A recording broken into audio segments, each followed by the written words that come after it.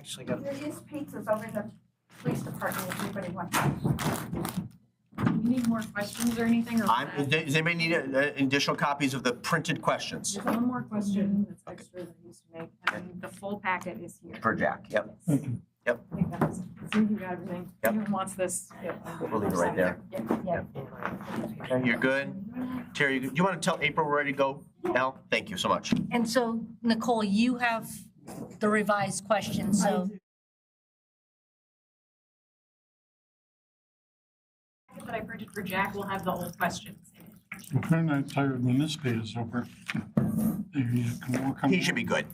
Yeah, he should be good. Because I gave him a supplemental packet of questions. Yep. And I think it was just the one question anyway. Yeah.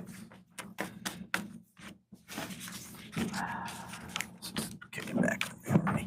April, are you good if we get started? Yeah, I can bring the cat in whenever you're ready. Okay, give us like 2-3 minutes. Okay. I'll get a thumbs up from our. You're good? Clerk Royal, you good? Okay. Let me grab my agenda. I'd like to call this special Saline City Council meeting to order. If you please rise and join us for the Pledge of Allegiance. I pledge allegiance to the flag of the United States of America and to the republic for which it stands, one nation, under God, indivisible, with liberty and justice for all. Thank you very much. Do we want to do the roll call first, Clerk Royal? Yeah, that's all right. It's just a minor typo. So staff, or excuse me, the only staff member present, at least currently, is our tech booth administrator and city clerk Royal. From council, we have council members Gearboss, CO, Rice, Lesh, Mayor Pro Tem Dillon, and Mayor Marl. For the public record, council member Harmount had a family emergency this evening and will not be present, but we will make sure that the recording of the interviews this evening are provided to her in the coming day. We'll also allow ample time for her to raise additional questions and concerns via our consultant or the candidates directly if she has them, prior to revisiting any and all of these issues, which we will hopefully do next week, either on Tuesday or Wednesday, and we'll get consensus on that at the end of the meeting this afternoon. Is there a motion at this time to approve the agenda as submitted unless there are amendments? As submitted, Mr. Lesh? Thank you. Is there a second? Second. Seconded by CO. All those in favor of approving as submitted signify by saying aye. Aye. Opposed, say nay. Ayes have it. The motion carries unanimously. I would entertain now a motion to excuse the absence of our council colleague, Ms. Harmount, noting, of course, that she was able to email us in advance of this afternoon's interviews. Thank you, Mr. Gearboss. Is there a second? Was that seconded by, I'm sorry, CO or Lesh? CO. Thank you, sir.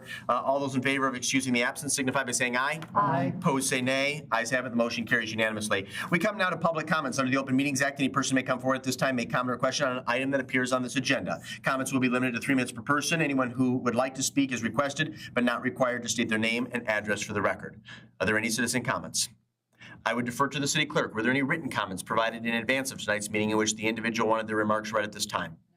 Easy enough. Then we will transition to our 4 city manager finalists. Just a little bit about process, because I know there'll be a number of people watching online or reviewing this recording in the coming days. We have 4 interviews this evening. Each interview will take roughly an hour. We have some developed questions that were provided to the group in advance of tonight's meeting. In fact, I think they were sent out on Saturday morning. There were some slight modifications to the questions. Each council member had been assigned 2 questions, but due to council member Harmount's absence, I have reassigned her first question in each 4 rounds to Mayor Pro Tem Dillon, her second question in all 4 rounds to council member Rice. So the way this will work out is I will ask the first question, which is pretty obligatory. I'll make some concluding remarks, but every council member will have 2 questions with the exception of Rice and Dillon, who will have 3. I will state this for the candidates' benefit as well, but if there's deficiencies with their answers, you'd like them to expand upon their answer, you are free to ask a follow-up if deemed appropriate.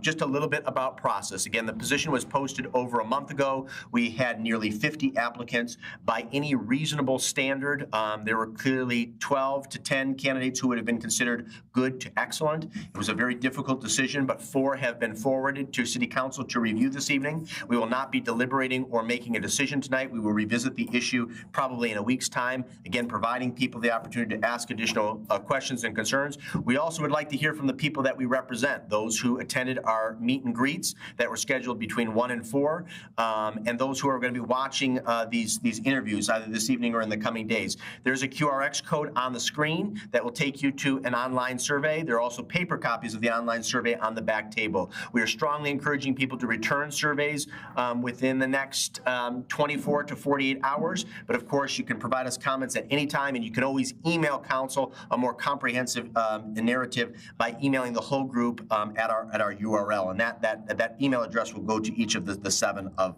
us. Am I missing anything, or is there anything that the other members of the hiring committee would like to add at this time before we bring in our first finalist? April, is there anything that you would like to add, or anything that I failed to touch upon in my remarks? I guess the only other thing I would add is we've had a full day, but it's been a very positive and informative, at least from my perspective.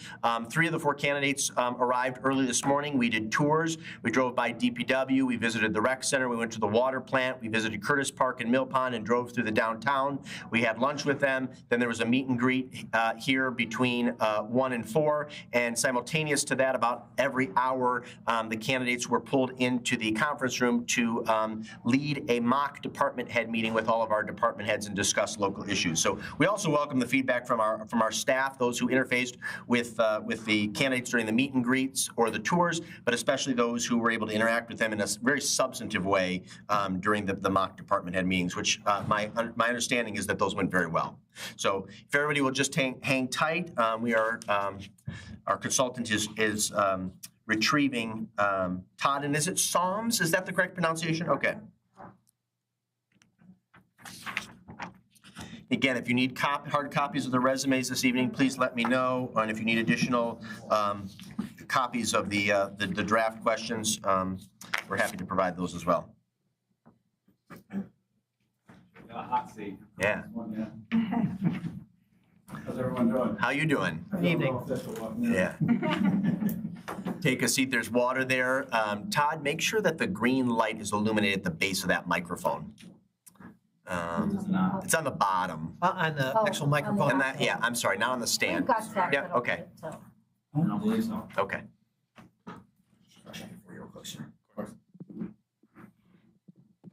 Yep, it's on. Just pull that close, because we are, of course, recording and live streaming, in large part due to the absence of one of my council colleagues who unfortunately couldn't be here tonight because of an emergency. So her questions have been reassigned. There are going to be people coming in and out of the audience, and of course, people watching at home. And I indicated before this first session that we welcome feedback and comments from the people that we represent: residents, business owners, any community stakeholders. I want to thank you for being here, and I want to welcome you to the city of Saline. I wanted to let our council members introduce themselves. I think you've met all of them, but just for one last time. And I will turn it over subsequently to each of them to provide you just a little bit of information. And then I'll ask the first obligatory question, and then we'll do a round of questions from my council colleagues. Because of the absence of my council colleague, Ms. Harmount, everybody had 2 questions. Her questions have been reassigned, so Mayor Pro Tem Dillon will be asking a 3rd question, as will Councilmember Rice. Okay. Any questions for us before we get started? No. Okay.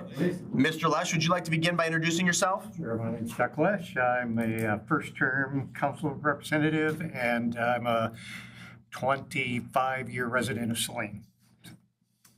Good evening, Mr. Saums again. I'm Jack Seal. I'm a 10-year council person. I've lived in the city since 1972, so 53 years this year. My wife and I moved here the week after we got married. Nice to see you again. I'm Janet Dillon, a council member, also the Mayor Pro Tem, and I am serving in my 10th year on City Council.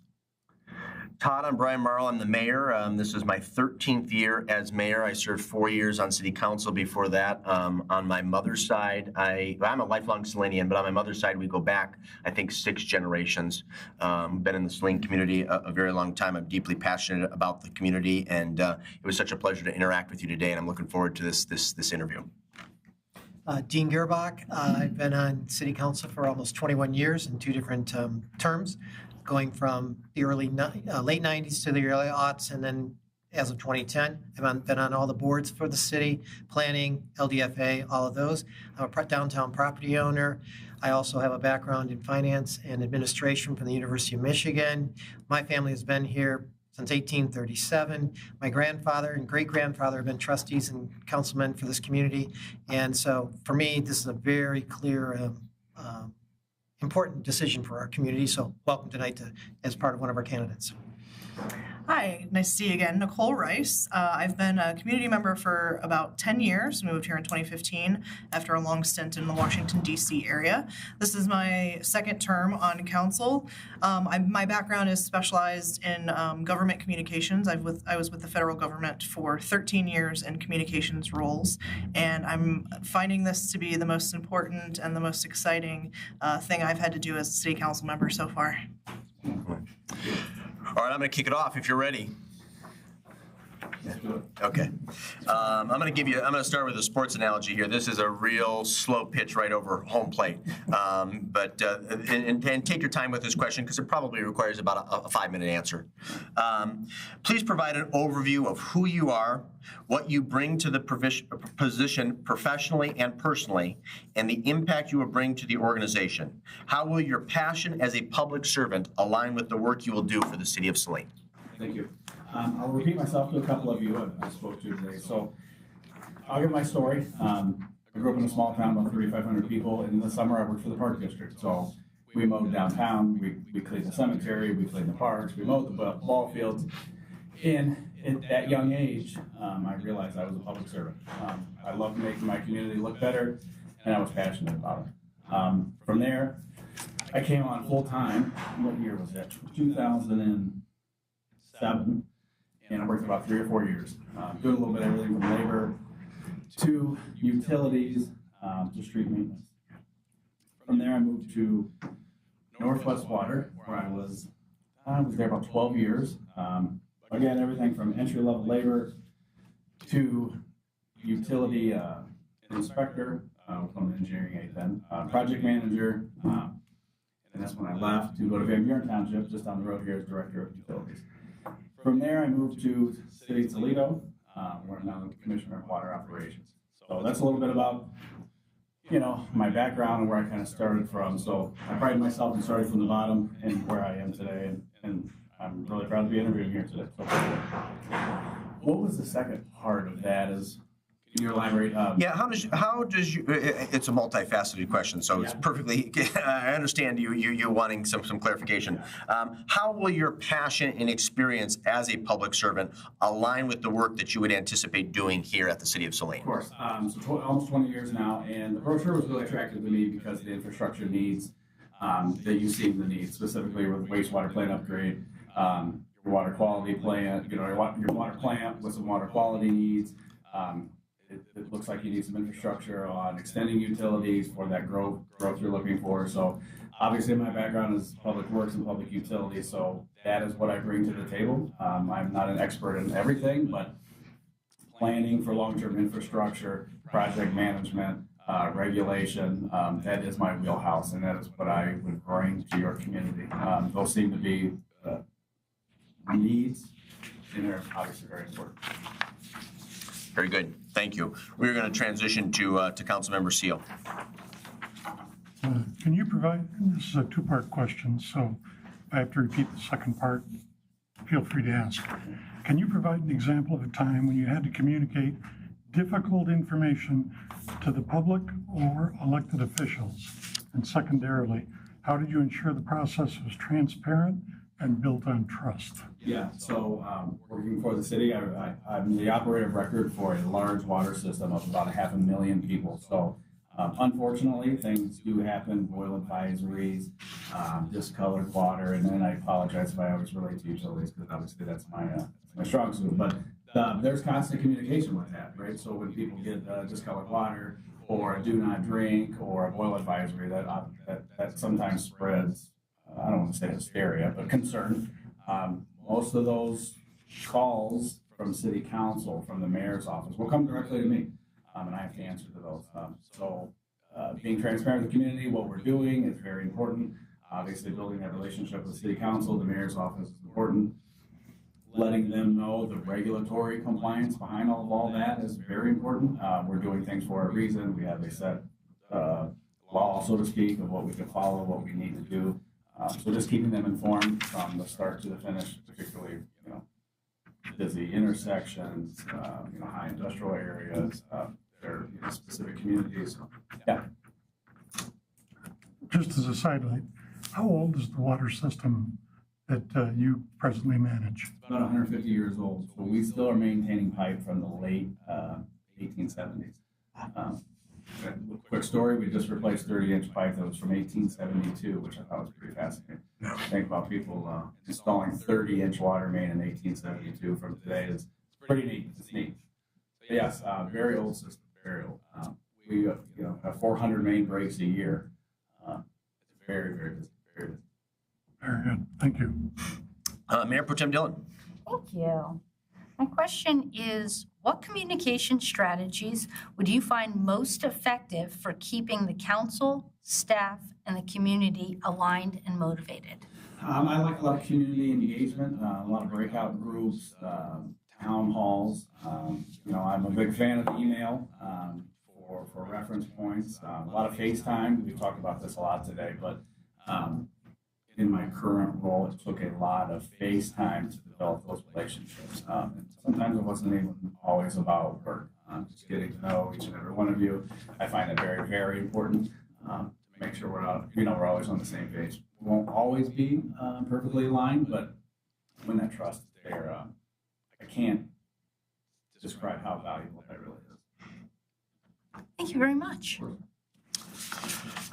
I believe we move on to Councilmember Gearbaugh.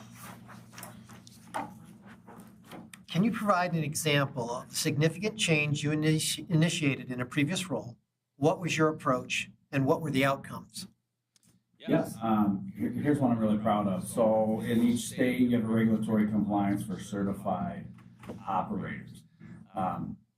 Michigan and Ohio, they're no different. There's different tiers depending on what plan or system you're working in. The city of Toledo was not valued to get said license to operate the system, right? So I worked with the former director in the mayor's office to implement a stipend program for these certifications, and it took off. So we went from 3 certified operators out of 150 to we're almost at 20 now. So that was important to me to develop that group professionally and to change that culture of why would I want to do that if I'm not compensated for it. So it was a relatively small stipend in the grand scheme of things, but I've seen the professionalism and the technical skills, the regulatory side take off, and I'm really proud of that. How do you measure the results of that in terms of the impact on the organization? Well, you'll get a piece of paper from the state that says you're certified, but you can see you can quantify, there's a metric to the skills that they obtain with that. I can't quite put my tongue on it, but I've seen these foremen and supervisors develop over time that I've been persistent on. This is important, this is important, this is important. So I've seen their professionalism grow. Okay, thank you. Yeah, of course. We're going to jump back to Mayor Pro Tem Dillon.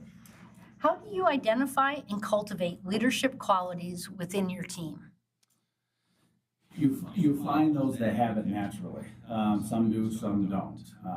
And I've found out over the last 5 years that you want to put people in positions to leverage their strengths. We talk about working on weaknesses, but I found it very successful to put people in positions where their strong suits are, where their personalities lie. So that is something I've done and I've found successful. Thank you very much. We'll have our first question from Councilmember Lesh. Let's take a drink first. You're okay. I apologize. I've been talking all day.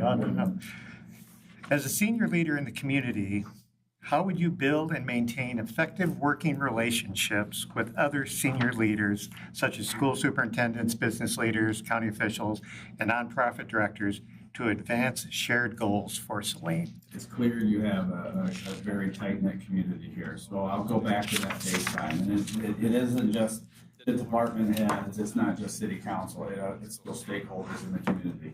You have to be reasonably on the same page to get where everyone wants to be. If the school system and the city's not in lockstep, that can be problematic, obviously. So getting out there, we talk about what the first 90 days, 6 months, year looks like, and I really, really believe that's relationship building, and not just people in this room, but as you're talking, every other stakeholder in the community. Very good. Thank you. And now our first question from Councilmember Rice. Thank you. Tell us about a time when you had to build consensus amongst stakeholders with conflicting interests. What strategies did you use, and what was the outcome? So I believe in metrics and data. Usually, not usually, always, data will prove a point. If you are passionate about it and you can quantify it and show that value, that savings, that metric, that's your leverage, so to speak. I'm never going to have a conversation without information or data to support the topic. So that's just who I am. That's really important. I don't come to a meeting unprepared to have a discussion without some value there. When you, if you don't mind, I follow up. When you gather that sort of data, what is the value in your mind of also gathering the community impact data that may not have, an intrinsic value to it? It's just more of an emotional value to it. That's difficult, right? I think everyone in this room understands that. Maybe the data doesn't support what the community wants, and that's okay, right? That's okay. Everyone in the community has their right to an opinion, and if that's the route we as a group want to go, that's okay. We talked about that level of service at what price point, and I really believe that. What does the community want? They live here. They pay for all that work that goes into it. So, we can talk about data and quantifying that, but I'm a believer the community should make the decision at the end of the day. Thank you very much. Todd, we're going to jump back to Councilmember Seal. I seem to have missing a page. Page 5. I know, but I think I'm missing a page. Yeah, I skipped that. I've got it. Okay, thank you. Excuse me for the interruption. No? How do you measure and report the effectiveness of city services to both the city council and residents? And what tools or strategies do you use to ensure accountability? Asset management, I don't know if you have a work order software here, but you can track that, and we can track call volumes. Again, I kind of go back to that data-driven report, sort of, getting in the weeds. I think we can quantify all of that. What we're doing, what it costs, what's, how many FTEs, et cetera, et cetera. So I come from that work order management of being able to be transparent with anybody who asks what we're doing out there, and the call volume should show. Okay. Thank you, Mr. Sue. If you don't have any follow-up, we jump back to Mayor Pro Tem Dillon. Thank you. How do you balance team and/or council input while making decisive leadership decisions? And then, can you give an example where this balance was particularly challenging? Sure.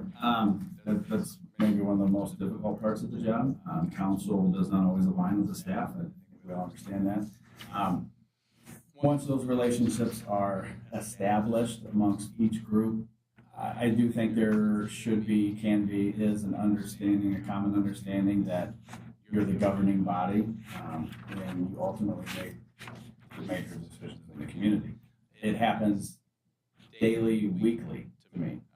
I have to pick up that phone from the council member, the mayor's office, the director to say, hey guys, I need you to do this. I know you're busy, it's gonna push you into overtime. And it works, they understand it, but it's constant bridging that gap of, they need you to do this, this is why, this is the value, I need you to feel important, you're helping make the decision. I know that maybe it's not answering your question, but in a nutshell, it's a difficult task, but it's achievable. Thank you. Of course. I think we transition now to Councilmember Gearbox. Describe your experience developing and managing municipal budgets, particularly as they relate to long-term capital improvement needs, infrastructure projects, asset management. How do you balance short-term needs with long-term fiscal sustainability? Yeah, assuming there's a strategic plan and a master plan, those are all,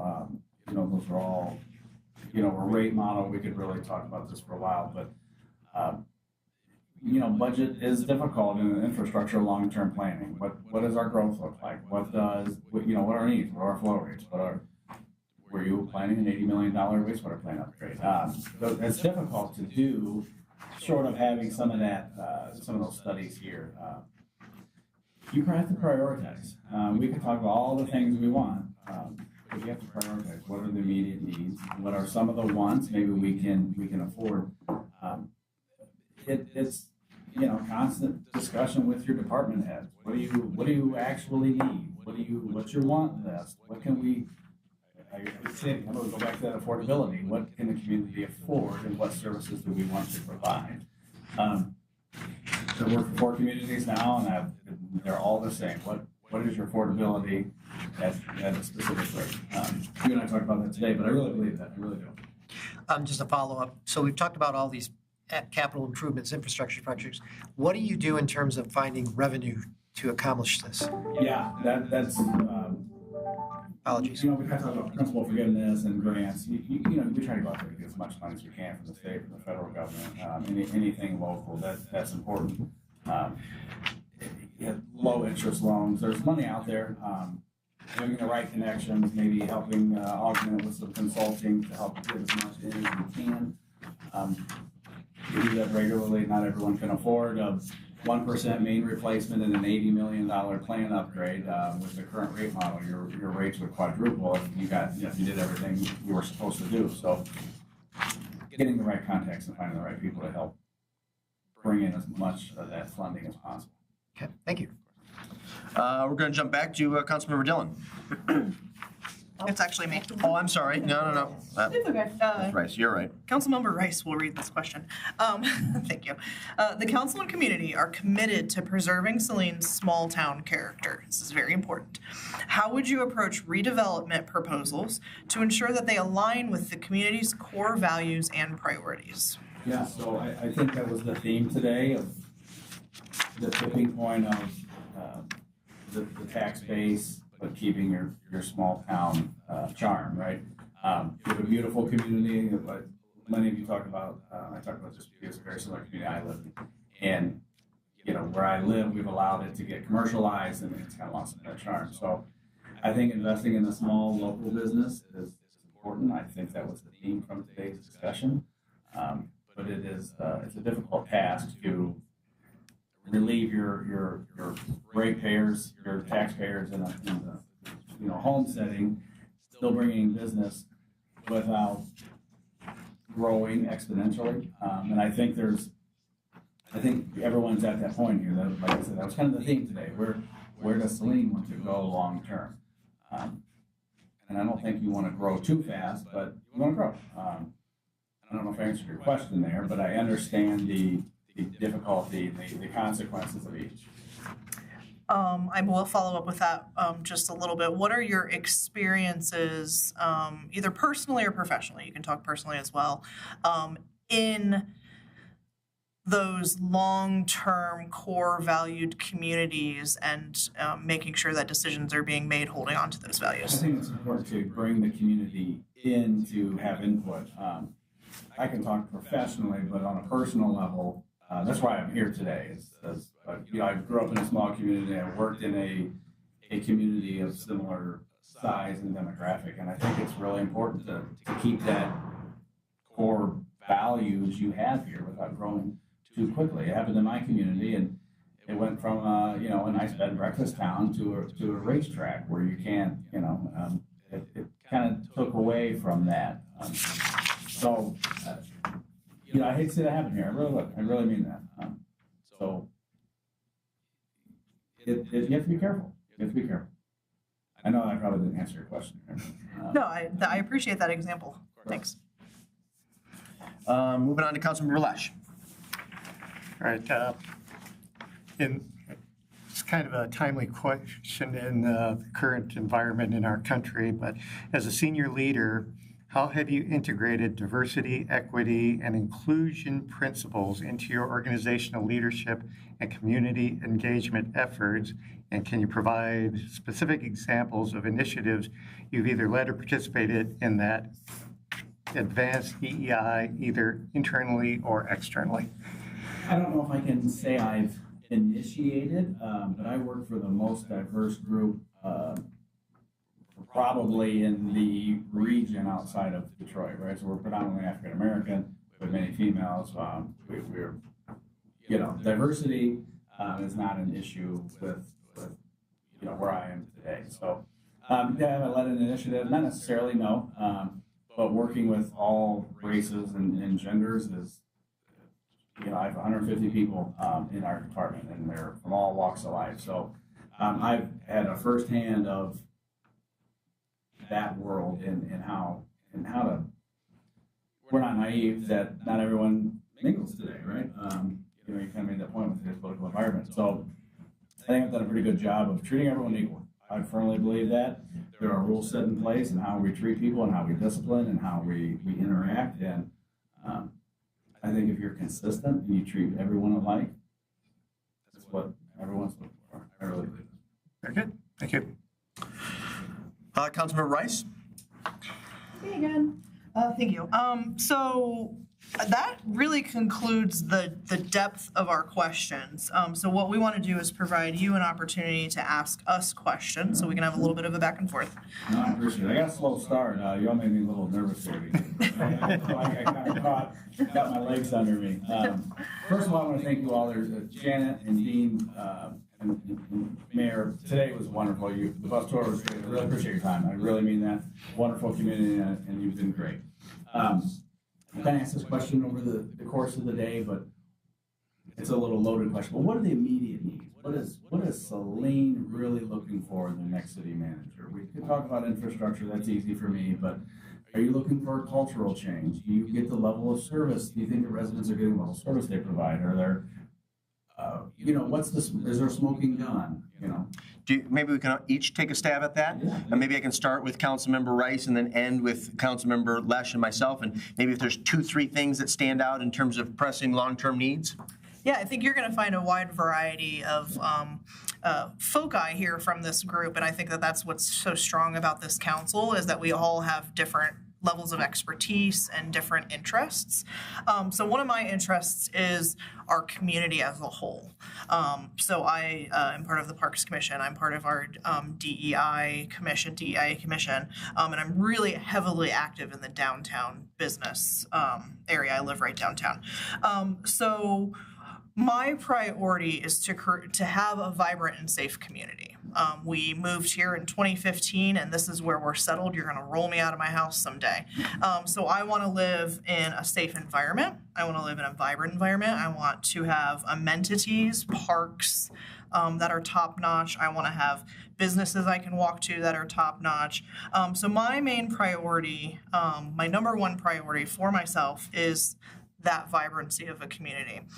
So the thing that I think the thing that I'm looking for from that perspective from a city manager is that same feel and that same mentality. The second thing on my list is to be able to bring in more diverse people, businesses, opportunities into our community. And I think that will come to our affordability perspective. If we can keep rates down, if we can be really fiscally sound and make good financial decisions for our community so that people can stay in place and don't feel the need to move out. The third thing for me is cooperation with our school district. Our school district spans the community into another township, and I think since it's one of the top 5 school districts in the nation, in the state of Michigan, we'll tout it nation if we want to, that building that relationship with our schools and taking advantage of all the amazing opportunities, those 3 things combined are what's going to bring people to Saline. I agree. I think in the community I live in, there's a little bit of a disconnect between the school district, which is phenomenal as well, and some decisions that are made at the city. You can tell the housing issue and whatnot. You're experiencing that too. Thank you, Councilmember Rice. Councilmember Gearbaugh? For me, some of the activities and things for me come from my background in finance and administration. So if I look at operationals and aspects that we want for the community, for the city operations and such, I want to have the assurance that what we deliver, what we provide, how we spend our money, everything has clear transparency, is properly documented, that we pass our audits, that we do those type of things. My consideration is that as we grow larger and as we take on more things, how do you make that happen and assure that those things can continue, making sure that delivering service, similar like what I said, feedback, those type of things. How do we deliver data? How do we answer questions when we don't have that information? As for the community, I've seen this community grow. I've seen it change. Its social economic approach and how it has been over the last 20 to 30 years, affordability is becoming a big concern, and as you mentioned it. We have to look at ways to fund or change how we do services. So we need to look at every opportunity that would help to either reduce or make our costs better through service change. We move dispatch to the metro, that's a part of it. We may have to look at other things for fire and such. What I believe the issue is, do we lose our identity as a city when you start to do that? Or can we work as a community, how we all see as Saline as a community? As we were discussing earlier, we have a lot of growth that's occurred to the east of us. There's potential growth to the west of us. We have ones that want to see growth. We have ones that want to continue to be maintained a very farmland. But everybody looks to the city as being the place that provides those services. And as we discussed, we're the ones that have the parks. We're the one that has the rec center. How do we achieve that community, those kind of services, but not be the one footing the bill? And I agree with my council member, Rice. How do we get people to come here? It doesn't matter who they are, but we want people here. We want to have age groups. We want to have different people from different backgrounds. We want people to feel that what happens maybe at the federal level is not happening in this community. So you feel safe, that our police deliver those kind of services. Those are some of the key things right now. We're seeing those transitions as how people see those things. And how do we stabilize that and not necessarily turn to a situation in which, we've had shootings, we've had those kind of things. So we want to drive based on progressive and moving into the future, not based it on fear and retraction. Mayor Pro Tem Dillon? Thank you. It's always harder as we work the way down the line because I think we generally all have a lot of the same shared visions. What I will add to the conversation is we are a small community that has really big expectations and trying to figure out the quality of life balance. We've always provided top tier level benefits to our community, services, and costs keep rising. And do we find another funding source? Do we cut back services? Trying to find that balance is really been a very delicate dance for us right now, and that's a big part of it. And as Mr. Gearbaugh had talked about, housing is a big issue in our community. I think earlier we had conversations about mass transit. We are not really an Uber community because we're sort of off of the trail. So Ubers don't necessarily want to come into our community because it's a dead end for them. They're not getting the return ride. And so trying to figure out how we want people to stay and age in place. Well, they're going to need transportation. They're going to need those amenities in this community. So if that's the vision of us, then we need to be able to provide that. And again, it all goes back to that balance. Thank you. Mr. CEO, any thoughts you'd like to share? Yeah. One thing that always strikes me is no matter where you live, there are always going to be challenges.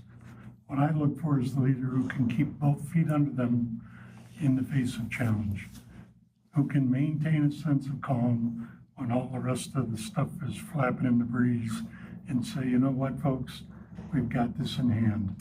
We know we can manage it. We have an excellent staff. We have solid people working here, and please have confidence in us. I think that's one of the most important things.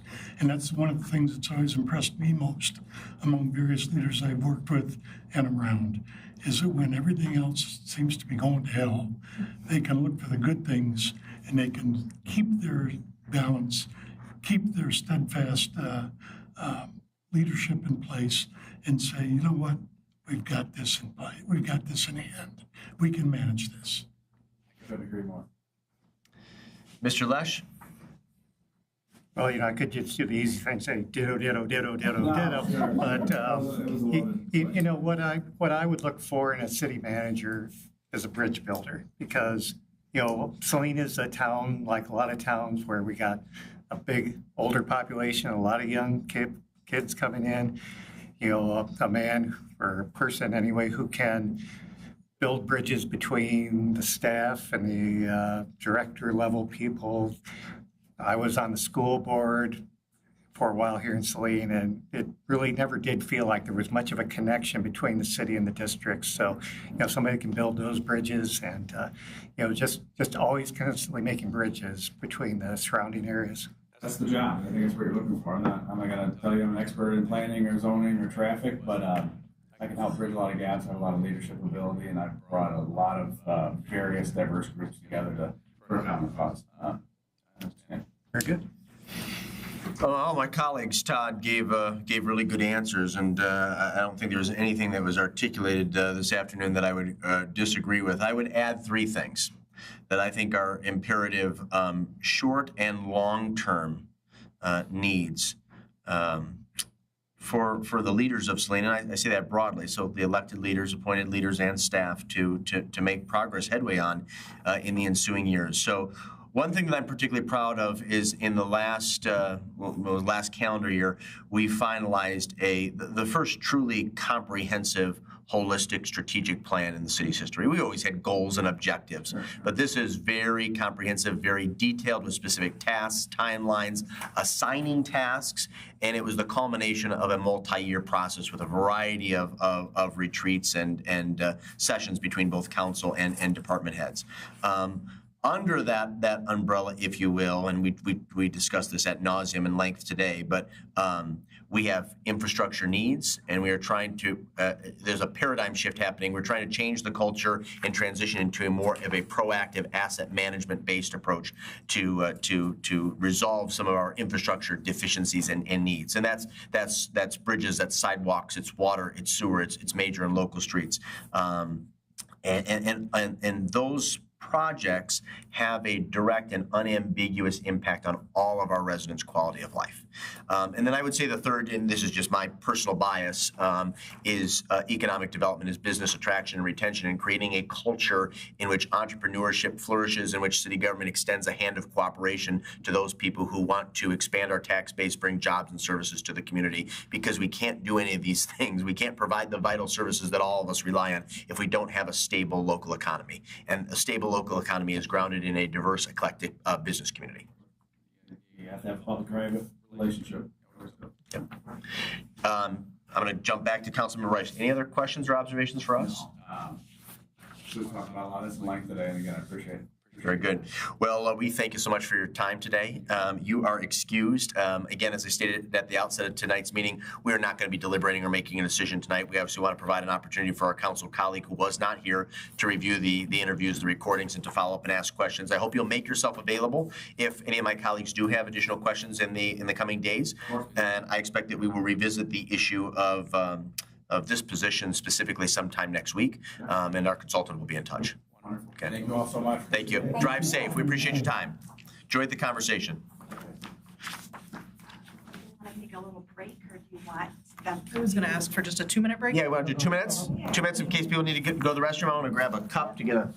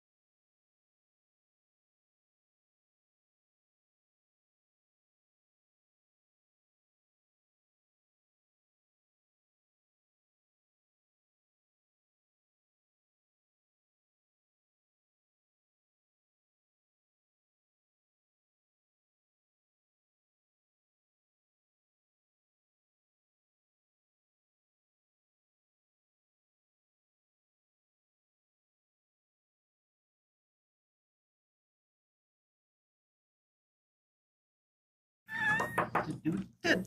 Just did. That's all I wrote. Second candidate is on his way.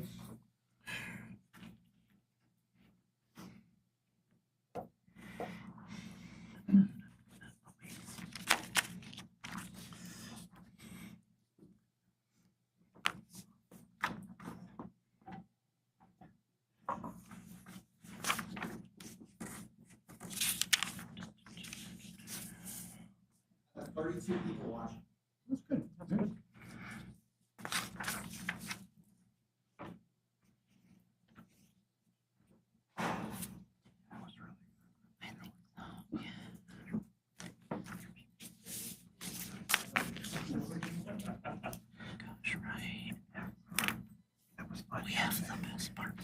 Good evening. I guess we got 9 minutes before we can officially say good evening, but no, you're all good.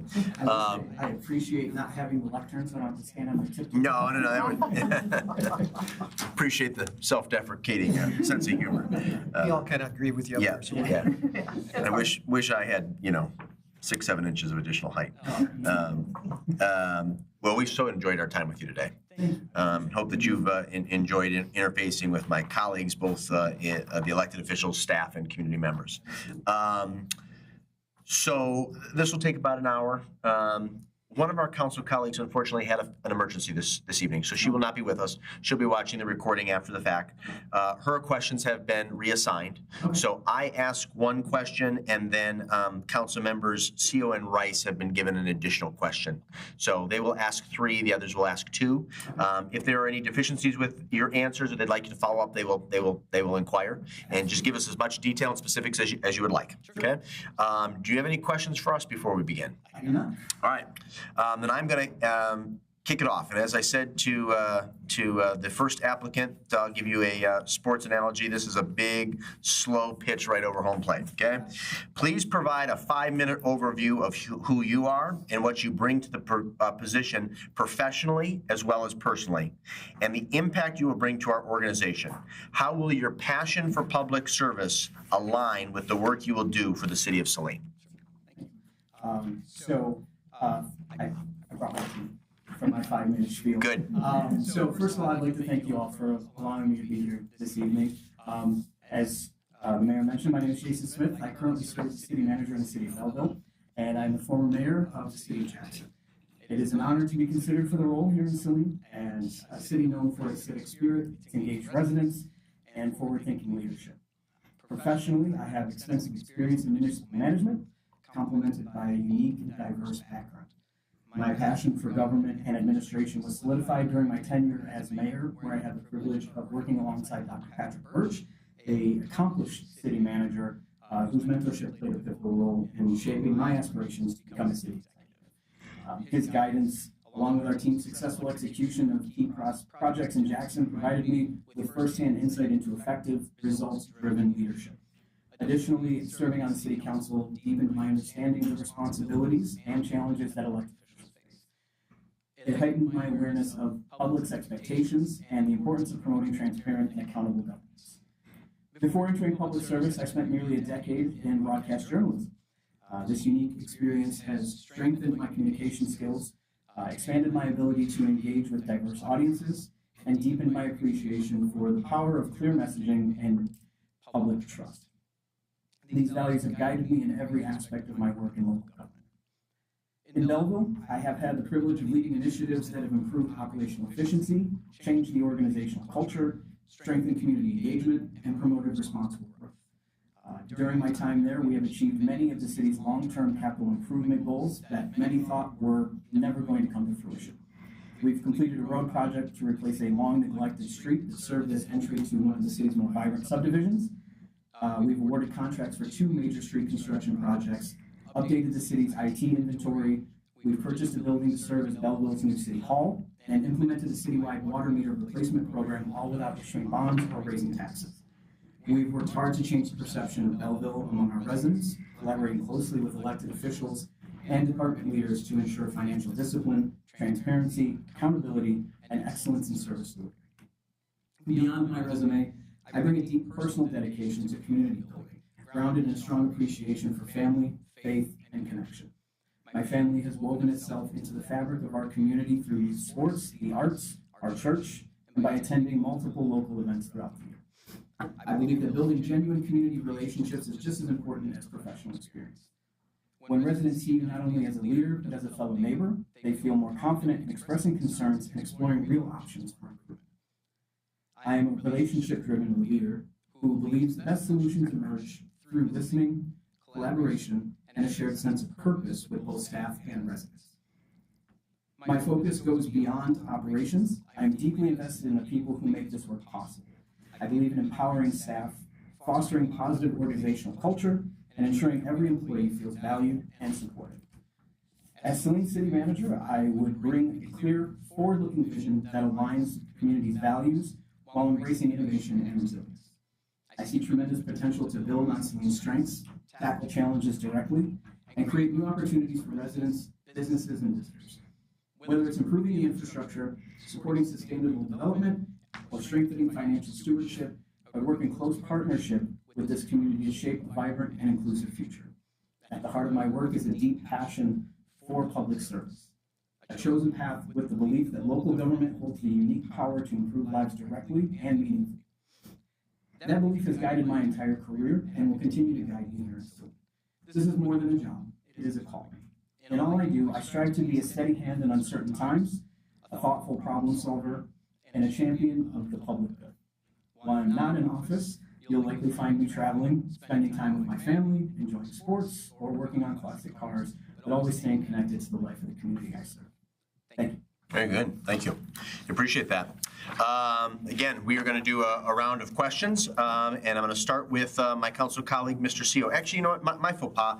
We all introduced ourselves, but before we jump into our questions, let's do a quick round robin around the table. And if you want to provide the applicant with some additional details about yourself, we would welcome that. I apologize that I didn't do that at the outset. Mr. Lesh, would you like to begin? Sure. Chuck Lesh, first term city council person. I have served on the Saline School Board, and I've lived in the Saline area for about 25 years now. I'm Jack Seo. This is my 10th year in city council. Prior to that, I did most of my time in government service. I served 3 years in the Army.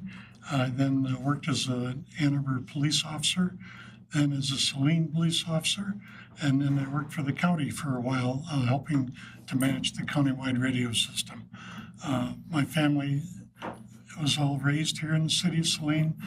Both of my children are successful graduates of the school system and both enjoy a good adult life now as parents and members of their own communities where they live. Mayor Pro Tem Dillon. Thank you. Thank you again, Mr. Smith, for being here. I'm Janet Dillon. I am the council member and current mayor pro tem, and I am in my 5th term as a city council member. Unlike a lot of the people at this table, I did not grow up here. I actually didn't even grow up in Michigan. We chose to move here not knowing a soul in Saline. We didn't know anything about it. It came recommended. The school district came recommended to us. And so we sort of moved into the community blind, not knowing what to expect, thinking, we'll see how it goes. And that was 17 years ago, and we've not regretted our decision one bit. And I think that's probably what brought me to where I sit today, is being engaged and being a part of my community, wanting to give back to the community that I love and live in. Very good. Manager Smith, Brian Morrow, Mayor of the City of Saline. I've been on council for 17 years now, the last 13 as mayor, and I was on council as a council member for 4 years before that. On my mother's side, we've been in Saline, I think, for 6 generations now. Morrow is not a good German surname that you would expect from somebody who's been here in Saline for many generations. My dad's side is from the east side of Detroit, so a nice fusion of urban and rural. But we love Saline. We're deeply passionate about it, and I've always felt, much like you, that public service, particularly elected office, is a calling. And before I was actually, concurrent to my start as mayor, I had also worked in the legislature in 3 different capacities over the course of just shy of 15 years. So good to be with you again this evening. Mr. Gearbaugh. Thank you. Dean Yerbaugh. My background is finance and administration. I was at the University of Michigan for over 30 years. My family, too, as like Mr. Morrow, predates about 1837. I'm involved in the city because of not only my own personal involvement with the city, but because of legacies. My grandfather, great-great-grandfather were all trustees or city council managers. I've served on basically every committee that is within the community, the boards. I've been on planning for a number of years. I'm completing or starting my 21st year in two different terms. I was on council for about 6 years in the early aughts and so forth. I've also served on MML committees and on NLC, National League of City Committees. For me, this community has been my home. It's my family's home. We have a generation. We see this community as being one of our legacies and want to continue to see it move forward. So I also am a downtown property owner. So for me, the development and growth of our community is extremely important, and the support of a downtown that's valuable and valuable to our community. Thank you for that. Councilmember Rice? Yeah, nice to see you again. Nicole Rice. I've been in the city of Saline since 2015. Prior to that, I spent 10 years in the Washington, D.C. area. My husband and I are proud public servants. My husband did more than 20 years in the U.S. Army and then served as a civil servant. I've been a federal employee for 13 years. And when we moved to this community, this is our final resting place. We're not moving again. And so we wanted to make sure that we really ingrain ourselves in the community with that sense of service and always wanting to interact with community members and do the best that we can to serve them. I started my service with the community on the board of Saline Summer Fest, which is a wonderful event in late summer in Saline. And my key areas are public government communications. That's what I do in my personal work and my professional work. And so I'm really keen on this process. I've been really excited to be a part of it. And I think this is the most important decision that we can make as council members. So I'm really happy to have you here. Very good. That was great. You gave us a lot of background, and hopefully we provided you some good, keen insights that will be relevant as we begin this discussion. So we are going to start with Councilmember Seal. Good evening again. It's a two-part question I have, so I'll read the whole thing through, and then if you want, I can go back and repeat the second portion. Can you provide an example of a time when you had to communicate difficult information to the public or elected officials? And how did you ensure the process was transparent and built on trust? So I can actually give you an anecdote that was very recent for us in Belleville. We had discovered when Eagle did an inspection and through some of our paperwork and reporting that we had missed a reporting deadline, which is never ideal when you're especially dealing at the state level, because there's a lot of things that are involved in that. And unfortunately, along with missing that reporting deadline, we still had to submit the report, obviously, but there is a very lengthy notice that has to be published in the paper. It doesn't specifically spell out exactly what the violation was that we missed a report. It just says that your city missed a deadline regarding lead lines. If you have lead in your water, this is what you do. And it's a full-page ad in the paper. It's very expensive. And when you read it, it makes it sound like there's lead in water. And there's obviously not. So we immediately had to reach out to city council and say, this letter has to go out. We don't have a choice. It has to be published. This is how it reads. We're not allowed to change it. But we're going to follow up with a press release of our own that basically says, this is the report we missed. This is why it's important. This is what we've done to change how we go about the process. Make sure we don't miss the deadline going forward. There is no lead in your water. If there was, these are the things that we would do to inform you right away and how to resolve that issue. It was a very difficult message to deliver to city council. When they read the initial press release that's required by the state, they were less than pleased, which is never a good thing. I never like to have my council be surprised, and I don't like surprises either. So when this came up, it happened. The deadline came during a time when we were transitioning out one public works director for another, and it was just one of those things that kind of got me to the shuffle. And so we worked worked with our new public works director, created a plan to have a schedule of when reports are due so that we can get in front of them ahead of time. And, apologize to council for the issue and the mistake, and, assured them that we had a plan in place and that it wasn't going to happen again, but they were less than pleased with the note. And so we said, here's our plan of attack after this note goes out. Here's the statement we plan to release. If anybody has any questions, let me know. And they were happy with the press release. And thankfully, when we issued that, it kind of calmed things down. But there was probably a 2-hour gap there where residents were very upset, thinking that there was lead in the lines, having to deliver that message to the city council. This is going to come your way here pretty quick, and it's never a fun time. Very good. Thank you. Thank you, Mr. CEO. Mayor Pro Tem Dillon. Thank you. What communication strategies would you find most effective for keeping the council, staff, and community aligned and motivated? That's an excellent question. It's one we're actually working through in Belleville right now. So as far as staff goes, we meet weekly as a full group, and we go over whatever everybody's working on for the week, anything major that's come up that needs to be changed, and kind of have a plan of attack for the entire week. And then daily, I meet with department heads individually for 10 to 15 minutes to kind of get up to speed on how things are going, check in on long-term projects, things of that nature. And as I mentioned, I don't like to have my council surprised with anything. So I stay in regular communication with the mayor. We talk pretty much daily. We have a week mayor also, and he travels quite a bit. He's kind of in and out, so he's not really in the office daily, but we brief each other daily on things that are going on.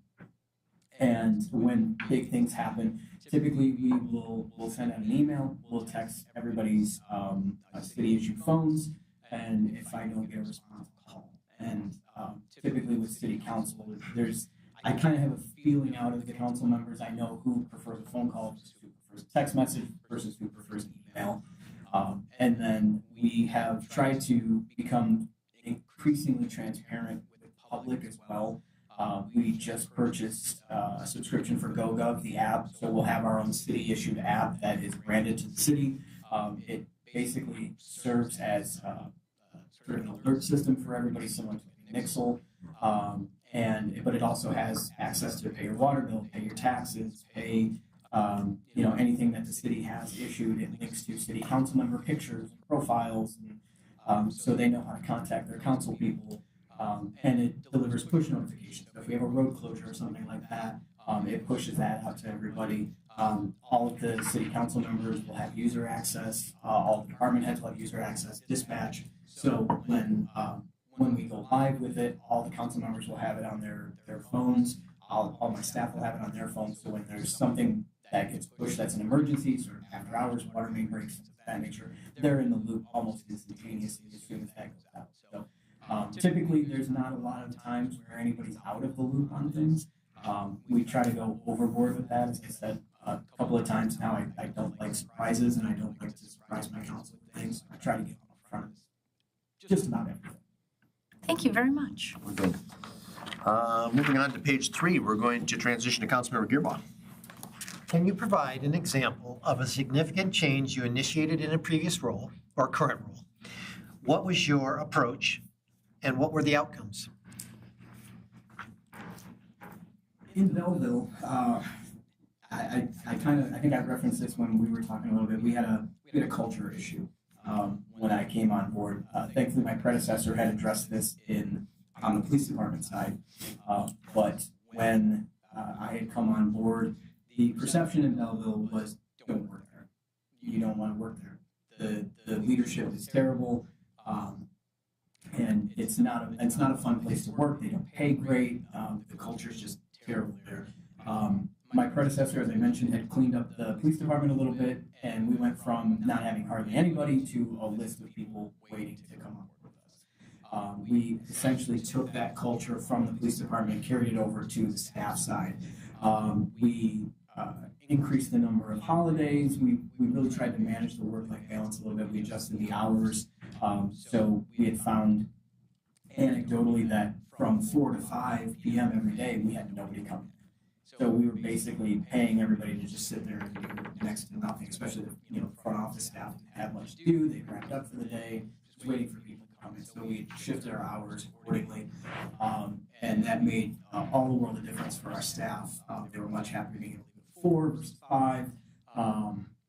We do a lot more internally team building. Whenever we have an employee start, the city provides lunch, and we have a get together so the employees can meet everybody that they haven't already met, and really just sort of focused on us being a team and working together and making sure that everybody knew we were all on the same page. And now we're hiring for a public works laborer right now. We have, I believe, close to 40 applicants that we've sifted through. And it's only been up for less than a week. So we've sort of created this destination that people want to work in Belleville now. We've adjusted salaries, so we pay people accordingly. We try to take care of them as best we can. Obviously, we can't compete with bigger communities that are around us, but from a benefits perspective and a workplace culture perspective, we've really turned around. And that was a very difficult lift. We had to turn over our public works department 100% to make that happen, and it was a big lift for sure. Okay, thank you. Jason, we're going to go back to Mayor Pro Tem Dillon. How do you identify and cultivate leadership qualities within your team? I am a firm believer in empowering your team to make the best decisions. I sort of freeform a lot of our meetings when we have issues that come up. And I mentioned it when we met with the staff earlier this afternoon. There's not any bad ideas in this room, right? We can talk about anything, throw anything off the wall, and we'll figure it out. I definitely do not like micromanaging my staff, for sure. We all know where we're at. We all know where we need to be. We're all adults. You can figure out how to get there, and if you need my help, I'm there to support you. On top of that, we work really hard to make sure our staff are trained accordingly. We budget significantly for training and professional development. And part of that is leadership and training and making sure that they embrace the same culture that starts from the top and works its way down. And I try to, as much as I can, stay out of the way in terms of making sure they get where they need to go. They're all professionally trained. They have educational backgrounds that are different from mine. As an executive, you're sort of a jack of all trades and a master of none. So you lean on your staff quite a bit to make the right decisions. At the end of the day, the call is mine, but you want to make sure that your staff are, in the right position to be successful and make those decisions. So I try to empower them to sort of be the city manager of their department, for lack of a better term, and bring their ideas to me, and then we move forward together as a team. And it seems to have worked so far in my career. Some of my best programming has come from some of the public works laborers and the guys that clean up the park, and so really leadership qualities we instill in everybody. And my door's always open if there's a policy change or something internally that we could do better. They know they have the ability to come in and talk to me about that, and I will listen and empower them to lead the way to get that change. Thank you very much. If I may, a follow-up, how do you manage the accountability and the understanding that they are achieving their goals and your type of evaluation on them to make sure what's happening is happening? Yeah, so as I mentioned, we meet weekly, and we talk about the different projects that are underway. Everybody knows their role, knows what they need to get done. Very rarely do I have to instill a deadline for them. We know we have certain deadlines that we have to meet for certain things, and when we sit down, it's okay, this thing is coming up, this is due at the end of the week, where are we at, you need my help, is there something you're missing? And then I meet daily with them to check in, let me see your progress on XYZ, whether that's my public works team when they're doing the sidewalk project. Our council has empowered us to create a sidewalk plan to place sidewalks and trim up trees and things like that, and they want a full city review of that. So I check in with my public works director regularly to say, where are we at? What streets have we completed in terms of reviewing where the sidewalks need to be improved? Have we added any more streets? What's the hang up? Is just too busy, you need another person, can we shift some of our seasonal people to help? So I definitely stay on top of those deadlines, for sure. We have a road project, even externally with our people that we empower. Our road crew that's working on one of our road projects right now, they have a hard stop at June 11th because our concert series starts June 12th, and that road is closed off for that concert. So it's no good if it's aggregate and we can't put a stage on it. So staying on top of them, meeting with them daily, to where are we at, what's next, how long is it going to take you to finish this, are we still on track for June 11th, and holding their feet to the fire to make sure that they're accountable. Okay, thank you. I believe we transition now to Councilmember Lesh for his first question. Thank you. So, as a senior leader in the community, how would you build and maintain effective working relationships with other senior leaders, such as school superintendents, business leaders, county officials, and nonprofit directors to advance the shared goals of Saline? Absolutely. That's an excellent question. So I mentioned this during the community open house. I am a big believer in playing nice in the sandbox. And we had Van Buren Township surrounds Belleville. And so there is a lot of overlap there. So we communicate regularly with, how we can help each other out. They provide a lot of parks and recreation programming for us because we just don't have the staff to do that. In turn, we sort of serve as their traditional downtown. We have the more traditional Main Street versus the big box stores and things like that. We help out wherever we can in terms of police presence. The Van Buren School District, we provide a school resource officer for the district, along with Van Buren Township providing one as well. And we pass a lot of things back and forth. Thankfully, they're very blessed with a very large tax base. So we try to bring that small town capacity there. We work very closely with the school district on a lot of things, coordinating parades, and we provide police presence for the sporting events when needed. When they went to the state championships, we provided police escort to the highway. Just little things like that we can do to have that. We participate in Career Day. We're part of one of their tech school organizations that bring in an intern to learn about city government. We're very active over there, both with my staff and myself.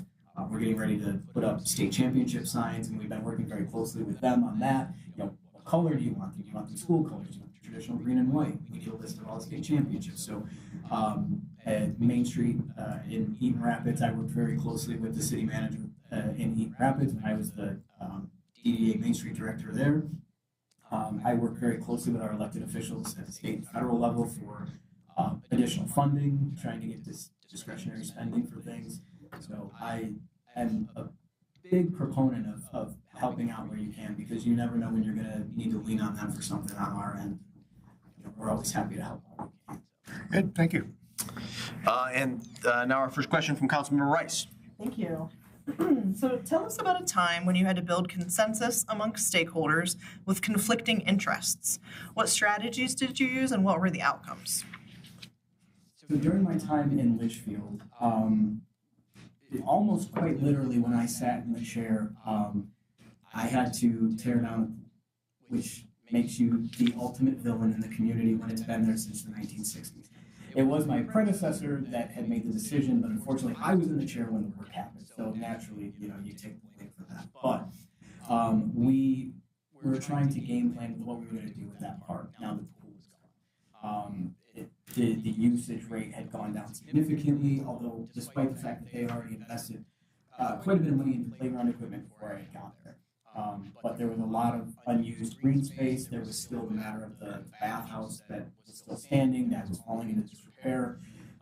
So we kind of solicited some residents, business owners, at the city council, the DDA, to collaborate on what we wanted to do with that park. What did it look like? And we were able to get a CDBG grant. Everybody wanted a pool, but unfortunately, we really went out of our way to show the numbers. Like, we just financially cannot support a pool. Before I had got there, unfortunately, there was an incident with a child that had started to drown, and the lifeguard was not really paying attention. So we're like, we can't find quality people to staff it. How do we go about doing that? It's easier to maybe transition to something else that doesn't require constant supervision from a paid lifeguard that may or may not be paying attention, right? So we landed on a splash pad, which really kind of got a little bit of resistance at first, but we had worked with a community group that helped with kids with disabilities and things like that. We made it a zero-step splash pad. It was only, I think, maybe a half-inch deep, so there was no real issue with drowning and things like that. It was padded, so any kid of any age could play in it. We addressed the issue with the public works side because they were concerned about having to treat that water and recycle the water and getting underground to maintain that. So we switched it over to a push-button pump and dump. So you push a button, the water runs for an hour, and then it shuts off, and all that water goes to the wastewater. That seemed to appease quite a bit of people. We had to reformat the bathhouse into more of a concession cabana almost. You have community space. The concession stand would be available to rent out for community groups, Boy Scouts, whomever's doing fundraisers and stuff like that. They can open up shop during football games or the baseball games or whatever. High school kids, they're based in high school. And then we added a acoustic band shell that had a canopy to it, so you could use it for plays, you could use it, it had a drop-down white screen for movies in the park, and we didn't have to power it because it was a natural acoustic sound sent out into the park, which was, we had to reconfigure it because the way we had it originally, we realized it was pointed right at a bunch of people's backyards, and we go, that's probably not ideal, so we had to flip it around and send the sound the other way. But yeah, that was kind of a mic drop moment for us. It was one of the largest grants they'd ever received. We got CDBG dollars for just around $1 million to get that project done. But yeah, that was a fun one to get all the stakeholders involved, especially when everybody's clamoring for a pool and you just financially can't make it happen. So. Thank you very much for that. We are moving on, I think, to page 5, so we are back to Councilmember Seal. Okay. How do you measure and report the effectiveness of any service to both the city council and the residents? And what tools or strategies do you use to ensure accountability? So you're asking in terms of accountability for city council? Just to ensure the accountability, I think, of those that are performing the work. And at the end of the day, that accountability is mine to absorb, right? And that it's my job to kind of absorb that fire before it gets to you as a city council. Right? You never want to hear a resident come to you and say, oh, I told the public works director that this tree needed to be trimmed, didn't get done. I told the city manager 15 times that it didn't get done, or I never got a call back. And so now I'm coming to you to get this done, right? So it's my job to absorb a lot of that and essentially not shield the city council from things like that, but at least absorb some of that heat. And as far as accountability goes, as I mentioned, I try to empower my staff to get things done, but I also make sure that I'm boots on the ground, quite literally with a lot of our projects. And from a city council perspective, I typically at the beginning of every year, we do goal setting and find out what our priorities are for that year. And we attack those. And I try to lean on that quite a bit when things come from, a council person may have an idea that does something that doesn't really line up with what you as an entire council want, right? And holding the council to be accountable to those things is one of my sort of highlights that I've instilled in Belleville. And then making sure that those things get executed on the backside of things too. So it's not just holding council accountable to what they want, but also making sure that the staff is held accountable to accomplish those goals and moving our way down. As I mentioned in the staff meeting, we on both sides we have to be very flexible, right? The staff has to be flexible if council needs change, and council likewise has to be accountable, be flexible to if something on the staff side changes. So. In Belleville, when we went to purchase the city hall, that was nowhere near anybody's priority list, right? And it's always been sort of a pipe dream that when a building fell into our lap, we had a really good price on it.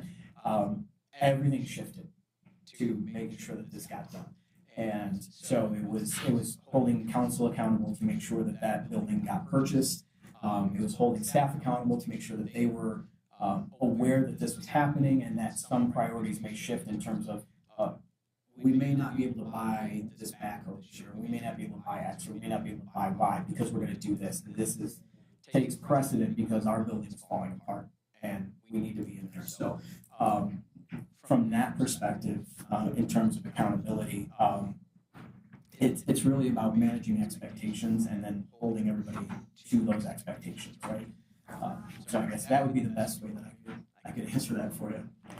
Okay, thank you. Just to follow up on accountability, how do you view your role with the external auditors, the council's authority to basically, they report to the council, and providing sufficient information to either a financial budget committee or policy at a request that may provide information that is needed to make decisions or evaluate whether a issue or something of a concern has arisen? Sure. So I am a firm believer in always know your numbers. Financial transparency and financial accountability are no issue for me. I typically will, when I prepare memos for council for budgetary items, purchases, things like that, I try to make sure that I hold my staff accountable, that we have the right dollar amount and we know exactly where that's coming from. So that the auditors have a very easy time getting information from us and making sure that those audits come back. I've never had an audit come back bad, so I try to pride myself on that. But yeah, it's basically just kind of opening the door, letting them come in and sift through looks. And if there's a problem, then we need to figure out why that problem happened and what we need to fix it to make sure it doesn't happen going forward. Do you feel, and just follow up on that, do you feel that it's the city manager's responsibility to communicate that if there are irregularities or concerns to the council? Absolutely.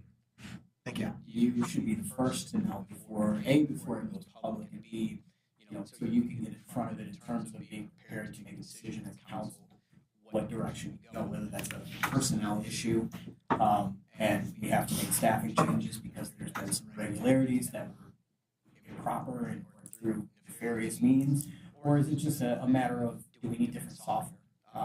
Was it a flub the numbers kind of thing? I hit a 6 instead of 5 or something like that. So because a lot of times residents, when it comes especially financial issues, they're going to come to you first. They're going to knock on the mayor's door, they're going to knock on your door and say, what happened? Why are we missing $100,000? Where did that come from? Oh, it was an accounting error. We addressed it. We fixed it. The auditors looked at it. They agreed that it was just a simple typographical error. Or, you know what? Yeah, we discovered it fairly quick. We found out that there was something happening internally. We dismissed that person. We'll be following the proper criminal process or whatever has to happen. But definitely getting you on front of that is huge.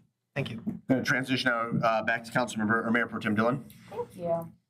How do you balance team and or council input while making decisive leadership decisions? And then the second part to that would be, can you give an example where this balance was particularly challenging? So I have a particularly challenging issue that in our public works department. So for many years, our public works department was neglected, I guess the best way to say that. We had some financial issues that caused us to kind of pull back on spending back in the early aughts.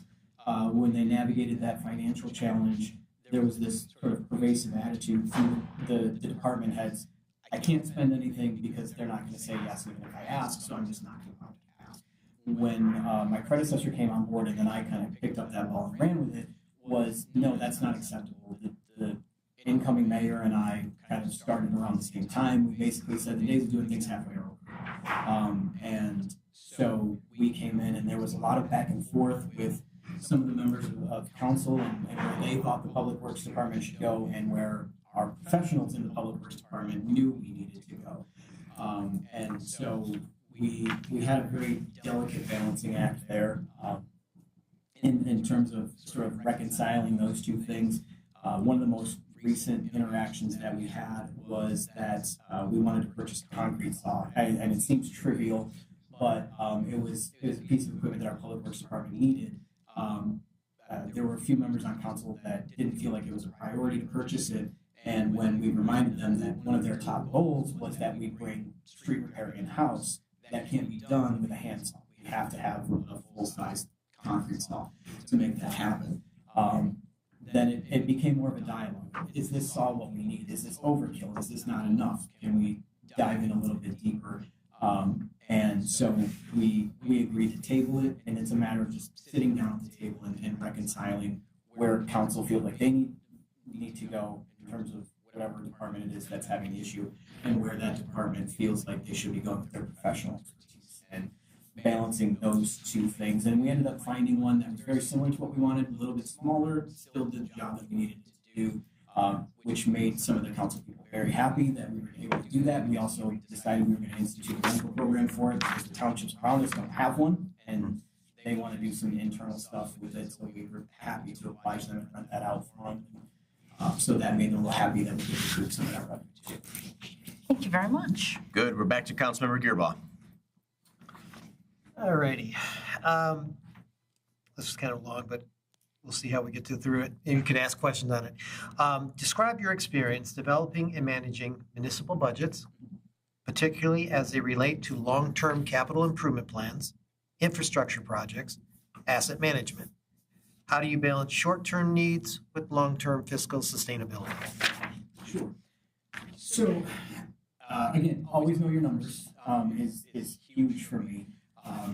When I was in Litchfield, they did not have a capital improvement plan. They didn't have an asset management plan, so we had to develop one sort of on the fly while we were budgeting at the same time. And I always used to lovingly say to the council that the train was moving while we were building the tracks. So we went in, we did it. First things first, you have to do an asset inventory, find out what you have, then find out what's falling apart, and sort of prioritize those things as best you can throughout the budget. But having that 5 to 10 year capital improvement plan where we can say, Public Works needs these 5 things, Police Department needs these 5 things, IT needs these things. We plan to do number 1 on Public Works in 2025. We're going to do number 3 in 2025 on the PE side. We'll do number 2 in 2025. These groups are going to go into 2026. These groups are going to go into 2027. And then you're able to kind of balance those budgets. So if we know we've got $300,000 in capital improvement annually that we can spend, then we try to sort of cherry pick those things and say, okay, these 3 things are going to add up to 300,000. These 2 things are going to add up to 300. So we'll put them. We can stretch these 2 to 3 or 4 more years. We'll put them out 3 or 4 more years, and then you continue to just update that annually. And you take out the things that purchased. You may find yourself getting a really good deal on something and having to shift your priorities a little bit. We did that last year in Melville, where the mayor had eventually wanted to bring back leaf pickup, curbside leaf pickup. We got a great deal on a leaf vacuum, which we weren't planning to purchase for another 2 or 3 years. So we shifted some things around, and we pushed back a couple of DPW things that were sort of equivalent to the cost of the leaf vacuum that we could make do without for a couple of years, and bought the leaf vacuum and brought the project back to success. So, it's definitely about making sure that the departments accurately have an asset plan or an asset inventory, and that you accurately evaluate those assets and how much time you have that you pull out of them, and then prioritizing them based on what you generally assume you're going to have in terms of capital budgets to plan. Just a follow-up that I'd asked the other candidate. We always we have expenditures, and we have all kinds of needs and everything. What's the plan for revenue growth? So I love grant hunting, which is one of the easier ways to generate a little bit of revenue. Sometimes it's not a lot, but it's better than zero, right?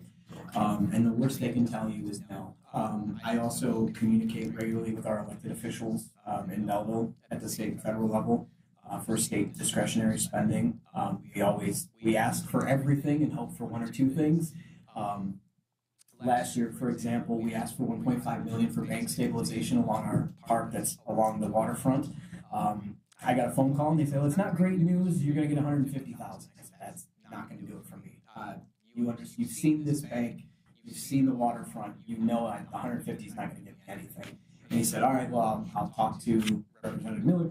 We were able to get $750,000, which generated a huge chunk. So that's $750,000 less I have to try to budget for to make this bank stabilization project happen.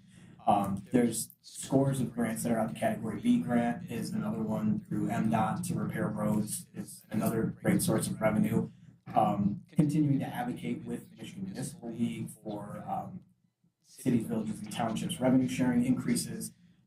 There's some laws they're making, or bills that are making their way through the House and through the Senate to constitutionalize revenue sharing and lock that in with trust funds and things like that, that essentially guarantee us a revenue increase. So continuing to push those home. I tend to shy away from bonding as a way of increasing revenue. Same with millage increases wherever possible. When it's a publicly driven mandate, like a parks millage or something like that they're clamoring for, that's one thing. But that when you bond, it's some of those long-term things that you want. So if you wanted to build a new city hall, or if you have a dam that needs to be replaced or refurbished, those are the projects that are going to last you 40, 50, 60 years and will still be in good shape long after the bond is paid off. You definitely don't want to generate revenue through bonding for a road where the road's probably going to be in pieces before the bond is paid off and you're stuck in that nasty cycle. So, I try to do everything I can to not raise millage rates and raise taxes and generate, different things. There's plenty of money out there. You just have to look for it. Okay, thank you. And back to Councilmember Rice. Thank you. I'll give you a moment to take a drink of water. I know. I promise the guys in the back I'd be short-winded, but I'm kind of falling back. No, it's okay. It's okay. We're putting this pressure on you. Okay, so this one's near and dear to my heart. I'm just going to put that out there. The council and community are committed to preserving Saline's small town character. How would you approach redevelopment proposals to ensure they align with the community's core values and priorities? Sure. From an economic development perspective, maintaining a small town charm is fairly simple because of the way that the community is already established, right?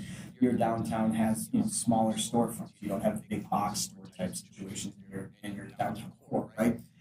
So you can do facade grants, and part of that facade grants programming and things of that nature, and your sign ordinances and things like that, you can line that up to maintain that small town feel. If you wanted it to look, 1900s sort of turn of the century look, or you wanted a more Art Deco look, or something, you can add those things into your code to maintain that feel from a legislative standpoint.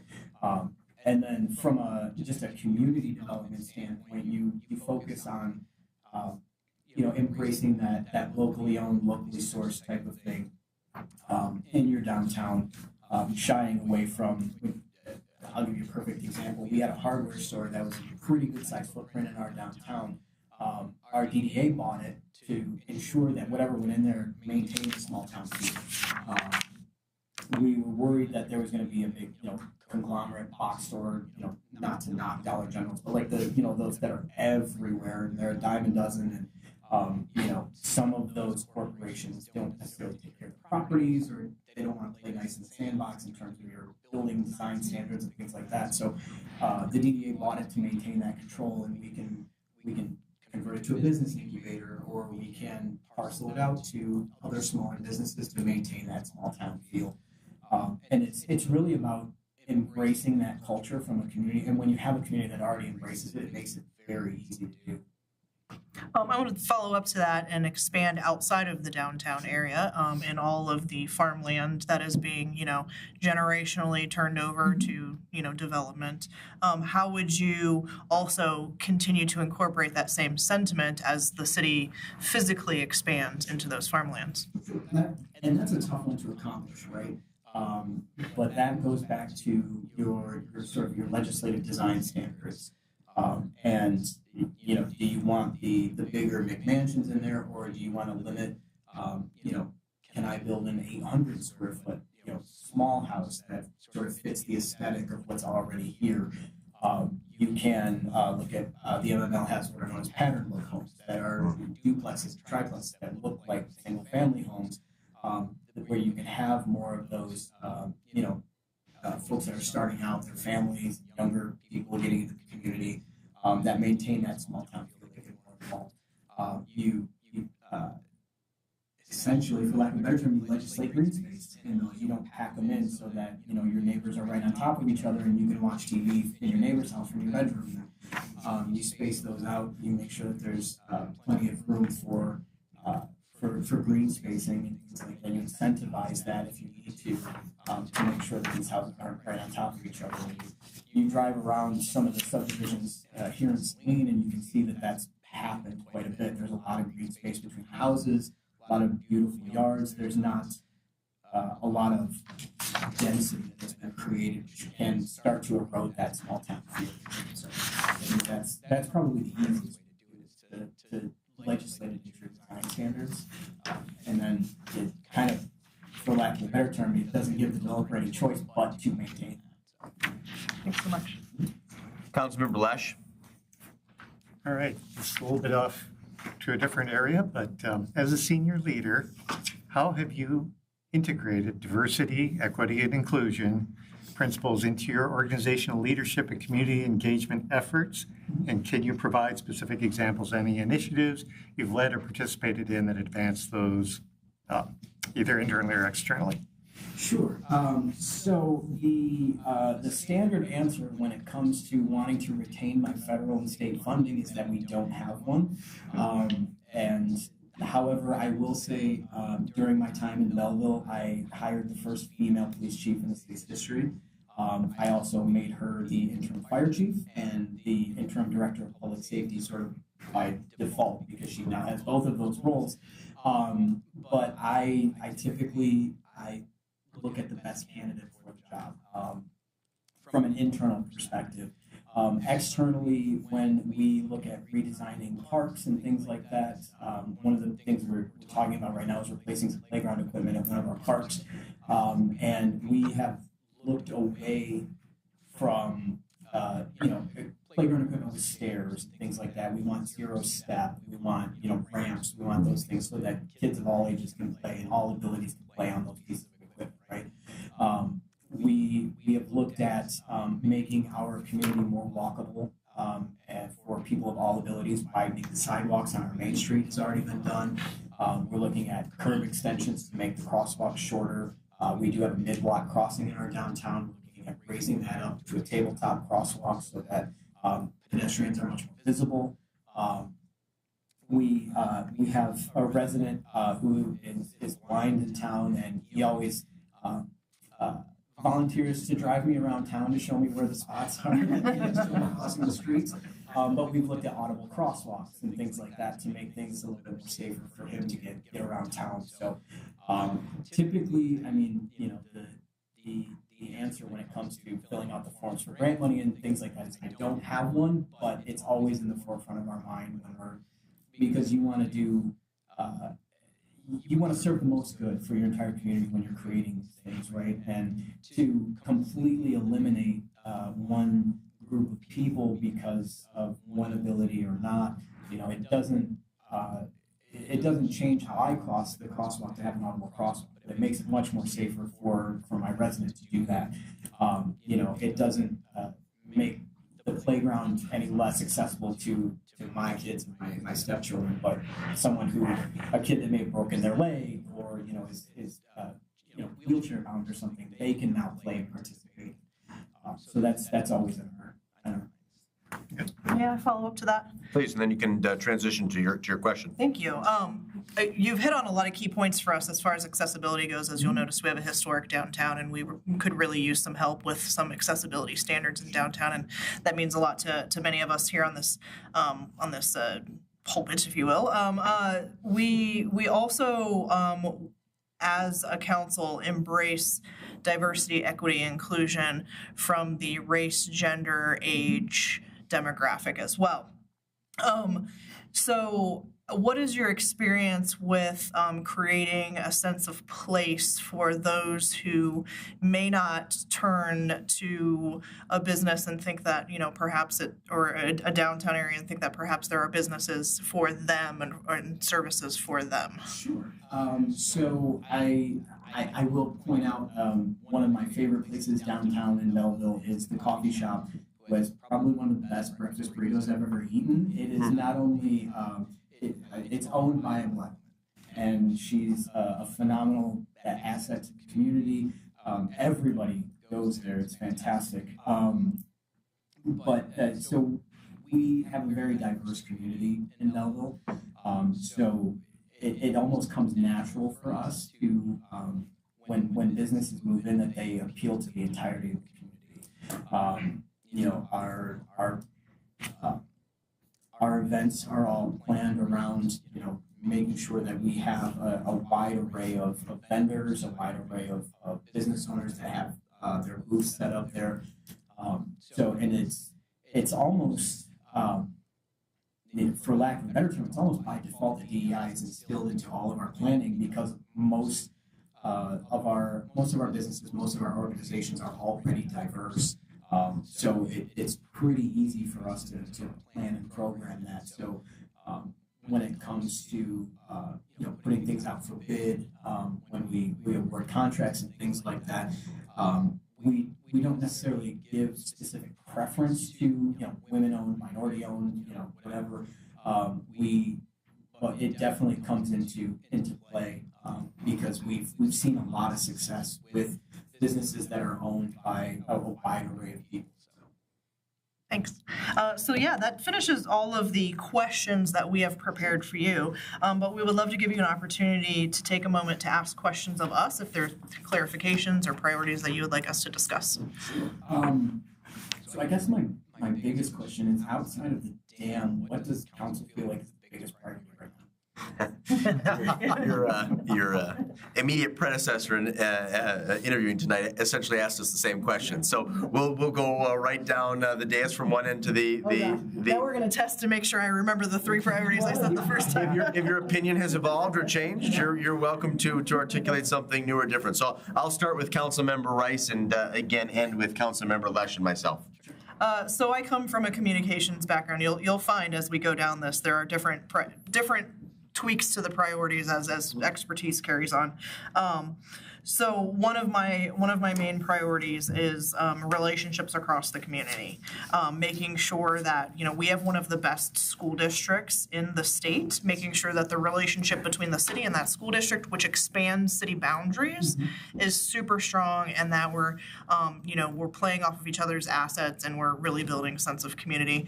I also really am keen on a vibrant community. I live downtown. I want safety. I want parks. I want businesses to thrive. That's selfishly, I want them for me, but thirdly, I also want them for our community. And I want people to look at our community and say, hey, I can bring my experience into that community and I want to live there. So I think when you have those three things together, ultimately that creates one vibrant community that people will want to come to, and we will be able to expand and grow in a pretty solid way while bringing in some new thoughts and ideas into the community. Mr. Gearbaugh? And of course, my background is finance and administration, so that's my dear heart for me. What I'm looking for is, as I said, accountability. We are a community that provides services for all the townships around that come to us looking for our parks, looking for our businesses.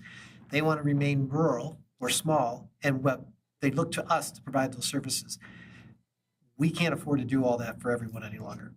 So for us, is looking at how do we appropriately share in costs, how do we manage to deal with issues as we grow larger and are able to manage that type of situation, but to find revenue sources and things for that. The other part of it is, as I look at our operations, we're providing services. I need to assure our residents that not only are we using our money and everything correctly to their expectations, that there's transparency, that issues that arise, the communication comes to council, council understands what's occurring. If there's concerns, irregularities, ethical issues or concerns, those are brought to us, and that stuff is dealt with by the city manager or properly handled, so that we are working as a council. I'm trying to remember what my other concern was. I did the same thing. I just wrote them down so I remember next time. I can jump back to you if you think of it. No, I mean, and the other issue for right now is growth. As we look at our community, affordability has become such a concern.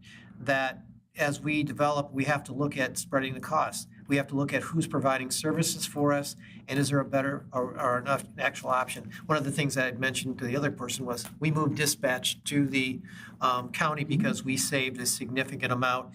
It became a successful approach for it. There was a lot of resistance, but it's that regional growth, regional services and development of that nature that I think that we will continue to do that. But we're hoping to keep our identity as that occurs. And as you know, like with Bellevue, you're part of a whole lot of things. So one of the things, we've kept our water and our sewer and that type of thing. We may need to look at different things. It may not happen now, but it might happen 10 to 20 years from now. Sure. But even there's immediate things right now that could be changed and could move that way to a different source or a different model and authority. And the groundwork needs to be laid now for those conversations to be had. Right, and we've been delayed on that, and so we're kind of, as everything we face, we're more a reactive community than planned, and I think at this point, we can no longer delay some of these decisions that are just clearly dragging on our citizens, taxpayers, and the affordability. Mayor Pro Tem Dillon? Thank you. So we're a small community, but we have very high expectations. And in the past, we've always been able to meet those expectations. And so now we're struggling to find the balance of how to give people that quality of life that they're used to within the restraints of a budget. And so that is a big factor in our community. Earlier, you talked about leaf pickup. That is the bane of our existence. It's something that people love but don't want to pay for. And so we're trying to, that's really something that's in the forefront for us, is finding that balance to make sure that people, really have what they want.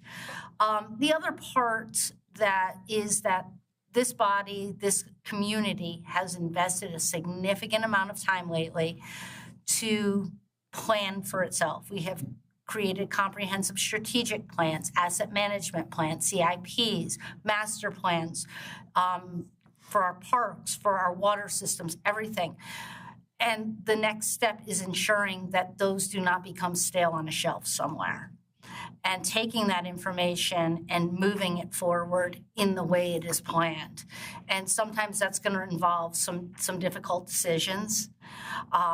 Funding is always going to be a factor, and prioritize. I mean, there's ways to juggle, but I think we've kind of decided that we're at the end of the road, that can has been kicked to. And so we've been very deliberate in planning, and so ensuring that those move forward. There's two components there. So number one, having those plans is great. They should be living, breathing documents. Number two, those open the door and are your ticket to the dance for a lot of different funding resources. The DNR will not give you money unless you have a 5-year parks plan. So, I mean, let me backtrack. They won't give you a lot of money. They're kind of hands-off in how much they'll give you. So having those plans and those materials is great, but you also have to stay on top of them and make sure that you follow. Correct. Thank you. Mr. CEO, any thoughts? Yes, Your Honor, thank you. My whole career, adult career, has been in community service and government service. The one thing I've admired the most of all the leaders I've had is those who are able to, when the winds are blowing ill against the front doors of City Hall, to be able to stand calmly and say, folks, we've got this in hand. Please trust us. You've given us the time and the expertise. We've hired excellent staff. We know what we're doing. We can manage this. That was seen a lot during the days leading up to Y2K, when many people were running around like crazy saying, what are we going to do? What are we going to do? And then those who stood up and said, you know what? We can manage this. That's why you've elected us. That's why you've paid us. That's why we're here. So that's what I look for, as a leader who can reassure the public through his calm, peaceful demeanor, or her calm, peaceful demeanor, that we can manage this. It's part of what you have us here for. Yeah, I would agree with that. I tend to be, sometimes my lack of excitement or disappointment can be mistaken for stoicism, but it's more of I try not to get too down on the lows, but I try not to go overboard celebrating the highs either. There's still, yes, we've succeeded, but there's still more work to do, right? So this is great, and we should celebrate it for a minute, but also we have stuff to do. Right. So, Mr. Lesh?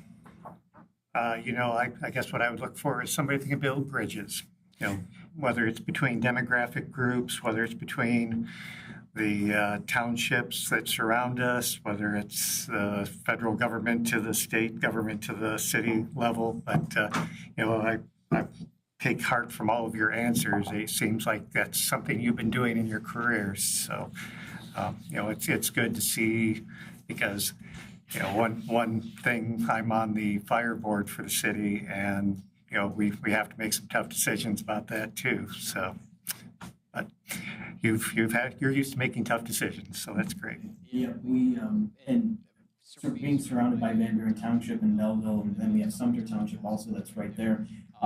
There was not a lot of relationship building there that had happened up until probably 4 or 5 years ago. And then when I came in, we sort of had this conversation about doing a tri-community planning group where all of our planning boards got together and, okay, what are you working on? What are you working on? What are you working on? How can we tie all these things together to make sure that we're all consistent across the board? And it's been very, very successful, and we get a lot of really good conversations out of it. And it was one of the first meetings. One of the townships was planning on building a road, but the road kind of cut through one of the other townships and the city and into a property that was getting ready to be developed. And we're like, hold on, before you design this road, let us show you what this site plan that we have for this particular space, because their site plan may be on top of your road.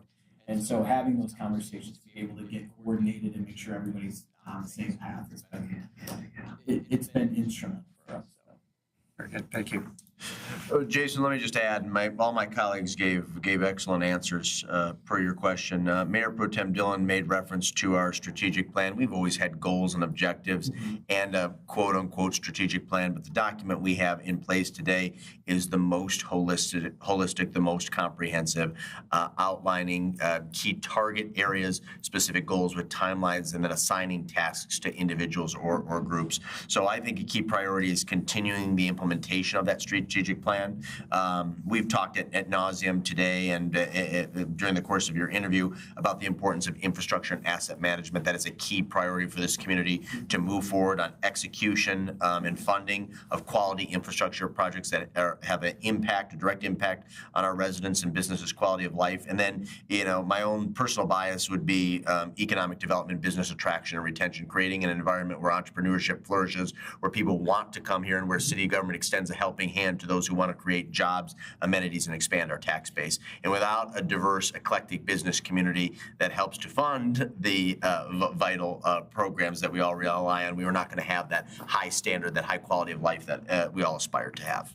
And that comes down to economic development is sort of it's a wide net, right? Because you need all of those things working in sync, every department, to make sure that your community is in a place where it can grow, right?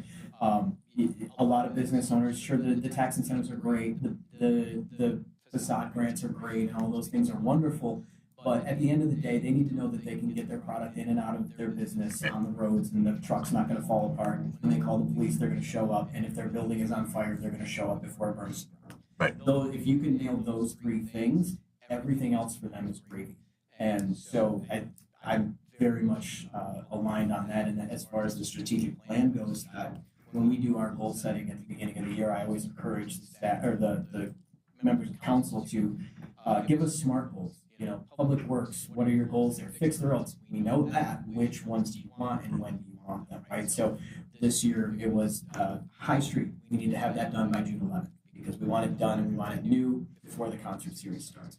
And then we have another one, Liberty Street, has been patched to, it's basically a road patch, right? And so we want to get that done before the end of the summer and have that done. And then into the winter time, little things here and there, and being specific about what it is that they want, being very targeted with when they want it done. So, those types of documents are crucial to helping me direct staff to make sure that, yes, you all want the roads fixed. You all want downtown to be 100%, occupied. But what specifically pertaining to those is the best. Right. No, that's good. Before we wrap up, anything else you have for us this evening? I don't think so. Okay. So Obviously, we have 2 more interviews this evening. We will not be deliberating or discussing tonight. And of course, we want to provide ample opportunity for our colleague who's absent to review the videos and ask questions, raise concerns. I hope you'll make yourself available over the next week if any of my colleagues do have questions or concerns, that you can address those. I anticipate that we will likely revisit this matter sometime after Memorial Day. And of course, we will be in touch with you subsequent to that. My colleagues and I so appreciate your time today. We enjoyed the interview, and thank you for participating in the community tour, the open house lunch, and mock department head meeting. I hope you found it all I hope it was as beneficial to you as it was for us. I nerd out on stuff like that, so yeah, I had a great Good. time. Thank you all for having me. I appreciate it. Thank you. Thank you. Appreciate it very much. Have a great night. You too. Thank Drive safe. you. Absolutely. Yep. We'll do like just 2 minutes.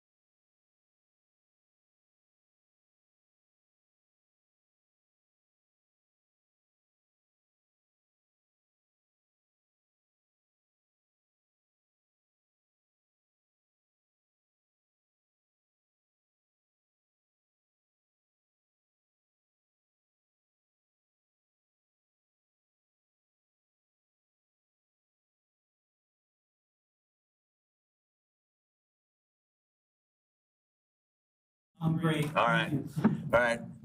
Thumbs up from our IT booth. Clerk Royal, you good? Okay, we're gonna keep her moving here.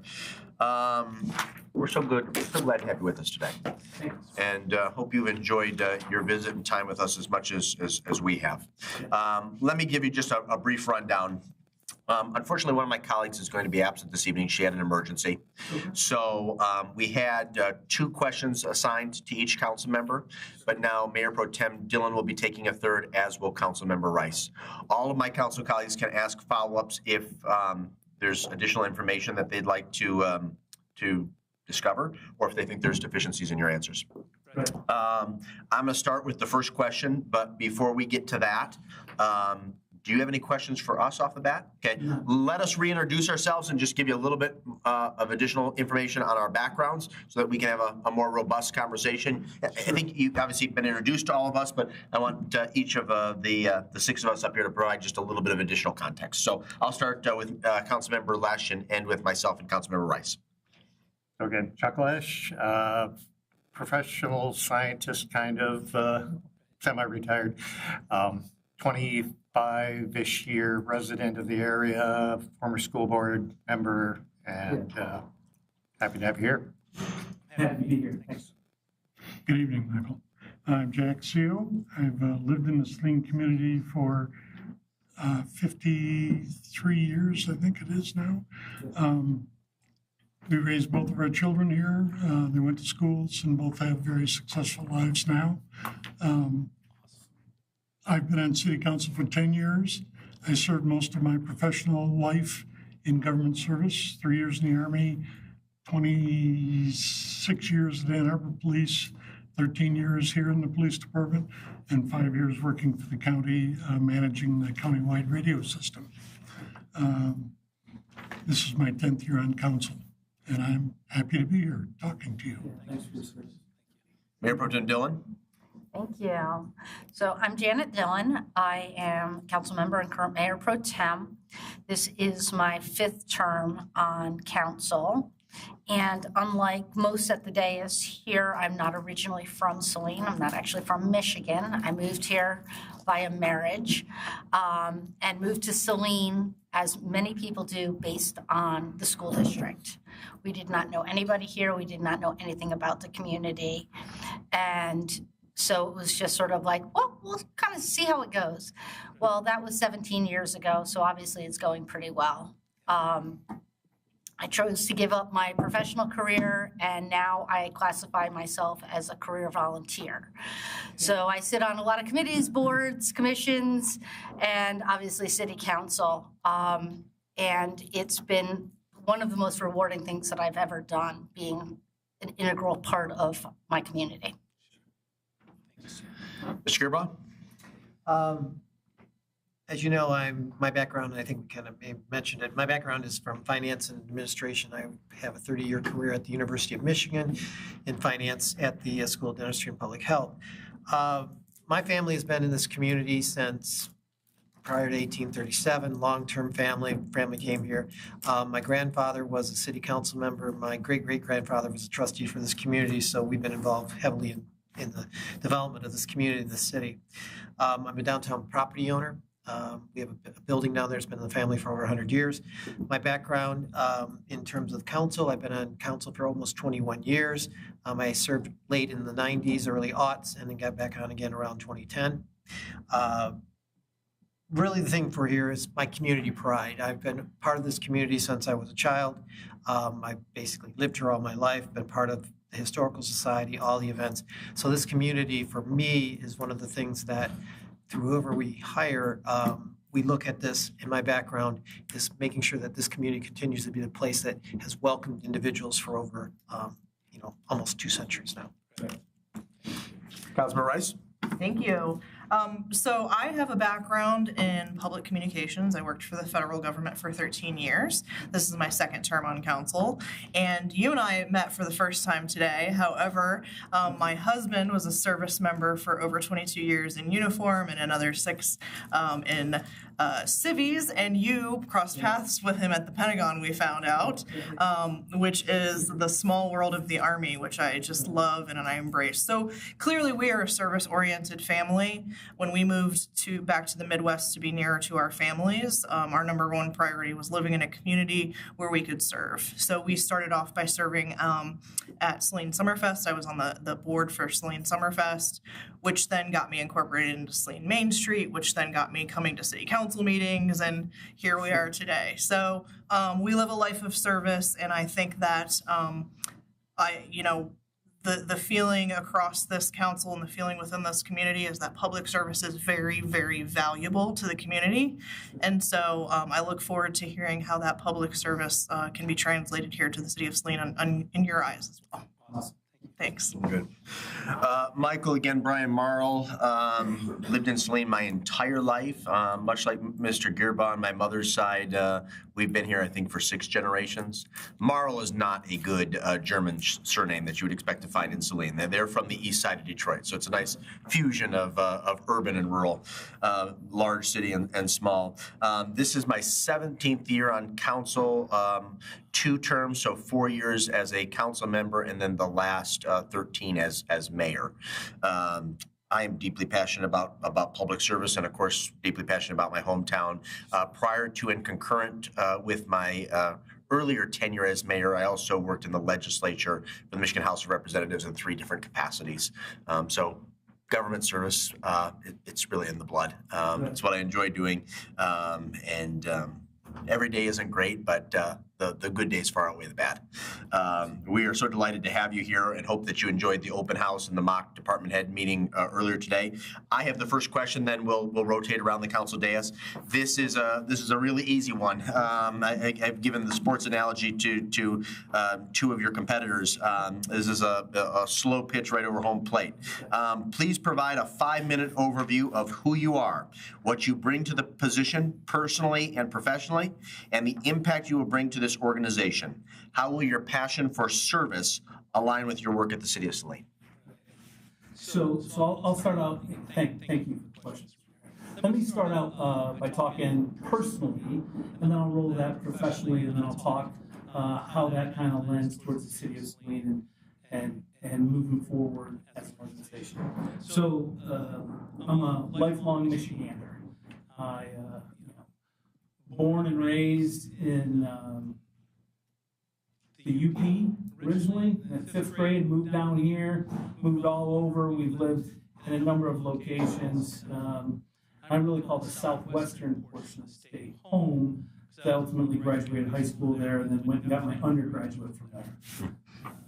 And from there, I started to pursue a life of service. And I didn't know it at the time, because coming out of high school, I got an ROTC scholarship.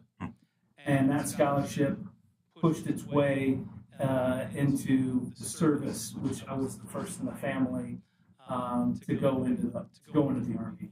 So after I graduated from college, I started off in the Army. And just like anything else, I would have thought that it was an initial job, and then I was going to move on to something else. I'm going to do my 4 or 5 years, and then I'm going to go find my path in life. And along the way, I was fortunate enough to meet my beautiful bride, Christy, who is an artist and a teacher, and we had 2 wonderful children. One's graduated college, and one's just graduating high school right now, and the Army became home.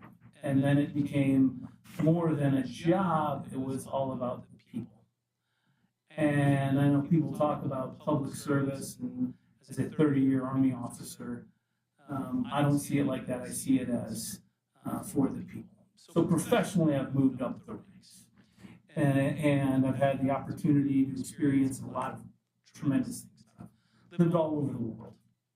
And I know this, that giving back and public service is all about people. And I think that I would bring that same thing to Saline, is meet people where they're at. Make sure you look them in the eye and you're honest with them. Make sure you can feel good about every decision that you've made that day.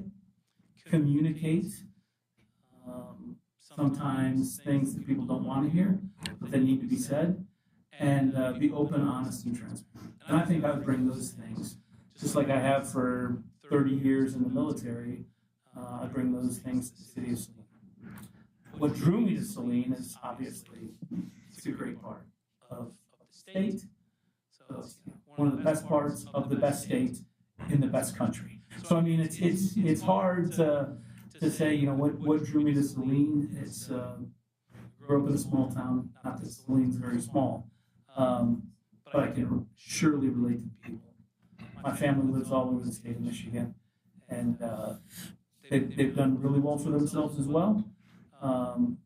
But there'd be no greater honor than to continue my public service work in a town like this. Thank you for that answer, and more importantly, thank you for your outstanding service in the United States military. It's appreciated. I'm going to transition to the first question, which will come from Councilmember Seal. Michael, this is a two-part question, so if you lose track and you need to be reminded about the second part, don't feel bashful about asking. Can you provide an example of a time when you had to communicate difficult information to the public or elected officials? And how did you ensure the process was transparent and built on trust? Thank you. That's a great question. In 2016, I was selected to attend the National War College, which is an institution where a number of agencies, CIA, FBI, NSA, as well as armed service attend. It's a very small group, about 200 in total. In my year group, there was 20 Army. And we get a cross-section of national security professionals that go through a robust one-year curriculum, and then we go to a country, we solve a problem, we defend it, we do all that. When I showed up, they asked me to be on a separate committee. I said, very much like a setting like this, except everybody in front of me was a lawyer, and they went through a series of questions, and I got selected as the military person to sit on the committee. And we were to devise a U.S. national strategy on Afghanistan, the policy. So we had a 1 year, about 10 months. On the team were individuals from CIA, NSA, Office of Secretary of Defense, a public policy individual, and a Secretary of State, and myself. And I went through the credentials of each of them, and I said, well, you know, I understand why you're here, and you're here, and you're here, and you're here. And I said, well, why am I here? And they said, you're the spokesman for the plan we come up with. And you're the one that has to brief it. I said, okay, that sounds about right. You know, let the smart people come up with the plan. And because you're in the Army, and the Army's the biggest service, has the most at stake, and we have the most boots on the ground and all the other things, we need a spokesman that can from there. So I went through about a year-long,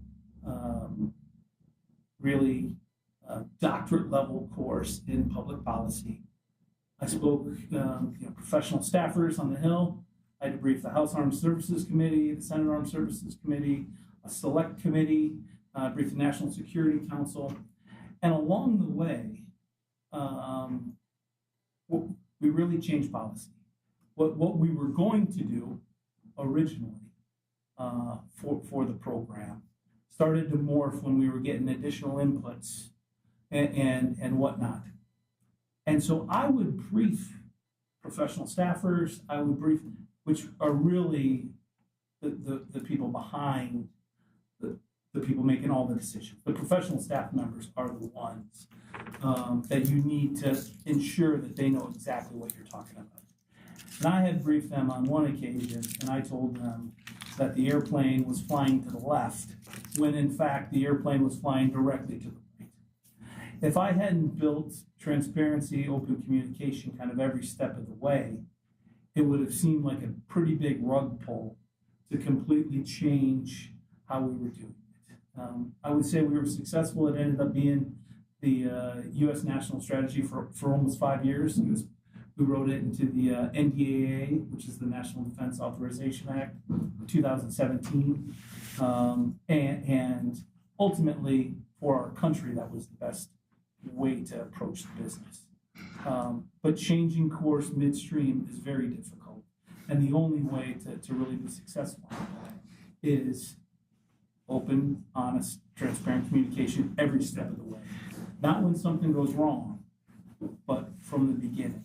Build a predictable battle rhythm of how you're updating the important people in your sphere, not just your small group, but your sphere. So the turn this plane 180 degrees was based on what? Updated data?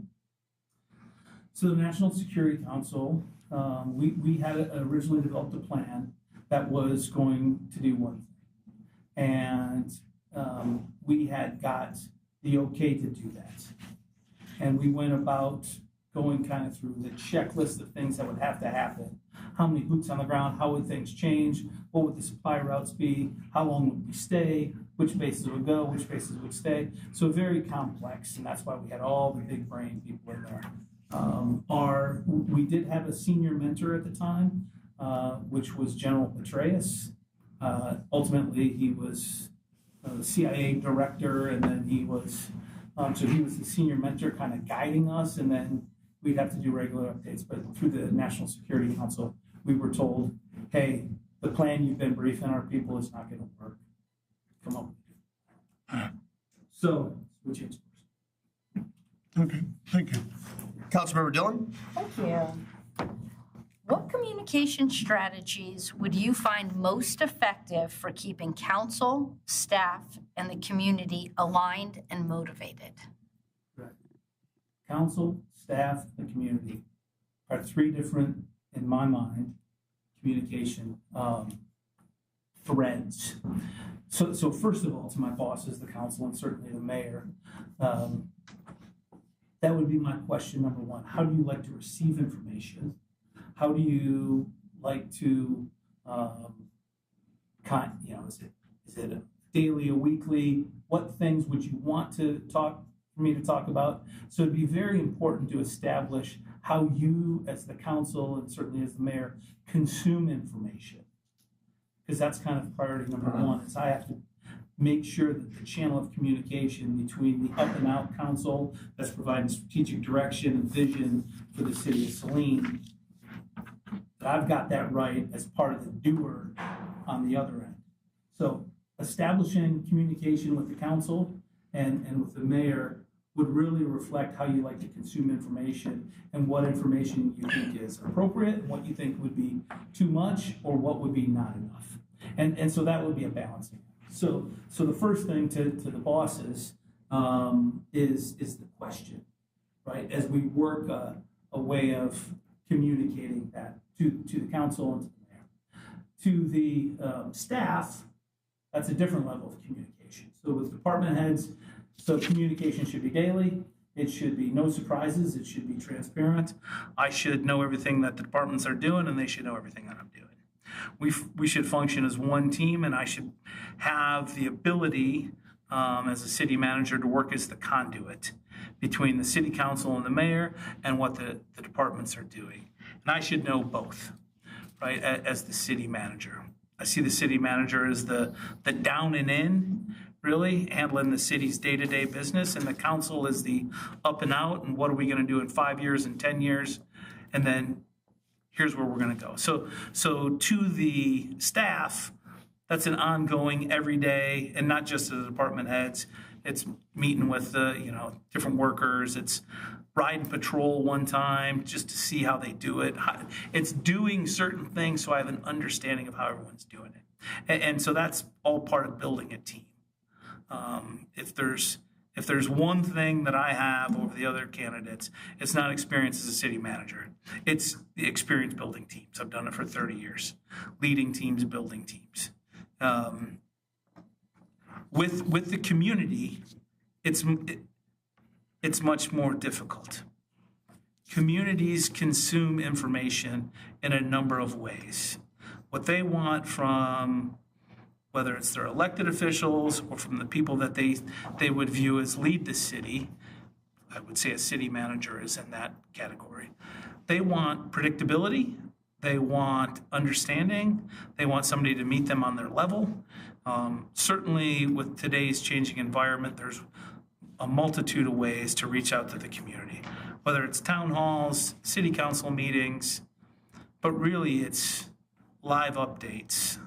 It's posting for me personally, what I have found very effective, what I've done in the past is I would have 3 updates a week. I'd do about a 10-minute Facebook Live. I'd have my senior advisor with me. Sometimes I'd have the school superintendent with me. Sometimes I'd have other people with me, and I would just talk city business, things we're doing, things we're thinking of doing, things we're, what's happening. And I found that to be very effective because of the feedback that I would receive. So we did that for a little over 14 months. I think I got 4 million views. Thousands, tens of thousands of questions. So you have to find things that work in your community. I've found different things that have in the past. Hope that answers your question. Thank you very much. Would anyone mind me following up just briefly? We talked about this a little bit earlier, and the difference between speaking to a military community that's a lot more homogenous in thought and in action than a city municipality. So what sort of tools or approaches do you take when you say to get on the level of everyone else? What sort of tools and approaches do you take to make sure that you're reaching an understanding between all those different types of personalities and instilling the trust in government that is commonly lacking within municipalities? So I would say two things to that. So the first thing, in order to really effectively communicate with people, I've always found that people are not going to remember, just like Maya Angelou would say, they're not going to remember what you said, and they're probably not going to remember what you did, but they will 100% remember how you made them feel. If you make people feel special and trusted and thought about, they will remember that feeling you got, right? And that's the building blocks of starting to build trust. Listen, the challenge with the community is very similar all over. I strive for is like 70 to 80% of the decisions that are made that each community member would approve of. But your 70 and 80% may be different than your 70 or 80 or your 70 or 80. But at the end of the day, they know because we've communicated, or hopefully I've communicated effectively to them, and why these 4 decisions they're all in favor of, but this decision they're not. I think that most citizens could live with that if they really understood. Nobody's going to be 100%. There's going to be decisions that are made.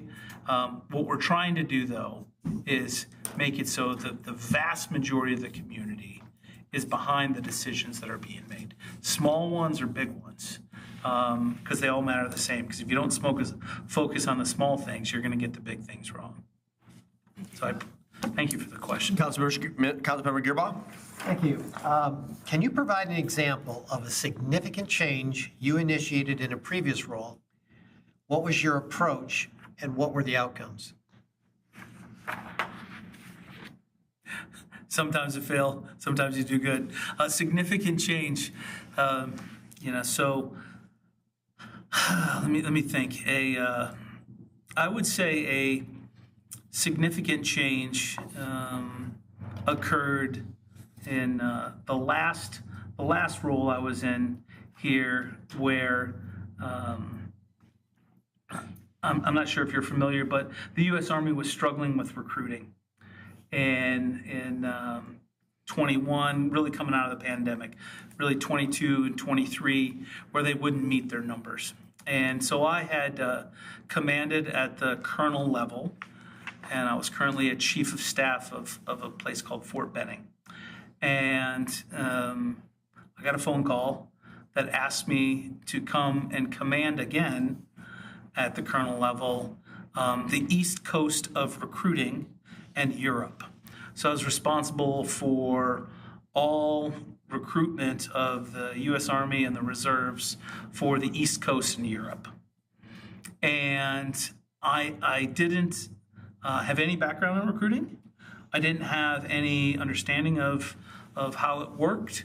And I was in charge of a pretty big organization. I had 2,500 recruiters. I had 280 locations. I had places from Maine to West Virginia, everywhere in between, and all spread out. And so I approached that problem set with the same kind of way I approach every problem.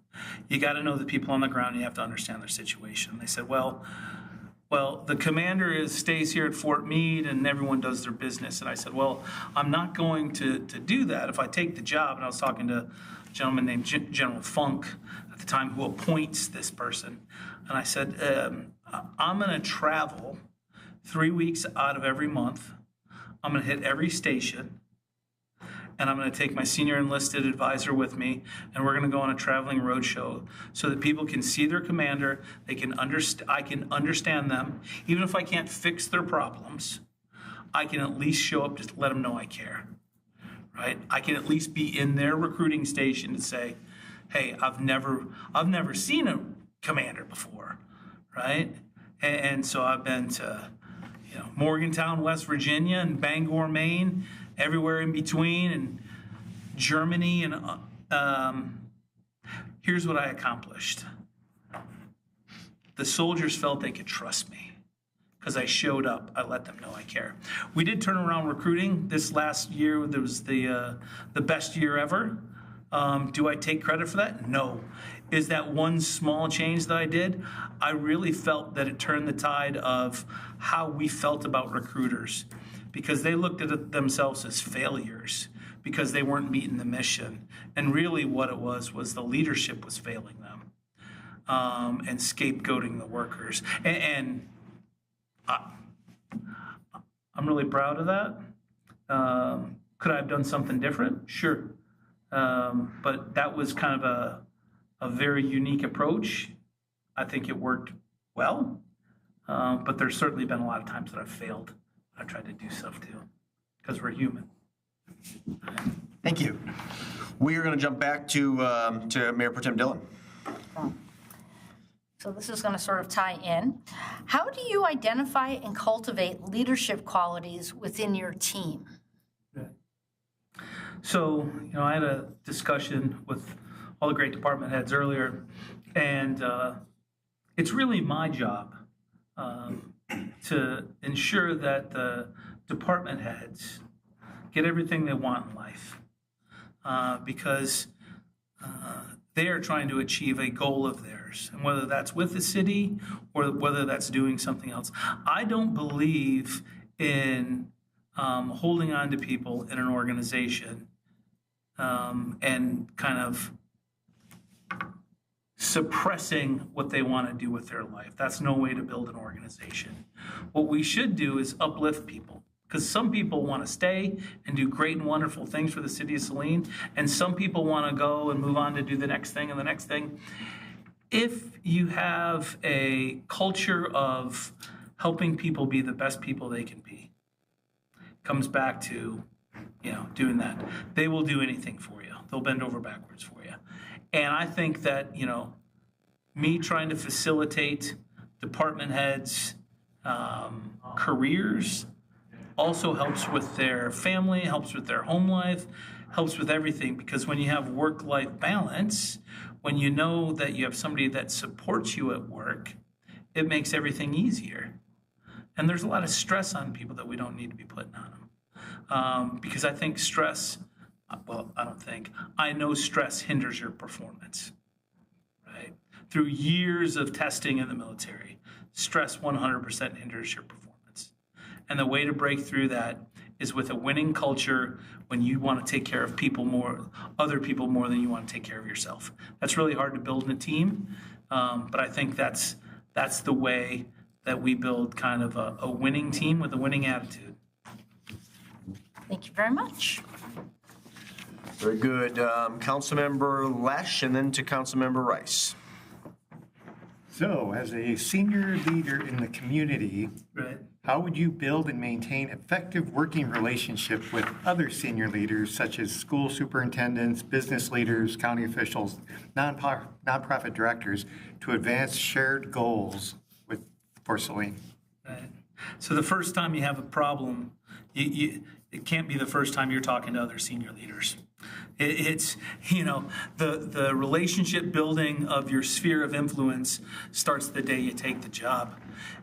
Because your sphere of influence, and there's a little art to that science of who your sphere of influence is, but there's some easy ones too. There's local business leaders, there's the superintendent, there's others in the town themselves, but then you have to look bigger as well.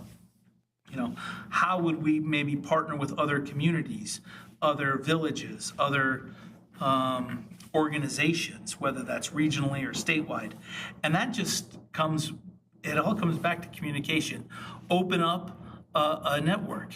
Try to start expanding. Hey, you mind meet me for lunch? I really wanted to pick your brain about, X, Y, or Z.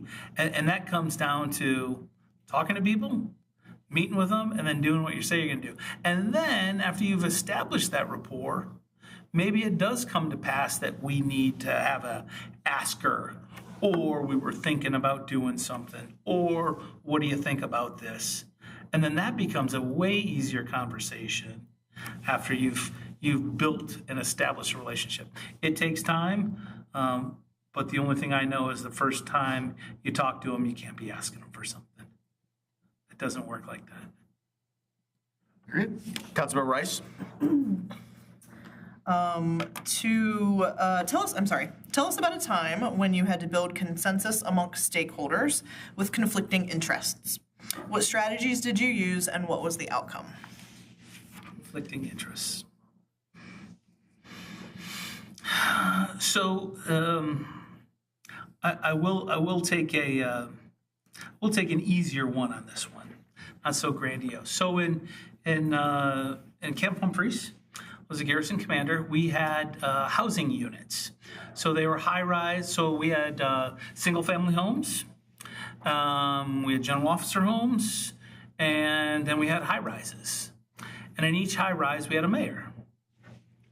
And the mayor of so in each high rise, we had 72 families. So the houses ranged from 1,500 to 2,000 square feet. There were 72 of them in each building, and we had 14 or 16 of those buildings. Each one of them had a mayor. And so when we would come up with community rules on what we were going to do for whether that's dog parks, or whether that was how we were going to run the daycare pickups, right? A lot of times, as you can imagine, what one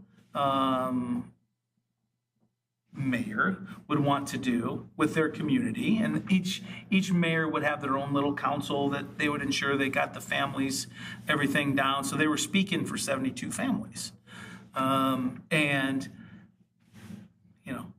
Obviously on a lot of things there was not a consensus. And so originally I would kind of hear arguments and then I would make a decision. And I was like, yeah, I don't think that is, the best way to do that. And because we have unique needs for unique communities. And the one size fits all is not always the best. Because I could make 3 or 4 of them happy, and 2 or 3 of them were okay, and then 3 or 4 were mad, or more. And I said, it's really difficult to operate that way. And so on a few decisions, specifically the daycare and the dog park, We found different streams. We paired up different communities to do different things, and we found an alternate solution. Because what I've found in life is the only thing most people want in life are options. And it's my job to present the council with options. It's the department head's job to provide me with options. And I realized that it was my job to provide the citizens with options, and in this case, the mayors of each community. And we did that, and so there was compromise back and forth. Ultimately, through trial and error, I found that providing the mayors with options was much better than me making a decision. Thank you. We're going to go back to Councilmember Seo.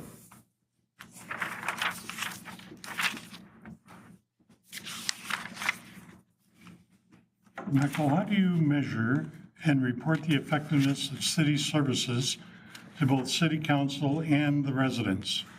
And what tools or strategies would you use to ensure accountability? Right. So that goes back to how you want to consume information, but certainly there are key performance indicators that, depending on the service, whether that's, mean time to arrest, or whether that's how we're doing on electricity, or a number of different services provided. We would have metrics for each and key performance indicators. Really, for people outside of the departments, I prefer stoplight charts that make it very easy and consumable. Red means going in the wrong direction. Amber means we're generally good, right? It's kind of staying the same. And green means we're good at it. We need to keep it up. And these key performance indicators would be vetted through each department and then presented to you as options of how you want to consume the information, so that you have a broad brush of what is going on, that where we're good, where we're not so good, and where we really need help. I've found that executives find it very difficult to consume the amount of information that each department could produce on PowerPoint. So to give you, 250 slides on how the police department was handling this versus a stoplight chart that I could say, hey, we're having troubles here. Here's some of the options that we've come up with. And so I think, but that would go back to how you want to consume the information, because I'm sure they would be, super excited to provide you with reams of paper. But I think that opens the dialogue. That gives you perspective. And then it also allows you to dig in where you want to dig in. And so that gives the city the ability to focus, the workers to focus on certain things that you deem important, strategically important, based on your vision. And it's the most efficient use of our resources. Okay, thank you. Back to Mayor Pro Tem Dillon. Thank you. How do you balance team and/or council input when making decisive leadership decisions? And then can you give an example where this balance was particularly challenging? Right. So, the way I look at it is it's my job, if I was so fortunate to be elected or to be made the city manager, it's my job to communicate back to the city council and certainly the mayor on things we can do, can't do, where we're having challenges. But ultimately, I'm not making the decisions, right? You're making the decisions. It's my job to act as a sounding board, to act as a advisor, to act as a conduit between the city's abilities and the council, right? I would offer you my advice. I would provide you options. But ultimately, when you make a decision, we're going to execute on the decision. Now, if the decision that you made, I would come back and say, well, we're going to have a really hard time doing this. Here's what we're going to have to do. But ultimately, once a decision is made by the council and the mayor, then we go back and figure out a way to do that. Then it's my job to start presenting departments with, let's get some options going to see how we can meet the intent. How can we do that? And if the answer I don't think is meeting the mark, that's when I come back to you to say, I know you told me to do this, boss, but I don't know if we can get there. Here's some of the things we can do. And if that dialogue isn't going on, it becomes dysfunctional. Right? That's when the challenges start to happen. You want to do something, you're telling me to do it, and then, as the city manager and the city's not doing it, there's a problem. Right? If there's no communication, that's a problem. So, I think it starts with open communication, but both ways. And also, certainly there could be some times where maybe people in the departments just don't want to do it. There's a difference between don't want to do it and can't do it for different reasons, right? And that's my job, to help kind of call that out. Thank you very May I much. ask a follow-up? Please. In the military, communications are often very, top to bottom. What is your thought and your feeling on allowing subject matter experts to speak for themselves or speak for their departments on behalf of a project or behalf of to us and to the community? 100%. So subject matter experts. I'm an infantry officer. Like, I don't know the wastewater, I'm not an environmental engineer that's a mile deep in that. We're gonna have our DPW experts down here. And it might not be the DPW director. It might be, 3 people removed. The subject, if you can't trust your people to talk, then you don't have the right team. Then you don't have the right team. So subject matter experts, 100%. Right? The thing that some people in my position would be leery of is you don't want to put them in an awkward or a bad position, right? And they weren't elected to do the job. The job of the city manager is the communicator.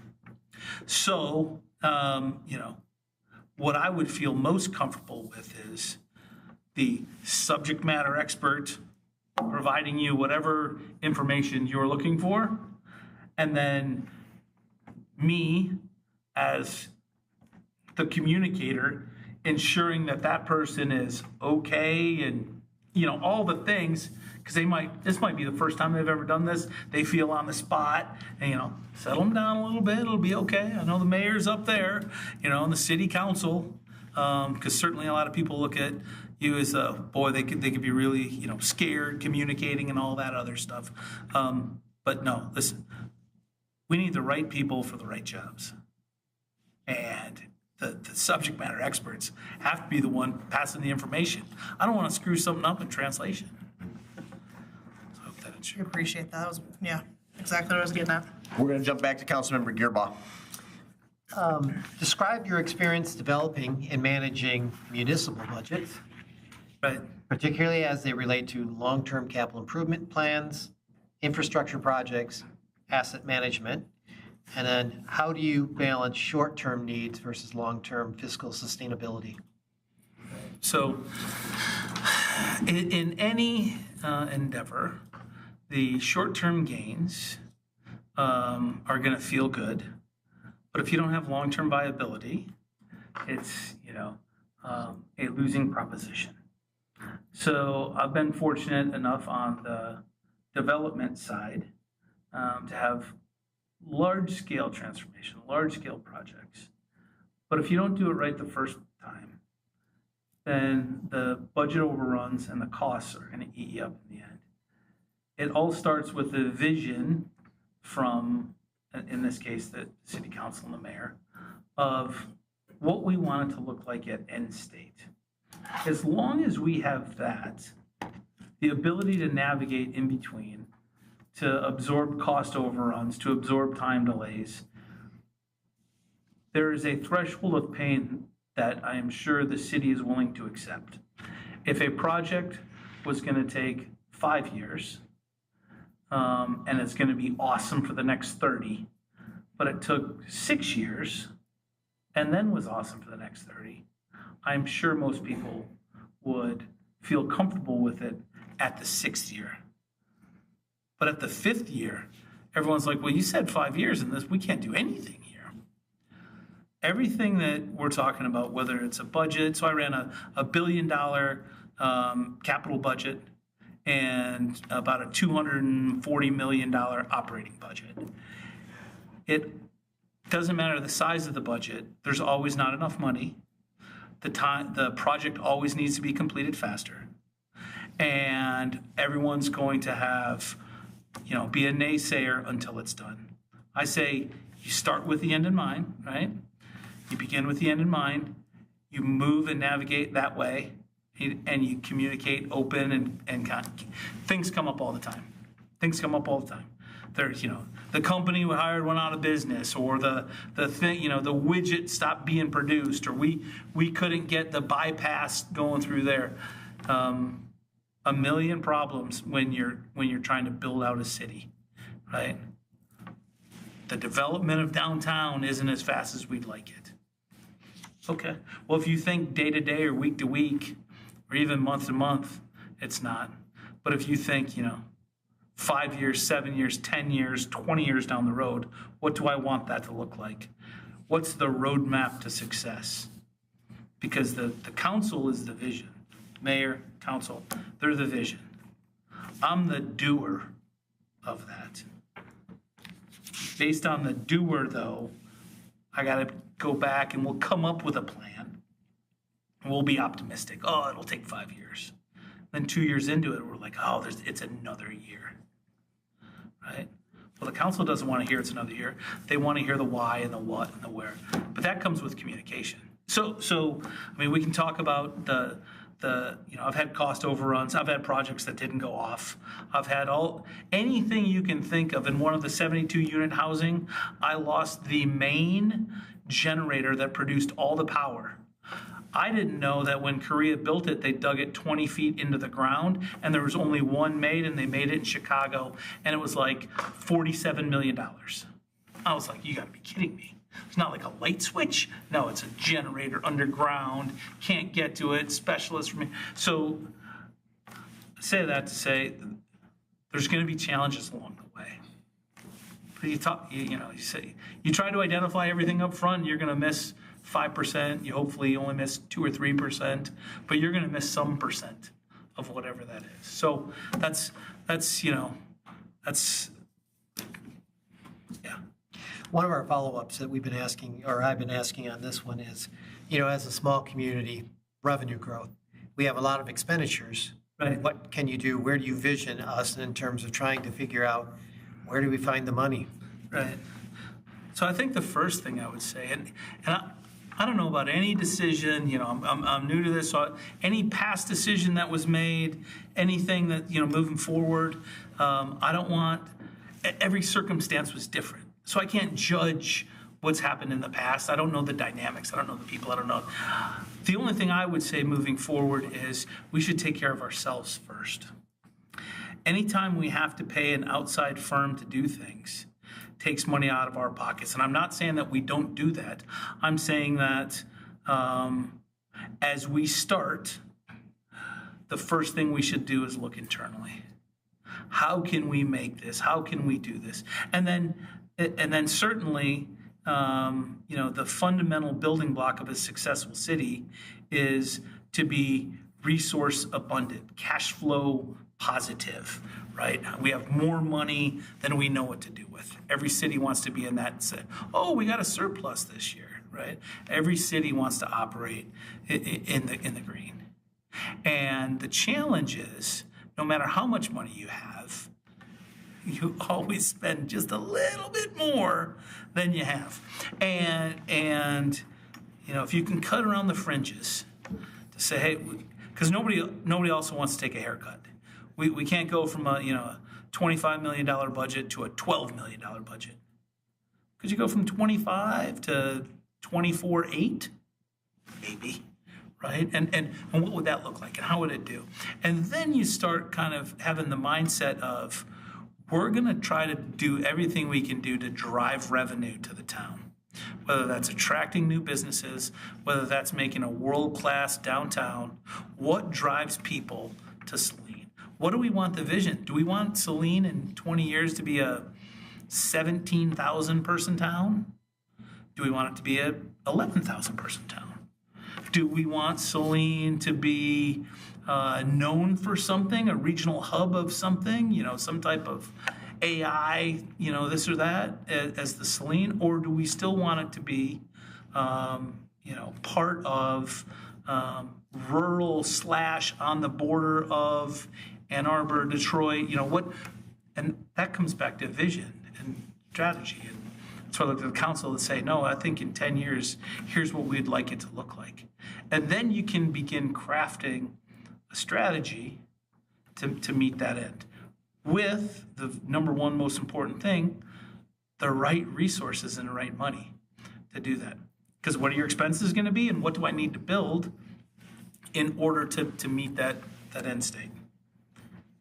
May I follow up just for a moment, just to, since I have a military spouse, I just want to help, I've trying to help translate your resume and some of your past experiences to my colleagues. So, you're talking numbers that we'll never see in our lifetimes in Saline. So when we're talking about, building revenue, what's your experience with, for example, we've got a project, we've got this far on getting a budget. What's your experience with going and asking for more money elsewhere through legislature or? So one thing. So I'll make it small. One thing that we have as a garrison commander, we have what's called a MWR, Morale, Recreation, and Welfare, and that part has its own profit and loss statement, has to operate. So, for instance, I owned the Texas Roadhouse. I owned about 15 restaurants. If the restaurant wasn't operating at a profit, we had to close the restaurant. We owned a golf course. We owned a Top Golf. If that wasn't operating at a profit, we had to close it. We had gyms. Now, they couldn't operate at a profit, but they could operate on capacity.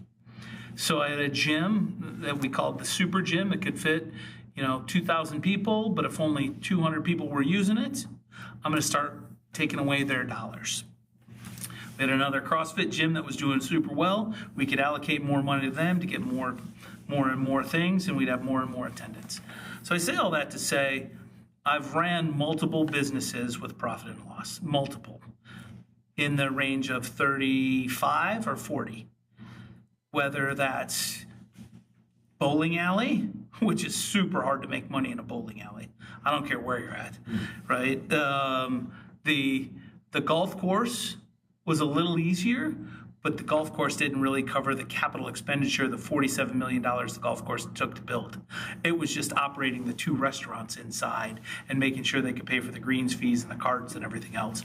But there's a little government subsidy there. And so equating the military to a civilian, if you were in the military, there's virtually no difference, but certainly it's just you see a big difference, and I get that. I totally understand that. But the people that are in the military, people that are the bosses, they got to figure out somehow how they're going to do this stuff. They just look to the civilian industries, and they're like, oh, that's how they do that. That's how you run a profit and loss. Oh, that's the general manager of the golf course. We had a rec center. Which was problematic. It was super problematic. I changed the rec center.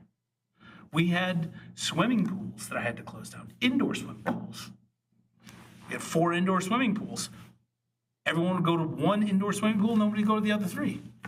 And the one they went to, they didn't really go. We taught all the kids how to swim.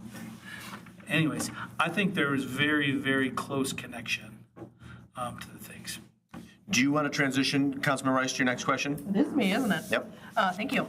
The council and community are committed to preserving Saline's small-town character. How would you approach redevelopment proposals to ensure they align with the community's core values and priorities? So I grew up in a small town. I'm not sure when Saline says a small town what that means, but my town had 1,300 people in it. I would consider that a small town. It starts with the vision of the council and the vision of the mayor, quite frankly, is what does small town mean to you? Does small town mean we want to stay right around 12,000 people, right? You know, so I think you're maybe 9,000. Maybe you want to stay around 9,000. Maybe you want to get smaller, right? I don't know, right? So the first thing is, you know, a common language sometimes isn't common. So I'd have to know what the small town was, and we would set a number. And then what services could take care of a population like that? And what do we want the mix of the population to look like? Do we want mostly 39 plus? Do we want a healthy, you know, 21 to 30-year-old? Like, and then we start developing an action plan of what businesses we're trying to attract, what we want the downtown to look like, things that we have to do to maintain our great schools that we have, other things to match that number. But there's so many inputs on what we want that to feel. Do we want, you know, 50% rural, 50% more downtown feel? Do we want to add more Hampton Inns? Or is one good, right? And so these are all the discussions that this is the sausage that I would make with the team and hopefully present the council with options to say, okay, hey, listen, here's what we think it is. We think the number that we're feeling great at, that we're economically viable powerhouse, is anywhere from 14 to 16,000. And we're trying to just grow to that and no more, and that's a 20-year growth. That might be a 25-year growth. And how do we incrementally add 600 people to the community each year? 400 people to the community each year? Is that having deals with new developers? Is that moving south and kind of restructuring some land down there, right? Because 4 miles isn't much. But if you're boxed in on all sides by other people that are growing, you just become part of the urban sprawl and kind of start to lose the identity of the great things that Saline has going on. Thank you. Councilmember Lesh? Okay, we're probably going to have to go back before this January, but as a senior leader, how have you integrated diversity, equity, and inclusion principles into your organizational leadership and community engagement efforts? And if you have any specific examples of initiatives that you might have led that advanced internally or externally? I led the very first Juneteenth celebration at Camp Humphreys in the entire United States Army.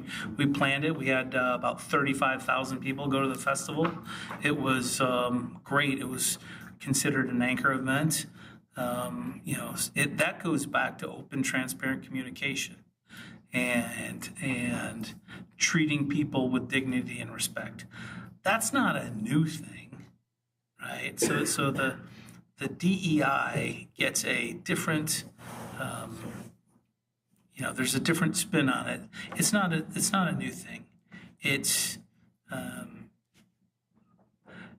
treating people with dignity, and in the military we treat people with dignity and respect, and then, you know, it's kind of like the golden rule. You know, treat others like you want to be treated, and I've done that my entire life. I've been adding on to this question from bringing businesses, services, and then additional community members into our community. We're very homogenous right now in our businesses and services. What's your experience with understanding that in order to bring more diverse perspectives into a community, you need to have more diverse services and offerings to those communities, to those members of the community? I think the challenge with being all things to all people is we don't have an unlimited budget, and the challenge with building a culture and identity of the town is we have to be very focused on what we're trying to do as we build out.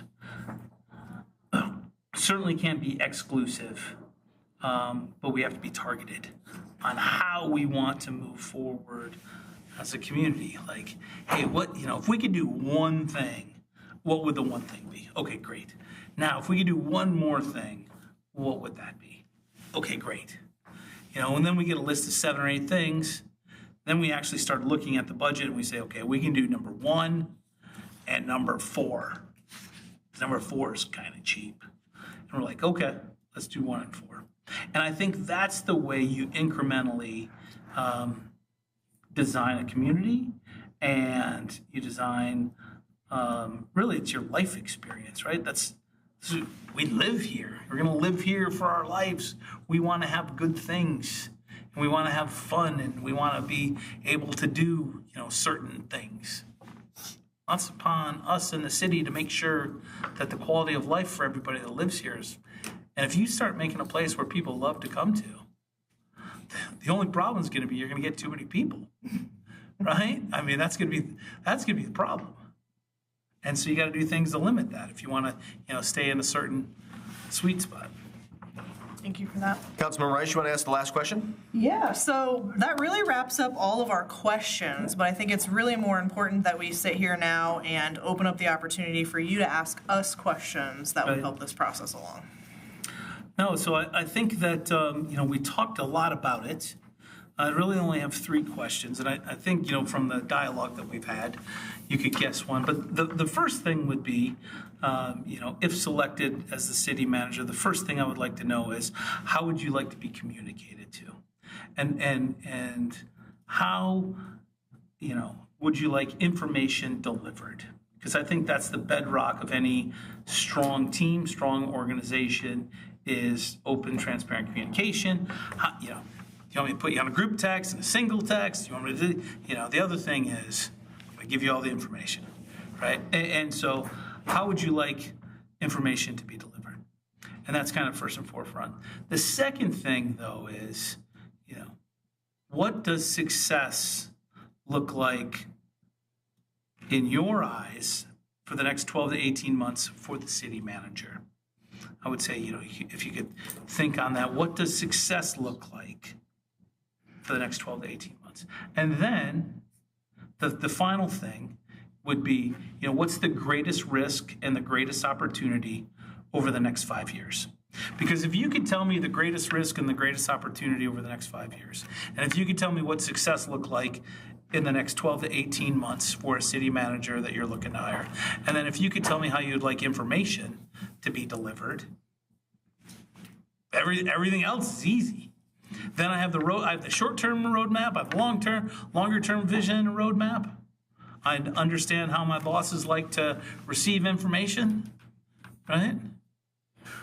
We can answer all of those. I would ask folks to exercise a little bit of brevity because we are pushing the. I don't need you to answer. No. I think it's. I don't need you to answer. No, I think we can. You want to start, Councilman Rice, and we'll go right down the line. Absolutely, and I'll just give you a little feel for kind of how we operate or how we've operated in the past, and where there are some opportunities for us to maybe clean some things up or adapt to a new city manager. I'm gonna do these backward. Okay. Greatest risks and opportunities. One of our greatest risks is that we are pricing out our community. Right. We have very large infrastructure projects that are really putting weight on our community as far as utility rates and taxes and things that we need to keep our city operating and into the future. And our current tax base is bearing the weight of that. Right. The biggest opportunity is that we have space for growth. We have space for growth in our downtown. We have space for economic development. We have physical space in development for housing and things like that. So we've built ourselves the opportunity for growth. Lots of space for that. What does success look like in 12 to 18 months? I would say really getting down into the nitty-gritty of some decisions that we have weighing on our shoulders as a council and making the right decisions to move us into the future. Success in 12 to 18 months is having those decisions made, standing by them, and moving forward to whatever it is that ultimately that decision entails. And then thirdly, we do have a council communications guideline that is probably due for us to look at. And I think that's something that would be great to sit down with the city manager and say, here's how we've been communicating over the last few years. Here's some adjustments we already see that need to be made. How's this work for you? And I think those conversations would be very fruitful to kind of get us all operating on the same page. Awesome. Councilman Gearbaugh? Regarding communications, for us, it's making sure that we comply with the Open Meetings Act, making sure that this council is treated as a council. We are 7 individuals. It is not a mayor and 6 other people. So the information that's generated and transferred has to come to all of us equally and in a timely manner. As the matters that comes to us, we try to all utilize. Some of us still work on paper. Some of us still work on electronics. Consistency is what we really want to have. It's like sending text, all of that stuff is subject to either some type of, FOIA or whatever. So where we look at that, we need to be transparent to our community, and that communication needs to be on a format and an ability to be either, if it has to be exposed or provided to the press or whatever, it's a way in which anybody doesn't challenge what we're getting. What is success for us in 12 to 18 months? The completion of that wastewater treatment plant. That has to occur. We do not want to see another huge overrun, but we want to see it completed. It needs to stay on schedule. We have people in place. We have overview. We have our consultants and such. It has to happen. We also have some other significant infrastructures. We're trying to get a well in place. It's taken 2.5 years to get that done. We are restricted by Eagle, but I think it's such an issue that we have to incentivize and make sure that what we attempt to do is to get done. And there's some of these items that are outstanding right now. And when I look at the other biggest thing, as my colleague has said, Saline is seen as being the central area to provide all the services for this area. So we're like the rec center at our parks, and the expectations coming into us, even the schools. A new sports complex is being built to which we will be providing the police service, the logistics, all of that, which we weren't really part of that. We're hoping to be, but whatever. And as we look at that affordability, how do we pay for it? We have departments outside of our control that are asking for, I shouldn't say departments, organizations and entities asking for us to add on mills, many, many mills. We aren't sure how that's going to happen. We have got to look at regionalizing services and addressing that cost. I'll be real quick. Per your question regarding communication, the standard practice has been a comprehensive, in-depth, and detailed weekly communique is disseminated via email by the city manager, summarizing important activities and their tasks for the week. I would anticipate and expect that to continue. I do think more targeted email updates on a either daily or every other day basis when there's important information to convey would be advantageous. And of course, if it's an emergency situation, we need to get council in the loop. I would expect phone calls to be made and people to make the conversations a priority. Define success for the next 6 to 12, 18 months. I would say it's full integration and implementation of our comprehensive strategic plan, which was adopted about a year ago, which is the most holistic and detailed strategic plan in the city's history, bar none, which has overarching theme areas, specific goals and objectives, and then it assigns those tasks and provides a timeline in terms of completion. I would say the greatest opportunity, similar to Councilmember Rice, is the potential for economic growth, both on the business and on the housing front. And to me, one thing that stands out as a great threat is challenges and a lack of support from both the state and federal government. Mayor Pro Tem Dillon. Thank you. Let's see which one I want to start with. So let's start with information delivered. I think it looks different for everybody, and I appreciate that you've said that. That makes your job 10 times harder, 7 times harder, whatever that may be. The city has recently engaged an external marketing company to create a communications plan. I would assume that part of that will be internal as well as external. And I think that should help to guide us in a little bit of a way. The city does need to make some hard decisions. If we are going to go paperless, that's the method we want to go, then everybody has to be trained how to be paperless. The hybrid is not, again, it's not It's not efficient, but it's the means that we have right now. So as far as that's concerned, what does success look like in the next 12 to 18 months? We have some large decisions to be made. We have a dam. We have a failing rec center. We have infrastructure issues. There are many things that absolutely have to have definitive decisions made on them so that we can plan accordingly. The other thing that needs to be done is utilizing software. We keep bringing in software to make our jobs easier, but then we don't fully implement it. And so Speaking your language for sure. so that's for me would be definitely, a short-term goal with a long-term benefit. Opportunities, we're a great community. We're absolutely a great community. We're stable, we're safe, we're desirable. Our biggest risk, we've talked about it before, is we are pricing people out of the market here right now. I know that if I were to sell my house, I don't think I could live in this community. I don't think at this point that my children could come back as young adults to live in this community.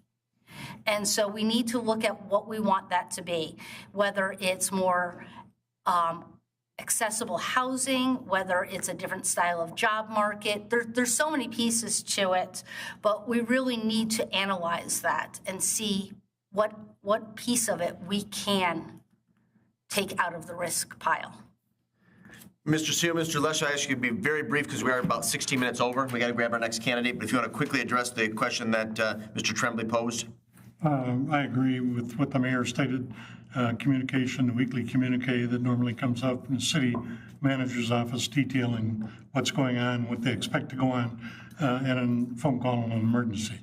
12 months to 18 months, I look forward to the successful completion of the wastewater treatment plant, bringing that online once that's done, and then also, like the mayor indicated, completing the strategic plan that we put in place.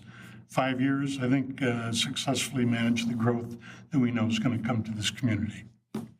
Thank you, Mr. Lesh. Great thing about being last, I concur with all of the issues that my colleagues have succinctly stated. We so appreciate your time this evening and actually earlier this afternoon, and hope you found it as beneficial as I did.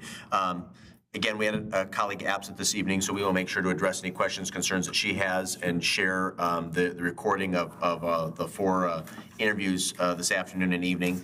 We hope you'll make yourself available in the next few days if people do have additional points of clarification or concerns. I'm hopeful that the council will reconvene at a special meeting sometime after Memorial Day to determine next steps, and we will certainly be in touch with you subsequent to that. Awesome. Thank you so much. Thank you. Thank you very much for your Great time. evening. Safe trip travels home. home. Thank you for your flexibility. We really appreciate that. Yeah.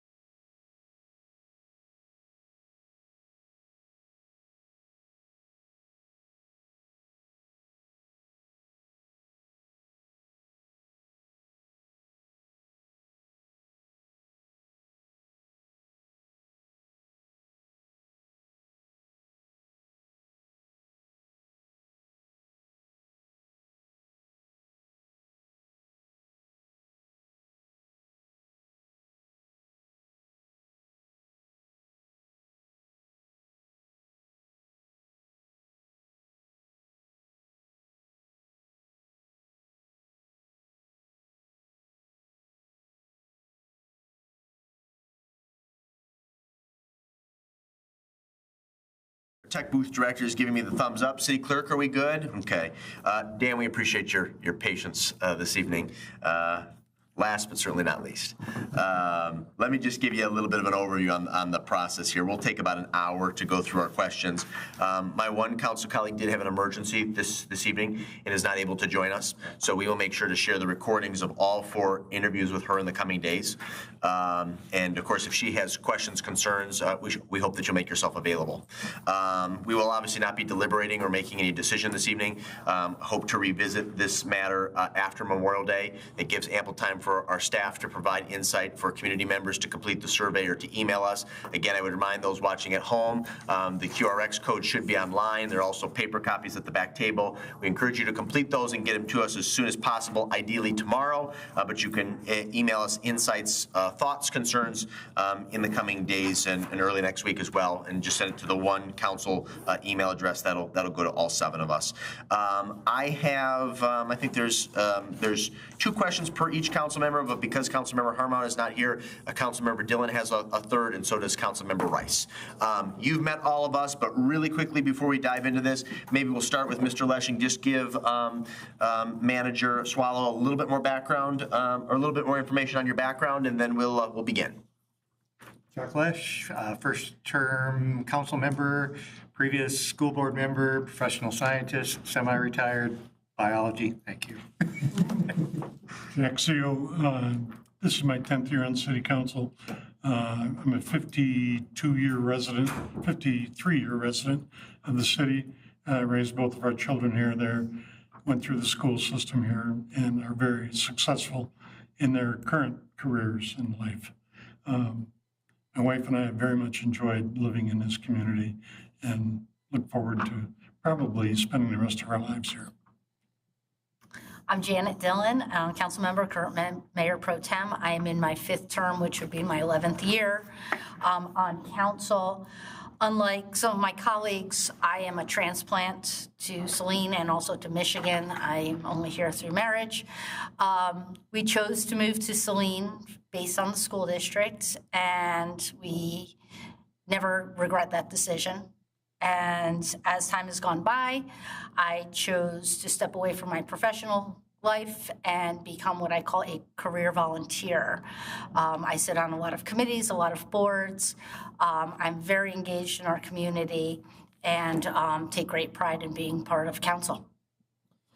Dan, it's been so good to visit and chat with you today. I can't believe until this morning we had never met or communicated. But it was so good of you to apply, and we look forward to this conversation. I've been on council for 17 years, the last 13 as mayor. Marl, on my dad's side, we are transplants from the east side of Detroit. On my mom's side, I think we've been here for 6 generations. We're deeply passionate about this community. I feel like public service, electoral politics specifically, is my calling, which led me to run as a pretty young man for city council and then to be as mayor, then to serve as mayor.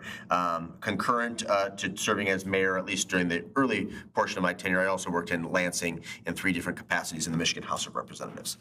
Mr. Gearbaugh? Dean Gearbaugh, my background is financial manager, director at the University of Michigan. I'm retired from there. I was at the School of Public Health and Dentistry. My family, similar to Mr. Mayor Marl, has been in this area for over 200 years, German side, English side, so forth. My legacy in this community is that my great-great-grandfather was a trustee. My grandfather was a member of this city council when it became a city, and I've tried to carry on the legacy. I've been on council for 21 years. I've served on every council committee. Currently, I've been on planning, the taxing boards, and that type of thing. I've been on MML, the National League of City Committees for Finance, and different representations for other organizations. I'm a downtown property owner. So the downtown, for me, is a very key aspect to continue the success of this community. We are identified by our downtown. It is a core of the success of this community, and to keep that viable is one of our goals, as I believe all of my colleagues are, to make that continue, similar to like Tecumseh. And I take significant pride in our community through our historical society, our ability to provide not only the history and the speed and the background that we have, but to move us forward into a 21st, 22nd century type community that will be here for a very long time, but can be lived in and attract people of all kinds of backgrounds and nature. Thank you. Councilmember Rice? Thank you. I'm the newbie here, apparently. And Nicole Rice, I've been here for 10 years. My previous 10 years, I was in the Washington, D.C. area.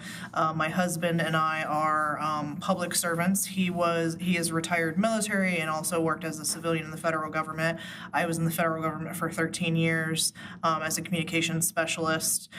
So I take a lot of pride in communicating with my community and making sure that the public-private relationships are strong and that people understand what the needs are and of the community and what the needs are of the city. I started my experience here in the city of Saline by moving into a neighborhood 2 blocks away and falling in love with my neighbors. We're one big family, and so I realized that in doing that, I wanted to make sure that I served those neighbors in some capacity or another. So I joined the board of Saline Summerfest. My husband's slung beers for many Summerfests, and really started to get a feel for what the community enjoys, what the community needs. Started coming to city council meetings, and here I am today. This is my second term. I'm in my 3rd year of being on city council, and I find this to be the most important and also the most rewarding task that I've been tasked with, is finding a new city manager for our city to make sure that we can move forward in a way in which our community stands strong. Our community, as my colleague Mr. Gearboss said, moves into the next century in a healthy and a vibrant way. So I really look forward to talking to you today. Dan, we're going to begin unless you have questions for us. No, just thank you for the opportunity. It's an honor to be selected as one of the 4 finalists, so I appreciate this opportunity to interview now. Good. And it's been a good day. Good. I'm glad you've enjoyed it. I hope you've enjoyed it as much as we have. Found it very informative. I've mentioned this before to the other 3 finalists. To give you a sports analogy, this first question, it's a real slow pitch right over home plate. And take your time to answer this. So please provide a 5-minute overview of who you are, what you bring to the position professionally and personally, and the impact you'll bring to our organization. How will your passion for public service align with the work you will do at the City of Saline? Great, thank you. And as you're aware, they provided us a question ahead of time, and so when I contemplated the question, I thought back a recent experience, and recently I received a package in my office from the International City County Managers Association. I thought, this is interesting. Maybe it's just a plaque logo to hang on my wall. I opened it up, and it was a plaque honoring me for 30 years of public service. I thought, first reaction was, well, that can't be that right. They did their math wrong. Something's wrong here. But and I look back, and if you count starting with the college internships and things of that nature, I have been in public service for 30 years. So that came up in a hurry. So you also know from my resume, I kind of took a little bit of a circuitous route to a city management. My undergraduate degree is actually in the sciences. So obviously not what you necessarily would go for if you were thinking initially that you were to be a city manager. So, and then my early career was in environmental consulting. So they moved me around the country for various major construction projects, pipeline projects, road projects. So I see that experience as being directly applicable to some of the major construction projects, the wastewater plant, things of that nature that you have ongoing right now. And so I think I could apply that experience right here in the city of Saline. It also gives me experience working with some of the regulatory agencies, EGLE in particular, and understanding what they are looking for. I think about the dam project that you're encountering and working with regulatory agencies on that and how that may come out. So I see that as an experience that could be applied here. So the next phase of my career was in land use planning and economic development, and actually started out with TMCOG, the Toledo Metropolitan Area Council of Governments, equivalent to SEMCOG in this area. And I got to start working with local units of government, so working with cities, working with townships, working with the counties on various issues that they were facing. That kind of got me hooked on the the local government aspect. And that was really what kind of spurred that interest. So, of course, as a regional planner, you don't get into the nuts and bolts of local government on a regular basis. So I thought, I'll start looking to actually apply myself in a local unit of government. So went to Van Buren Township, which I think most of you are familiar with, just nearby here. And interesting time in Van Buren. This was in the early 2000s when the development boom, housing was going crazy. Many things were going crazy in terms of development. And so there was a lot of development pressure at that point in time. And if you're familiar with Van Buren, you go south of 94 and south of the city of Belleville, it becomes much more rural. And so there was a lot of concern about how do we maintain that rural character of our community and not have subdivisions pop up everywhere. And so that was a lot of work. And what are some tools that we can use to protect that community character, and specifically zoning tools as I was in the planning department. So we worked a lot on planned unit developments and cluster developments and other things to try and protect that rural character of the community. So that was definitely an interesting time. But then towards the end of my career, we had the 08-09 crash. And so that was the reverse of how do you, now that we've got these developments half built, how do you protect that? How do you, for future investment, how do you mothball those? It was a very interesting time working with that as well. So around that time, obviously I felt like I needed to go back to school and actually get a planning or some direct degree related to local government. So I went back to Eastern for my master's in public administration and a concentration in land use planning and development. So definitely then had a little bit more background on how to obviously run municipal government as well as the planning and economic development work that I was doing. So at that same time, tested and received my AICP certification, the American Institute of Certified Planners. So definitely have a strong interest in planning and the tools that are available there to, again, help the community fulfill their vision. Master planning, I always phrase, plan the work and then work the plan is kind of the phrase I use often. So with that, I took a shift and went to the city of Monroe, and there's very different challenges in the city of Monroe, a little bit larger community, but built out and needing some revitalization. So we had significant issues in Monroe with downtown revitalization as well as neighborhood revitalization. We had some declining neighborhoods and things of that nature. So exciting time to be there. Around the same time, they had the River Raisin National Battlefield Park, so National Park Service come to town. So worked a lot with them on, and actually it worked really well with the neighborhood revitalization. We looked at, okay, how can we marry these two together? We got this, huge resource from the National Park Service. How do we help use that to improve our neighborhoods? And it's kind of called the east side of Monroe, or was kind of one of the more depressed areas. And there's been a lot of investment now through not only the National Park Service, but the city.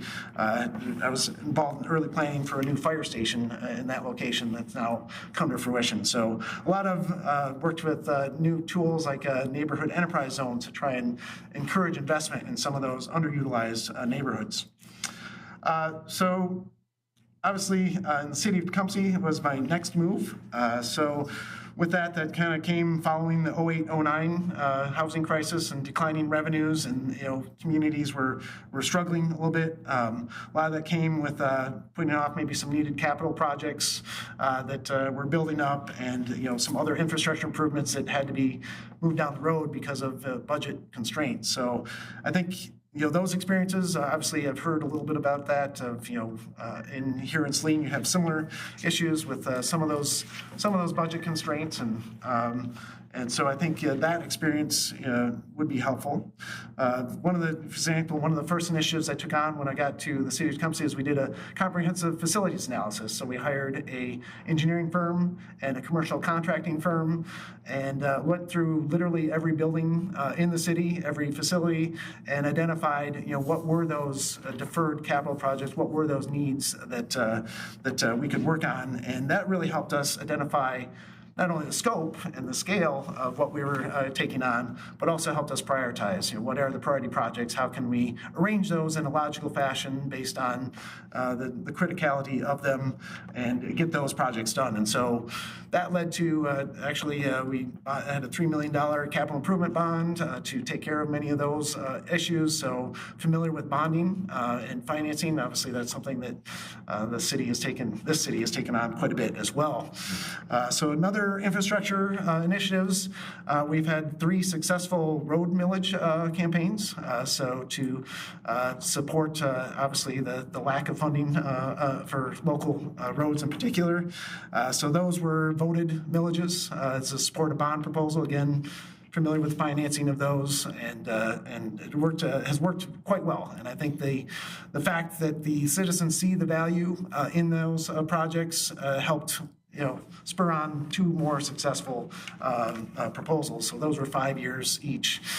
So it has worked well, and I think the key in that case was talking to the community about this is exactly how we're going to use your money. This is the projects that are going to get done, and really building that trust level that they would obviously approve millage vote. So that's, I think, could be helpful here, obviously, in the city of Saline. So kind of on the wastewater side, we've done a lot of water and wastewater work in Tecumseh as well.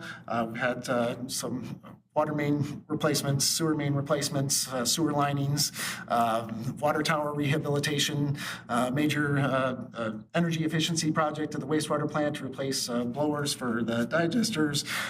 So we're now looking at additional $5 million in improvements we're modeling actually a little bit after the city of Saline and a water meter replacement program. So that's about half of that project, $2.5 million in that. So I appreciate you going first on some of that, learn a little bit from you. So obviously experience with how to budget those, how to finance those. I think that could be applied here as well.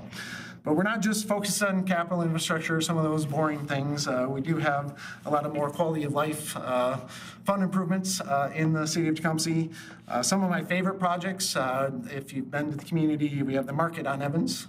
So that was a joint project between our DDA and the city, purchased an old lumber mill and turned it into now our farmers market, as well as an event space near the downtown. So we've invested heavily in that. That's kind of one of my pet projects we've resurfaced the road, we've added Wi-Fi, we've added lighting, we've added landscaping, and really made it a true community gathering space. So I know I'm talking with Main Street today a little bit. They have a similar idea of a gathering space in the immediate downtown. And so interestingly enough, that when we had to renew our TIF plan for the DDA, that came up as a high priority. So if I were choosing, that would be an exciting project for me as well. One of the interesting projects, we did a road diet on a state highway, M50. So it went from a 5-lane cross-section to a 3-lane cross-section, and that has really, I believe, enhanced our downtown significantly. It did not come without controversy. People weren't sure about that change, but I think it's been a real bonus in addition to the downtown. Made it a lot safer for pedestrians and truly made our more pedestrian-friendly downtown, which people are really looking for. Made just traversing back and forth a lot easier. So the other things we do a lot of in Tecumseh are the city works hand in hand with our DDA and our Central Business Association on events. And why is that important? So we try and have an event at least once a month. And the biggest thing is these small business owners are working on very small profit margins, very limited revenue opportunities, things of that nature. So putting people in front of their door, we feel, is hugely important for them to experience some more regular business and more reliable business. And right now, we have 100% occupancy in our downtown, which is, I think, pretty impressive for a small community. And we're actually looking at some development opportunities, a mixed-use development, which actually could add retail space to our downtown. So that's exciting for me. So when I looked again at this position profile, I think I looked at my experience and background, I felt like it aligned with a lot of what you were potentially looking for in your next city manager. And so actually, looking forward to the opportunity and the challenge for that matter. So thank you. Very good. That's very detailed. We appreciate that. We're going to transition. The first question will come from Councilmember Seal, and then we'll move to Mayor Pro Tem Dillon. Very good. This is kind of a two-part question. It should be fairly easy, but if you need further prompting, please let me know. Can you provide an example of a time when you had to communicate difficult information to the public or elected officials, and how did you ensure the process was transparent and built on trust?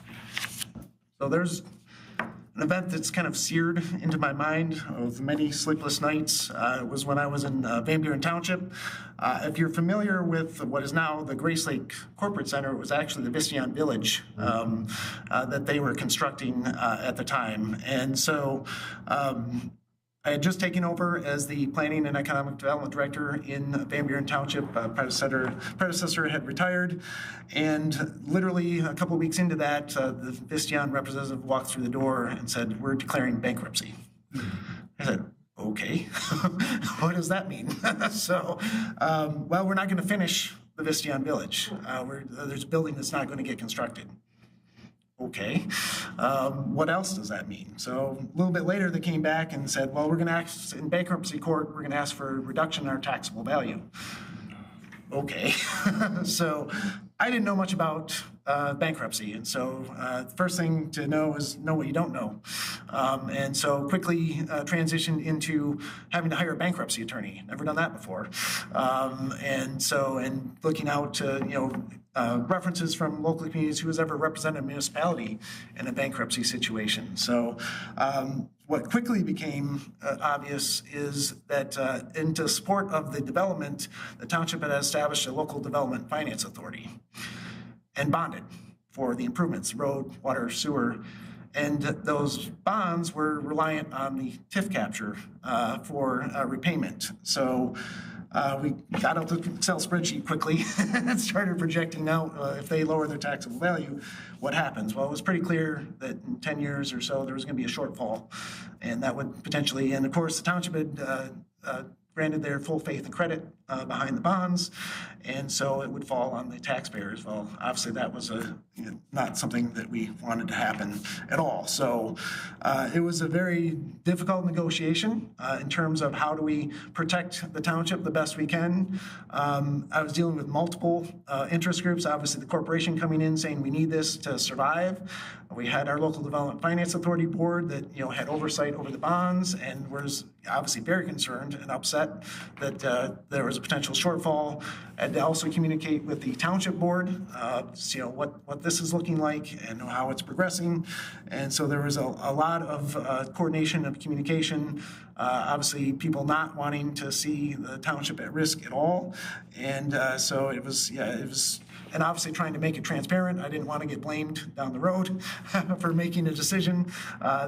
So trying to communicate that the best, have accurate records, public records. And so ultimately, we were able to get some additional cash settlement in the bankruptcy to kick the can further down the road, as well as actually stock. Well, okay, we can't hold stock as a township. What do we do with that? And having to figure out how to sell that stock, to a third party to ultimately, again, add cash and hopefully invest that money and keep that shortfall further down the road. So the other thing that we worked on very hard after that happened, that was after the dust settled with that bankruptcy settlement, was okay, how do we rebuild that tax base in that zone, and how do we, so we worked very hard on finding new tenants for the Vistion Village development at that time. We were successful. GE came in with their Advanced Manufacturing and Software Center. So as you know, with taxable value, once you lower it, it only goes up based on the rate of inflation. So we had to get new investment as best we could into that zone and into that LDFA district. So we were successful somewhat in that. And I think last I looked, although I think the township was still suing Vistion to come up with the last few dollars, but it had resulted in pushing that shortfall way down the road. So, but a lot of sleepless nights, a lot of communication with various boards and the public. It was an interesting I time. can imagine. Did you maintain cordial relationships with the Vistion reps during this time? We did, but it was definitely strained. Sure. May I tack on a question that's sort of embedded in this, but it's very important in our town as we've had some of these instances as well where developers just couldn't get to the point that they wanted to get to. And what tends to happen is the community hears about it, or they hear rumors about it, or they see the half-built building, the Tevic Hotel that has been sitting on Michigan Avenue for a while. What is your approach to relating as much information as possible? Obviously, this was a legal proceeding, so I'm sure there were fine lines that you had to walk. But what's your approach to relaying that information to the community and ensuring that the city is going to follow through with the city's end and continue to press forward and push to get things done? So generally speaking, more information is better. And so, for example, I know in just my agenda, formats for council, I view that obviously as a way to communicate to the public and include a lot of information in that, make sure that's public facing, easy to access. I know, we also do a fair amount of, informational blogs and things of nature on our city website to try and keep people up to date. Press releases also on the status of a project. So, generally speaking, whatever communication forms we can use, and we use social media to a certain extent because that seems to get the word out very quickly. And so we can do updates on projects via that as well. But and honestly, just trying to educate the public a little bit too on, we don't have complete control over this process. There is a private developer involved in the example you provided. And so there's some things we can do and some things we can't. And trying to provide a little bit of public information on that aspect as well. So I don't know if that answers your question. Absolutely. Thank you very much. Mayor Pro Tem Dillon? Thank you. My question is, what communication strategies would you find most effective for keeping the council, staff, and community aligned and motivated? So I think I communicate best one-on-one.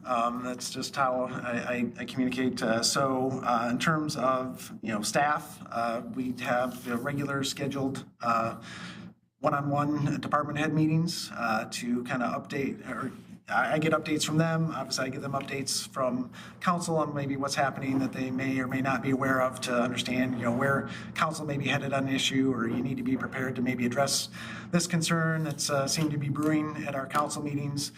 So I have a lot of one-on-one meetings with the department heads. Obviously, I also try and keep an open door policy so that whether it be department head, whether it be council member, certainly welcome to come through my door, and we can communicate that way. With council, it often depends on the individual council member on how they best communicate as well. So whether that is, we have a regularly scheduled meeting every month, every 2 weeks, whatever the case may be. They may prefer one council member that just likes to go to lunch. So we go to lunch quite frequently. I have another council member that just likes to drop in, when they have time. So I think from the council standpoint, it really, you have to, as a city manager, I try and gear, my communication with them based on their preferences, and make sure that it's on a regular basis and we're not missing something, hopefully, and they don't feel like they're left out of the loop or something of that nature. So again, one-on-one, but there's also formal communications. I think is probably standard. I do a regular city manager report that comes in comes in your packet, and that's a public-facing document as well. I rely heavily on that report, for example, from my department heads. They provide a lot of the information that goes into that report, and so there's, they know that that's getting communicated to council as well. I know our council in Tecumseh likes to see the department heads, directly sometimes come to a council meeting and explain a project. So we try and facilitate that when we can, so that they feel like, they can have direct communication with council as well. It doesn't always have to go through me, but obviously we want to also respect that council manager role and not tread too far away from that. So. both informal, I kind of explain that, and then some of the formal communication pieces that I provide on a regular basis. Thank you very much. Dan, we're getting a tiny bit of an echo. Would you mind pulling that microphone just a little bit closer? Yeah, very good. Thank you. Councilmember Gearbaugh. Thank you. Can you provide an example of a significant change you initiated in a previous role? And what was your approach and what were your outcomes? Can I use maybe a current role as my manager in Tecumseh? Yeah. Okay. Previous or existing. I'd rather you have a current one. Thank you. Yeah, no problem. So a recent challenge we faced in Tecumseh is we have a relatively small police department, 12 sworn officers, 13 if you include the school resource officer. And so we had a lot of demands for unique services that we really, as just a standard patrol officer, were having difficulty reaching. We did not have a detective position. And so what we were seeing when we had a complex issue or complex case, maybe there's been a lot of financial fraud and online fraud, and that's becoming very technical aspect. And so we did not have an individual detective that had maybe the expertise to investigate those, get assigned to whatever patrol officer was next in line, so to speak. And so there was a lot of, also with shift work, there's a lot of discontinuation of work and picked up later. And so it was becoming a significant problem that way as to how do we handle some of these more complex investigations. So looked at it and went, well, we don't really have a budget to hire a detective, so how do we do this? The good thing is we have a lot of experienced long-term officers that are frankly underutilized in the department. And so how could we create a detective position without creating a whole new position?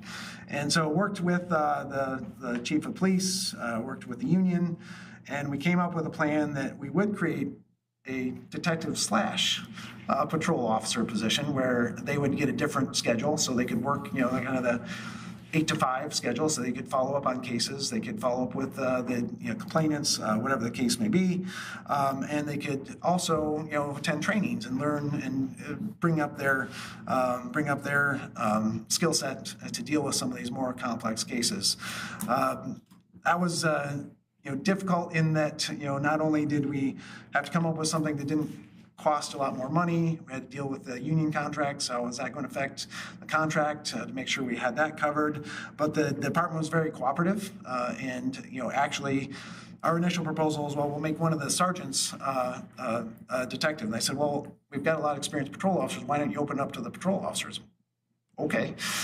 So there was a lot of communication between the police department with trying to work out any details in the collective bargaining agreement, but I think it was a good outcome where we did not have to pay a small premium for that individual officer, and they were able to fulfill that detective role. So I think that was difficult, but a good result there.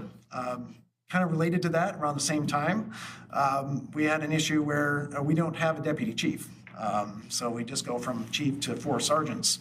So there's really no second in command. So it always came up when the chief was on vacation, who's in charge? And so that became a little bit of a challenge. So similarly, we followed that same pattern. We actually created a first sergeant position. And so it was identified that they would be basically the second in command, take on some more administrative responsibilities. But again, avoiding the additional cost of adding a deputy police chief. So again, involved the contract negotiations, involved some work behind the scenes, but again, the department was very cooperative in that. So I think some good outcomes there with what could have been a difficult situation. And just to follow up with that, by creating those positions, do they rotate, or are they basically one individual permanently for a period of time? And how do you address maybe jealousy or something of the staff and individuals within those particular areas? So it is semi-permanent, but the idea was it could, obviously pass on or rotate to another individual. But obviously with the training things required, particularly for the detective position, it needed to be semi-permanent. And, that really wasn't an issue from, the police department side. I mean, I suppose they feel like, well, they're getting a little bit of premium on their pay, but I think when they see the work that goes into it and they see the hours that are spent, they quickly realize, okay, it's worth it. And so it hasn't been really, we haven't experienced a jealousy issue. Okay, thank you. Thank you. We're going to move on to Mayor Pro Tem Dillon for another question. Yeah. How do you identify and cultivate leadership qualities within your team? So it's really, I guess, in my opinion, getting to know the individual as best you can, and knowing their strengths and knowing their weaknesses.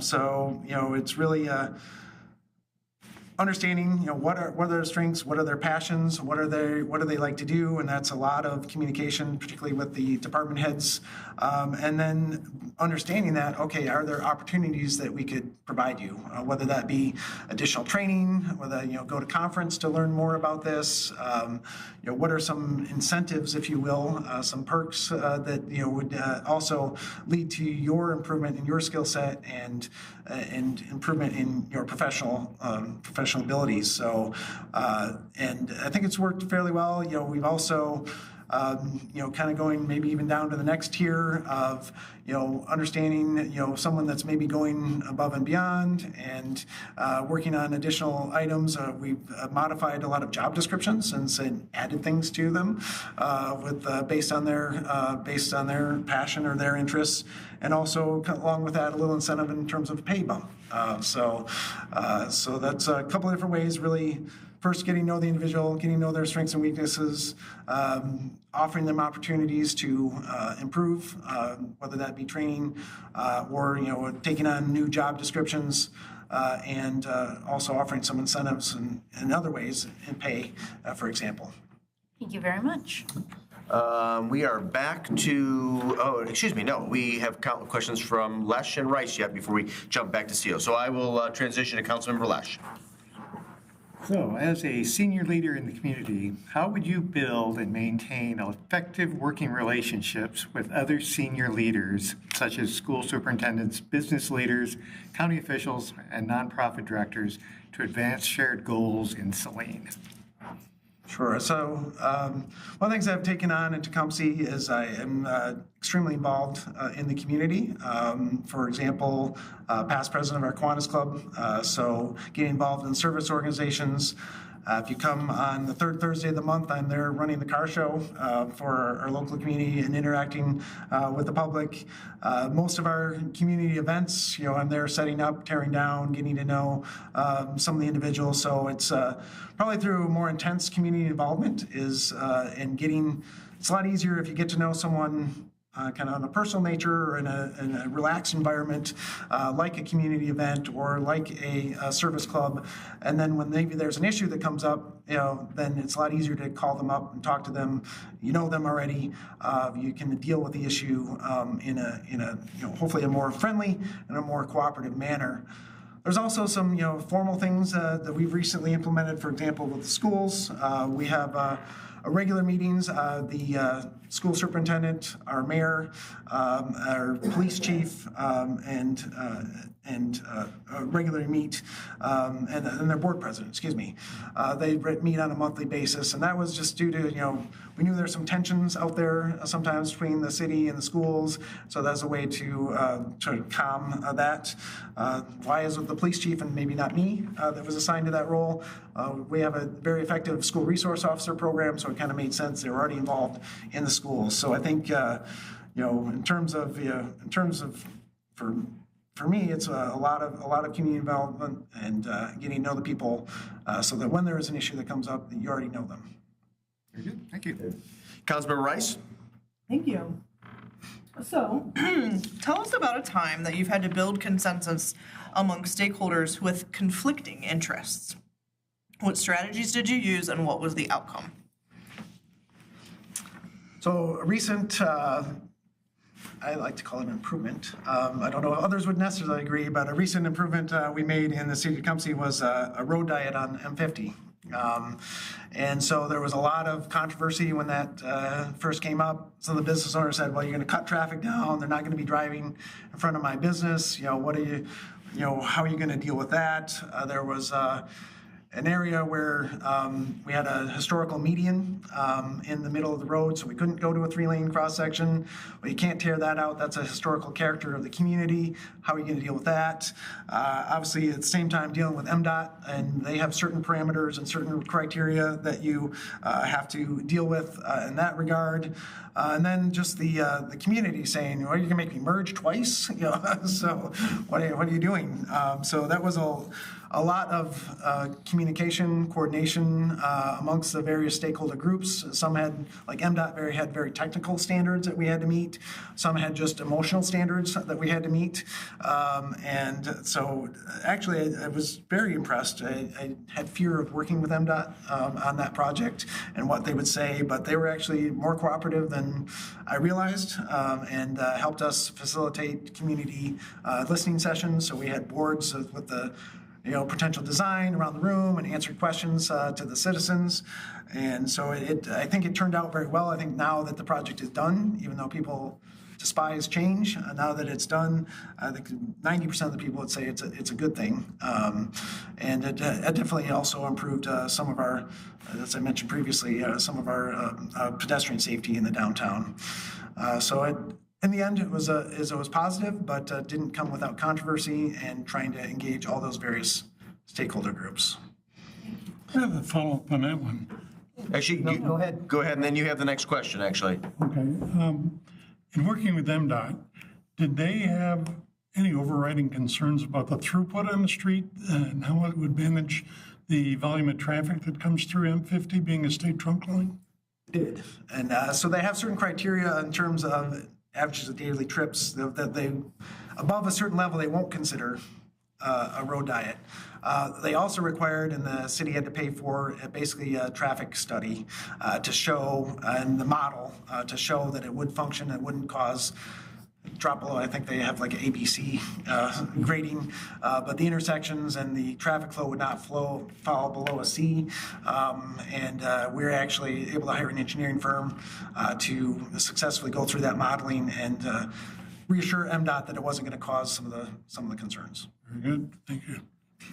My follow-up to it is, were you able to coordinate any other services and activities related to doing just the road, namely water, sewer?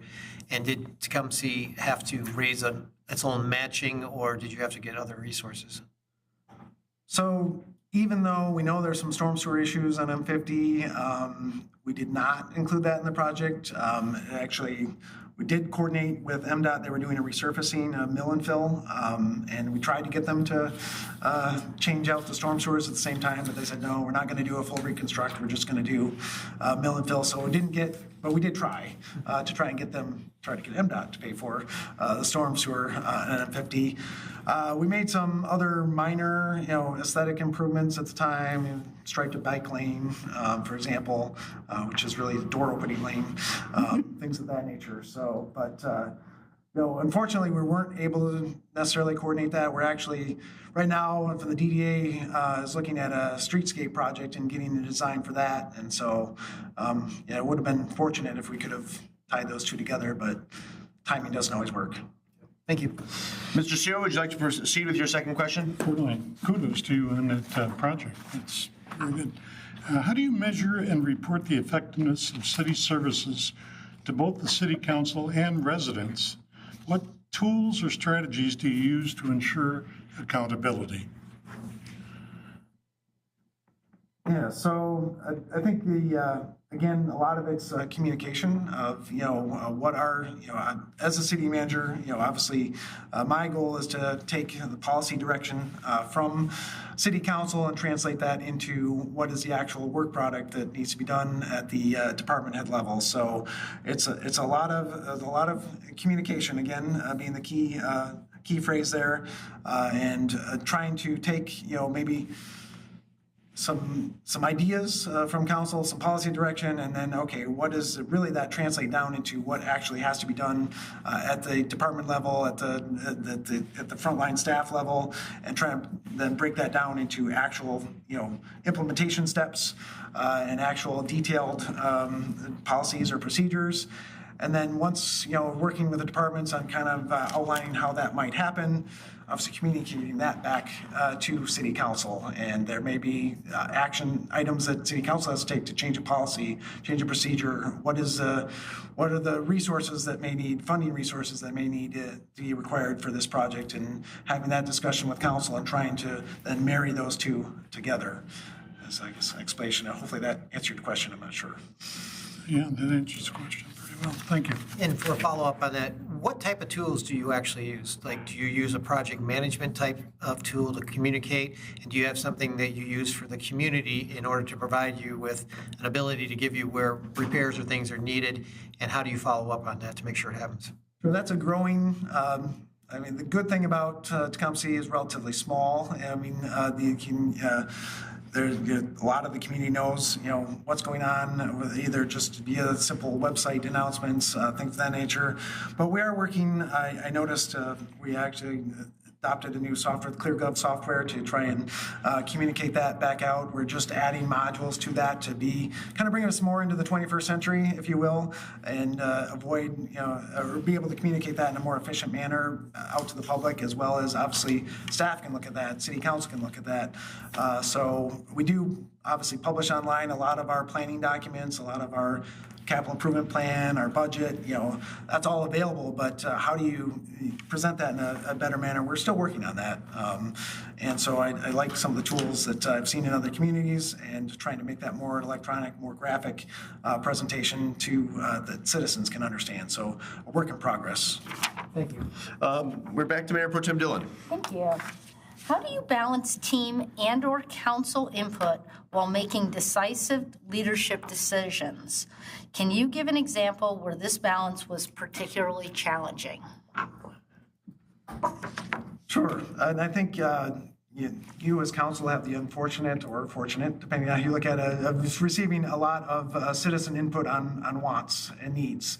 And so I think the first line, if you will, is trying to inform council on what's possible, maybe what's not possible, and so that when they're communicating with residents and hearing that input, they can be the kind of the first line of filter with that and understanding that.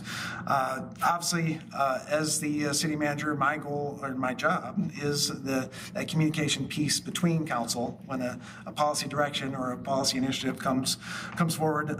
What does that mean in terms of implementation? And so that is a major part of my job is, okay, can we do this? What does it cost? What are the steps to get there? And communicating that down to staff, and is it possible? And then obviously communicating that back to City Council. So what is an example of, I'm trying to think of a recent example of where that's been difficult or challenging. So interestingly enough, one of the more recent issue was with our trash service in the city of Tecumseh. So we had a more traditional bag service that the residents could deposit as much trash as they wanted to on the curb and take care of that. Well, what we were finding from our service provider, we use Stevens Disposal, was that they were no longer really able to provide that service at the cost level, and so they're probably our next contract we're going to look at cost increases. They wanted to automate and go to the the arm trucks with the toters. So that was very difficult. The residents were basically telling council they don't want to change. We want to keep the service we have. I had the staff side or the budget side for me saying, well, we may not be able to afford this any longer. Our service provider is obviously telling us they need to transition to a new form of service. And so it was a lot of back and forth, and really explaining not only to council, explaining to the residents why that wasn't the traditional model was no longer feasible, and then obviously implementing that and making it as smooth a transition as possible for the residents. So it was a few bumps in the road, but I think everybody is still satisfied with the service, even though it's definitely a change for them. Thank you very much. I believe we are back to Councilmember Gearbaugh. Yes. Describe your experiences developing and managing municipal budgets, particularly as they relate to long-term capital improvement plans, infrastructure projects, and asset management. And how do you balance short-term needs with long-term sustainability? So Tecumseh, we have I believe, and I shared this a little bit earlier in the day, a fairly robust capital improvement program. And we take that very seriously. We have a 6-year capital plan, and it starts 6 months in advance of our regular budget adoption. So it's a very long process, very thoughtful process. It starts obviously with the department heads generating what projects they need, what they see coming down the pike, what are the needs, what are the priorities, and so really trying to ferret that out at the department level and put forward projects that we know are viable, that are feasible, that are affordable is the other issue, but having that preset criteria that we take a look at in developing that capital improvement plan. Then, once that general plan is together, we start reaching out to council, getting their input on what the projects they want to see move forward, what are their priorities, and trying to, again, bring that together with staff priorities. That is involved a significant work study session where all the department heads come in, present before council. Council has an opportunity to not only interact, directly with me, but also with the department heads and get a better understanding of the project. So, and then ultimately, we actually, of course, reach out to our planning commission in terms of reviewing those projects and how does that fit with the long-term, master plan. Are there some projects we should move forward because they are a longer-term or 30-year outlook, potentially even. So trying to incorporate that piece of it as well. And then the community obviously has input on that through public hearing and public meeting opportunities. So that's kind of on the capital side, and obviously that can probably throw the biggest wrench into your budgets on a long-term basis. On the operational side, again, it is a lot of direct communication with the department heads. They start with filling in all of their requests, and then obviously city manager and the treasurer and I get together and review that. One of the initiatives that treasurer and I are working on right now is going to a 2-year budget, and it's something that in Oakland County they've done, have been pretty successful. So trying to at least get it out there, a second year of looking at that. Do use some. Our finance software does have the ability to do some longer-term projections. So when we're looking at, numbers aren't working in the right direction, what is a 5-year projection? And so we do, the treasurer and I do some of that, working again with the department heads on what they see as their needs. So the operational budget is a little bit easier because usually that's incremental change as opposed to massive outlays and projects. And so obviously another component of that is the financing side, how you're going to finance that. Is it a millage request? Is it a bond proposal? What are some of the ways that you can finance it? So that comes into quite a bit of discussion as well. For example, just had a recent, we're looking at, I mentioned on the water and utility side, $5 million worth of projects. And so we started, with a rate study to show, okay, if we do all these projects, if we have to bond, what does that projection look like?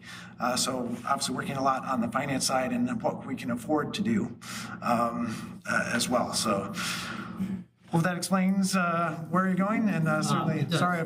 Just a couple follow-ups. You'd mentioned something about when you said about your budget planning, that you run your projects. Do you run your projects through your planning commission, the city projects? Yeah, wow. Actually, it's in the Planning Enabling Act. It talks your CIP plan actually should go through your planning commission. They should review it. So that's good to know. So. The one part you did mention a little bit about financing, bonding of that, but as we looked, and I've asked the other candidates, revenue growth. We can spend money, but how are you going to get that money to come in? You mentioned the rate change and evaluating that, but when it comes down to it, how do you get more revenue to support the projects and the things that you're doing for your community? So obviously the utility side, with rates, we have a lot more control over that. It's not subject to, state constraints, other property tax constraints, things of that nature. So, I think on the utility side, it's been fairly straightforward.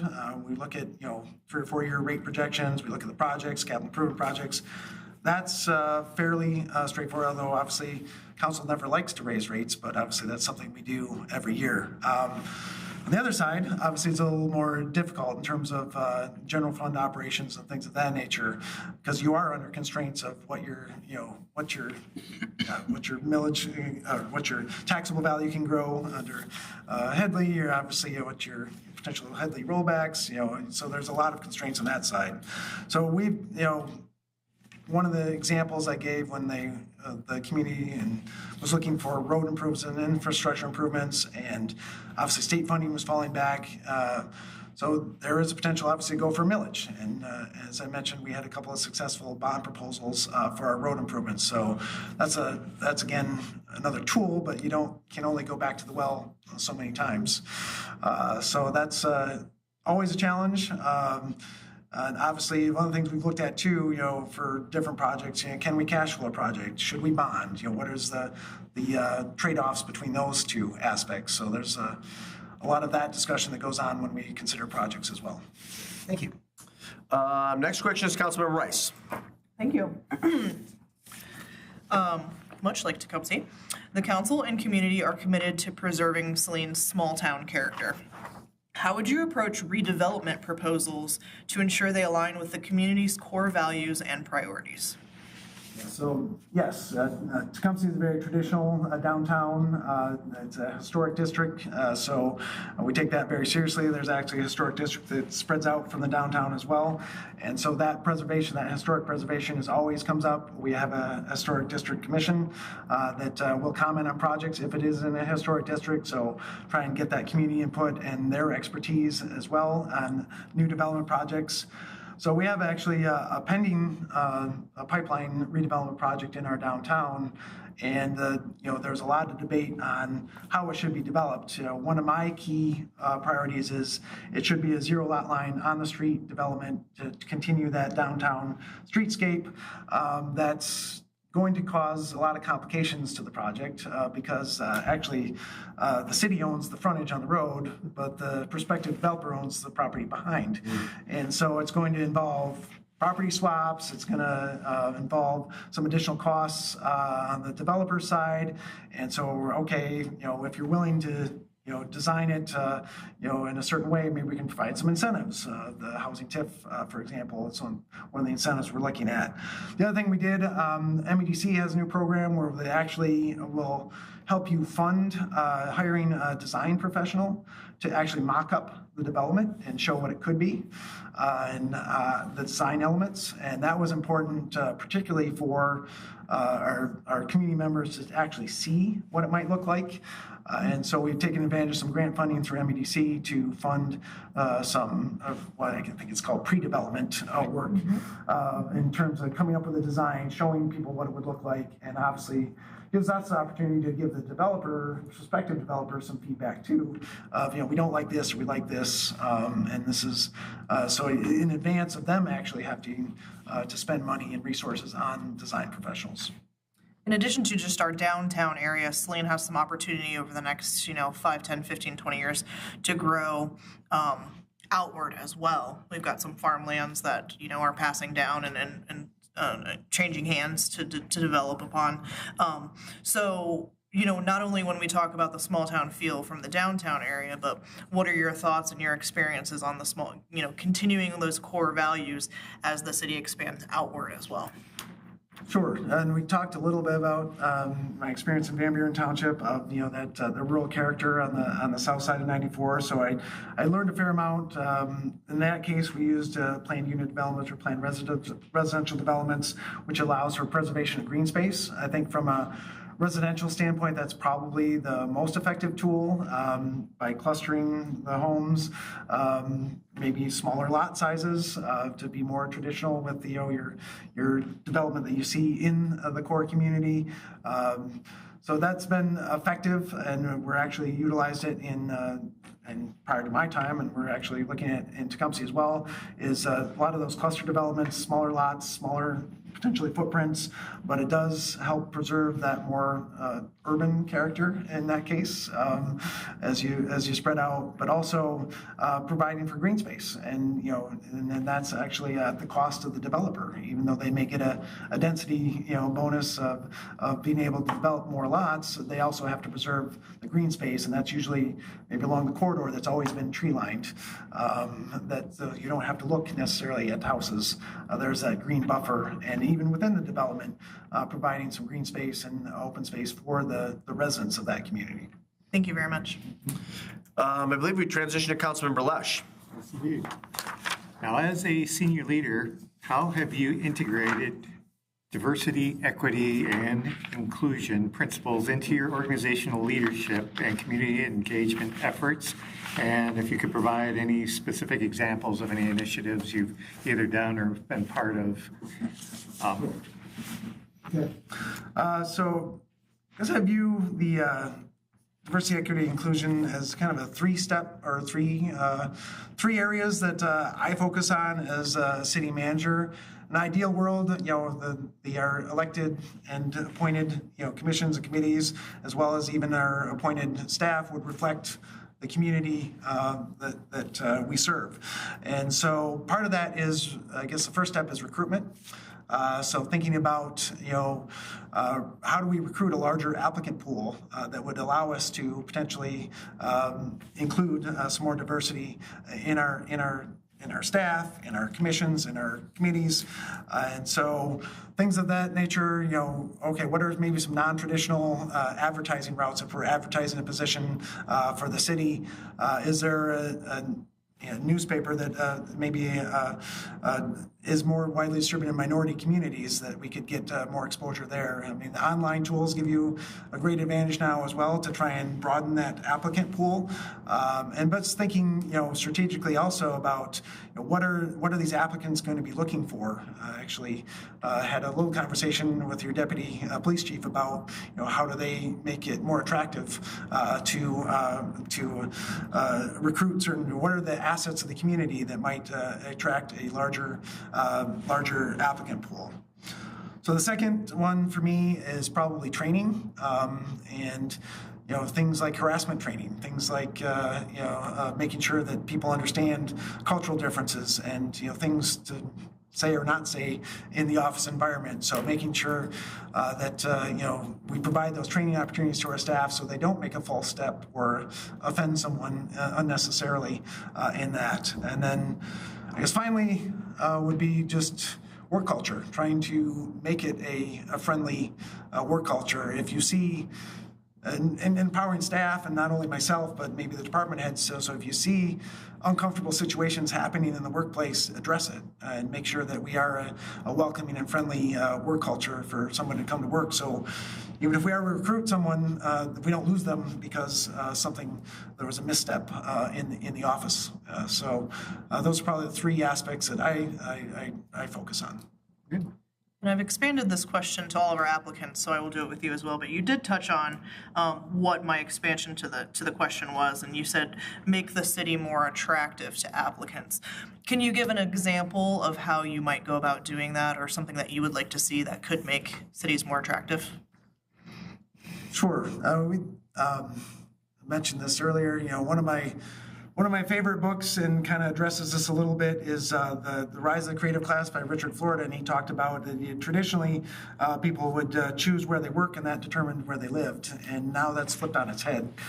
People choose where they live, and that determines potentially where they work. So certainly that is quality of life aspects are critically important when we're going through a recruitment process. So we always try to promote our parks, our Tecumseh Center for the Arts, our all those quality of life aspects that make us unique that you may not be able to find in another community. So that's a key part of it. Whenever we do a recruitment profile for a new position, we include a lot of those quality of life aspects in that advertisement and in that recruitment profile. And that Yannick, you have the last question. Nope, that leads right to me.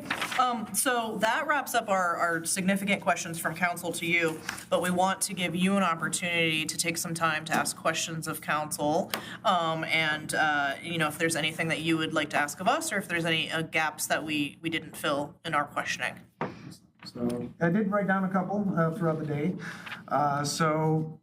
And actually, this is a question that I asked the department heads. So there's a fair amount of information about the major challenges that are facing the city, the dam, the wastewater, the infrastructure, the recreation center. So those are known, but what are maybe the next tier of issues or challenges that you see that aren't as well known that you could share with me? Your competition asks very similar questions of us. So I think this is probably about the fourth go-around addressing this question either directly or indirectly. So you said excuse me, did you say you have additional questions, Manager Swallow? One more. But why don't you ask that as well, and then we'll go down the line and address them both simultaneously. So throughout the day, I've heard more about the Tifa district. It's not a traditional DDA. I actually got a question from a downtown business owner. How does that work? How does that funding work? And so I guess I still don't fully understand, your Tifa district and what area that encompasses and what the funding that comes in, what projects or what expenses are allowed under that. Probably Councilmember Gearba and I are best equipped to address that. I can do the first part and maybe let him take a stab at the second in terms of funding, but we're happy to provide you a map of our Tifa district, but it's sort of like an amoeba in town. It hits a variety of different areas, including portions of our downtown and our parks. And funding has been allocated in a diverse, to a diverse array of projects over the past decade, but I'll let him comment on that further when we do a round of questions. I'll get to you second, Mr. Gearbaugh, if you can hang tight on that. Councilman Rice, you want to address Manager Swallow's first question about unknown challenges apart from the issues he enumerated in his list? Absolutely, and I think the way that I've answered the previous questions from previous candidates will fit right into this, because I didn't really hit on those, so yay me. My kind of top priorities here, and these are things that are a little bit more under the radar, are I want to, and we hear this from the community, we want to live in a city that is safe, is active, has the best parks. We do have those things, but I think making sure that these assets are communicated and that we're really utilizing them to the best of our abilities. We have a ton of park space. Are we using the park space to the best of their abilities? Are there updates that need to happen? And then our downtown as well. There's open storefronts downtown. How can we make our downtown more vibrant? How can we fill those storefronts and really make it a more active, engaging community? My second thing is bridging the gaps that we have with the school district. So as you may or may not know, the city of Saline houses the majority of the Saline school assets, with the exception of the high school and one of the elementary schools, which are in Pittsfield Township. So how do we bridge that gap between the school district and the city proper, and the assets that we have and the goals that we both have? Very similar goals, but how do we try to get to them together? And then lastly, which we just tapped on, bringing in diverse economies. One of the things that we're hitting up against, we may have mentioned this before, is we're right at the tipping point of being too affluent and pricing out a more diverse mindset, a more diverse skill set. We have some big infrastructure projects, and we're really maxing out our taxpayer base right now. So how do we grow that taxpayer base and take some of the weight off of the shoulders of our current taxpayers? Mr. Gearbaugh, do you want to address the issue of concerns and also maybe make a few brief comments about Tifa? Sure. For me, and the major challenges that we've had, and I think we talked a little bit about it, is that Saline is seen as a central community, central point for the entire area. We provide services. The townships around us want to continue to maintain their rural or laid back, I shouldn't say laid back, but they're a more less growth type of approach. So we're seen as being that community to provide that. While we do have some authorities and type of things, it's becoming a realization that we cannot afford in our community the continued exponential growth that's happening related to taxes and millages. So we're going to have to look at services and try and identify who can provide those services. Can we do it differently? Should we still continue to be part of what we are right now? Can we add to new authorities? Can we address that type of thing? The other ones I look at, and because of my background in financial and very much concerns that we've recently had within the last 2 or 3 years, accountability and making sure we have transparency. This board needs to understand if there is an issue with malfeasance, improper issues, fraud, any of that stuff, it is immediately dealt with and is dealt with properly. It cannot be dragged out. It cannot continue to happen that way. And it's a change in culture. It's a kind of aspect. People need to be reviewing and making sure that people are accountable and that stuff is happening. I feel that that's one of the things that we've done because of the way we had processes and things in place is making sure that those kind of mistakes and things don't occur and that we've implemented and done what we can to do that.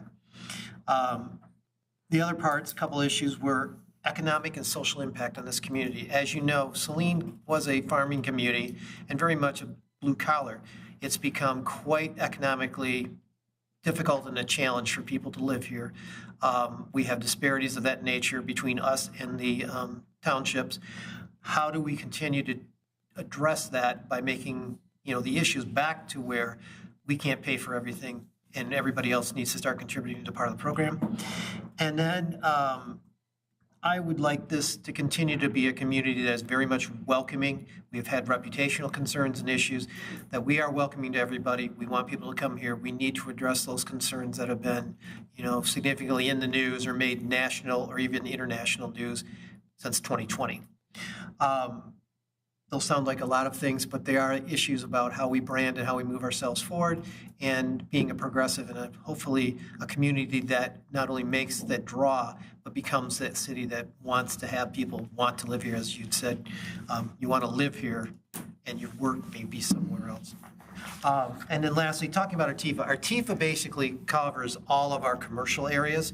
We were very progressive in how we managed to cover everything when they created it. Our forefathers, we might as well say, when they created it, have put it through all of our commercial areas, Michigan Avenue, our schools, all of our parks included it. So we've been able to use those fundings to support downtown parking lots, redevelopment, sewer, lights. We put in sidewalks, road improvements. If it's in the district, we try to figure out a way to contribute as part of the model to pay for those things. What I think a lot of individuals see it as being, can you do more in terms of maintenance and activities that may or may not qualify from TIFA? So what we try to do is capital improvements, those kinds of incentives, the type of money that you can use in order to hopefully conduce developments and those type of things, which kind of like the green space that we previously talked about. We also do have 2 LDFAs in our industrial park, which those tax captures have supported the redevelopment and the actual continuation of making those successful. So that is separate, but the TIFA basically is used. And then we have provided general fund dollars. If you couldn't use TIFA, we may play a little different swap in how we can help within the laws that are allowed by the state to use our general funds. But Dan, you touched on 3 very important issues, which are the rec center, the dam, wastewater treatment plant, which either will need to be resolved or we will need to act upon within the next 12 to 24 months. And they're all on different sort of timeframes and trajectories at the moment. But I think it's absolutely, it's certainly true that they're priorities and ought to remain priorities in the ensuing months. I mentioned this to the other finalists as well, but I think one of the things that will be indicative of both short-term and long-term success is the full integration and implementation of our relatively new strategic plan, which represents, our most holistic and comprehensive approach to date, which has overarching themes, specific goals and objectives, timeframes, and then assigns tasks to individuals, groups, both on staff and within the broader broader community, including elected officials. So I'd encourage you to take a look at that. So a lot of work went into that, and if that remains sort of the beacon for how we navigate in the future, I think that. I think they found the summary document. Oh, good. Is the detailed document on the website as well? I believe it is, and if not, you can follow up with myself or the city clerk, and we're happy to provide that. I would say, in addition to infrastructure and sort of changing our culture and transitioning from a reactive mode to proactive via an asset management approach, I'm a firm believer that one of the greatest opportunities that we have in the ensuing years is on the economic development front to expand our tax base, both our housing stock and commercial, and bring additional jobs, services, and amenities to our community, which will enrich our citizens' quality of life, but also provide us the much-needed tax revenue to do all of these laundry list of items that we know are important to the people we represent. Mayor Pro Tem Dillon. Thank you. So we've kind of refined this a bit as the evening has gone on, and I think so we've all sort of kind of started to intertwine a bit. But first, I want to make sure that we're not frightening you with that next tier, because I think right now it seems like it's a really big bucket, and I think, within that tier, there's obviously tiers that would be, so I don't think that we all have the assumption that that would be the next level. For me, there's one thing is that we are a small community that has great expectations. We have provided quality services for years and years, and right now we're trying to find the balance of how to keep services, how to keep all of these amenities, and balance our budget at the same time. And I know that, as Mr. Gearbaugh had mentioned, things, even like our parks, we have people from the outside that are utilizing them. Our trash service, we have people from the outside that utilize them. And so, just trying to find that balance is really, and I would be remiss if I didn't mention leaf pickup, because there's always a lot of conversations every year about that. So I think that's definitely, on the radar to be done. The other thing is that this community has made a significant investment in planning. We have created our strategic plan, our master plans that include just our city master plan, parks master plan, water, sewer master plans. We are really kind of delving into this so that we are going to make data-driven decisions. And so we're moving more to asset management now. So for me, a priority is making sure that those documents don't sit on a shelf. That although we do understand that they're living, breathing documents and there will be changes, that there was a significant amount of effort put into them, and making sure that whoever is sitting here, who is ever sitting in the corner office, that carries forward. Mr. CEO, any thoughts? Yes, sir, I do. Thank you. Two things I see, Dan. US 12, and that's why I was interested in your road diet. US 12 divides the city in half. Trucks come thundering through there, motorcycles go speeding through town. Traffic, of course, is always an issue in any community, but US 12, I think, is a special traffic issue. And I know our Main Street folks would like to have the speed limit reduced. There's always talk about what can we do to make this a more desirable community, given the fact that we have all this traffic right through the center of town. So that's one issue. The other one I see is communications. And again, you've talked a lot tonight about communications. We just hired a consultant to help us with our communications in the city. And here's one of the things that baffles me. In this age of information, where we have all these communication channels, I think people get overwhelmed by it, and they just have gotten to the point where they ignore most of it. And one issue I know came up, a woman that I served with on one of the commissions had a water leak somewhere at her house, caused her water bill to be huge. And when she said, how should I have known this? We said, based on the fact that we all have new water meters, you can look at the actual daily consumption of your house through this online ability. Well, how am I supposed to know that? And I pulled out the quarterly newsletter that the city publishes. And in the last quarterly newsletter, there was an article that addressed that very issue. And her response to me was, quote unquote, I don't read that shit. So in the face of that, how do we best communicate? You know, it becomes very difficult. Like I say, I think because people are inundated with this 24-hour news cycle, they've become almost immune to listening to the kinds of information that's out there. And how do we as a city then overcome that and get our message out when we need to? Mr. Lesh? You know, being the newest guy on the council, I get to go last, so I just get to go ditto, ditto, ditto, ditto, ditto, because you've been overwhelmed with a lot of information already, and you've already served a long day. But, you know, I do have to say the one thing I really liked out of your interview was your willingness to go out there and be part of the community, because, I mean, I think that's the best thing we could get out of a city manager is just getting out there, meeting the citizens.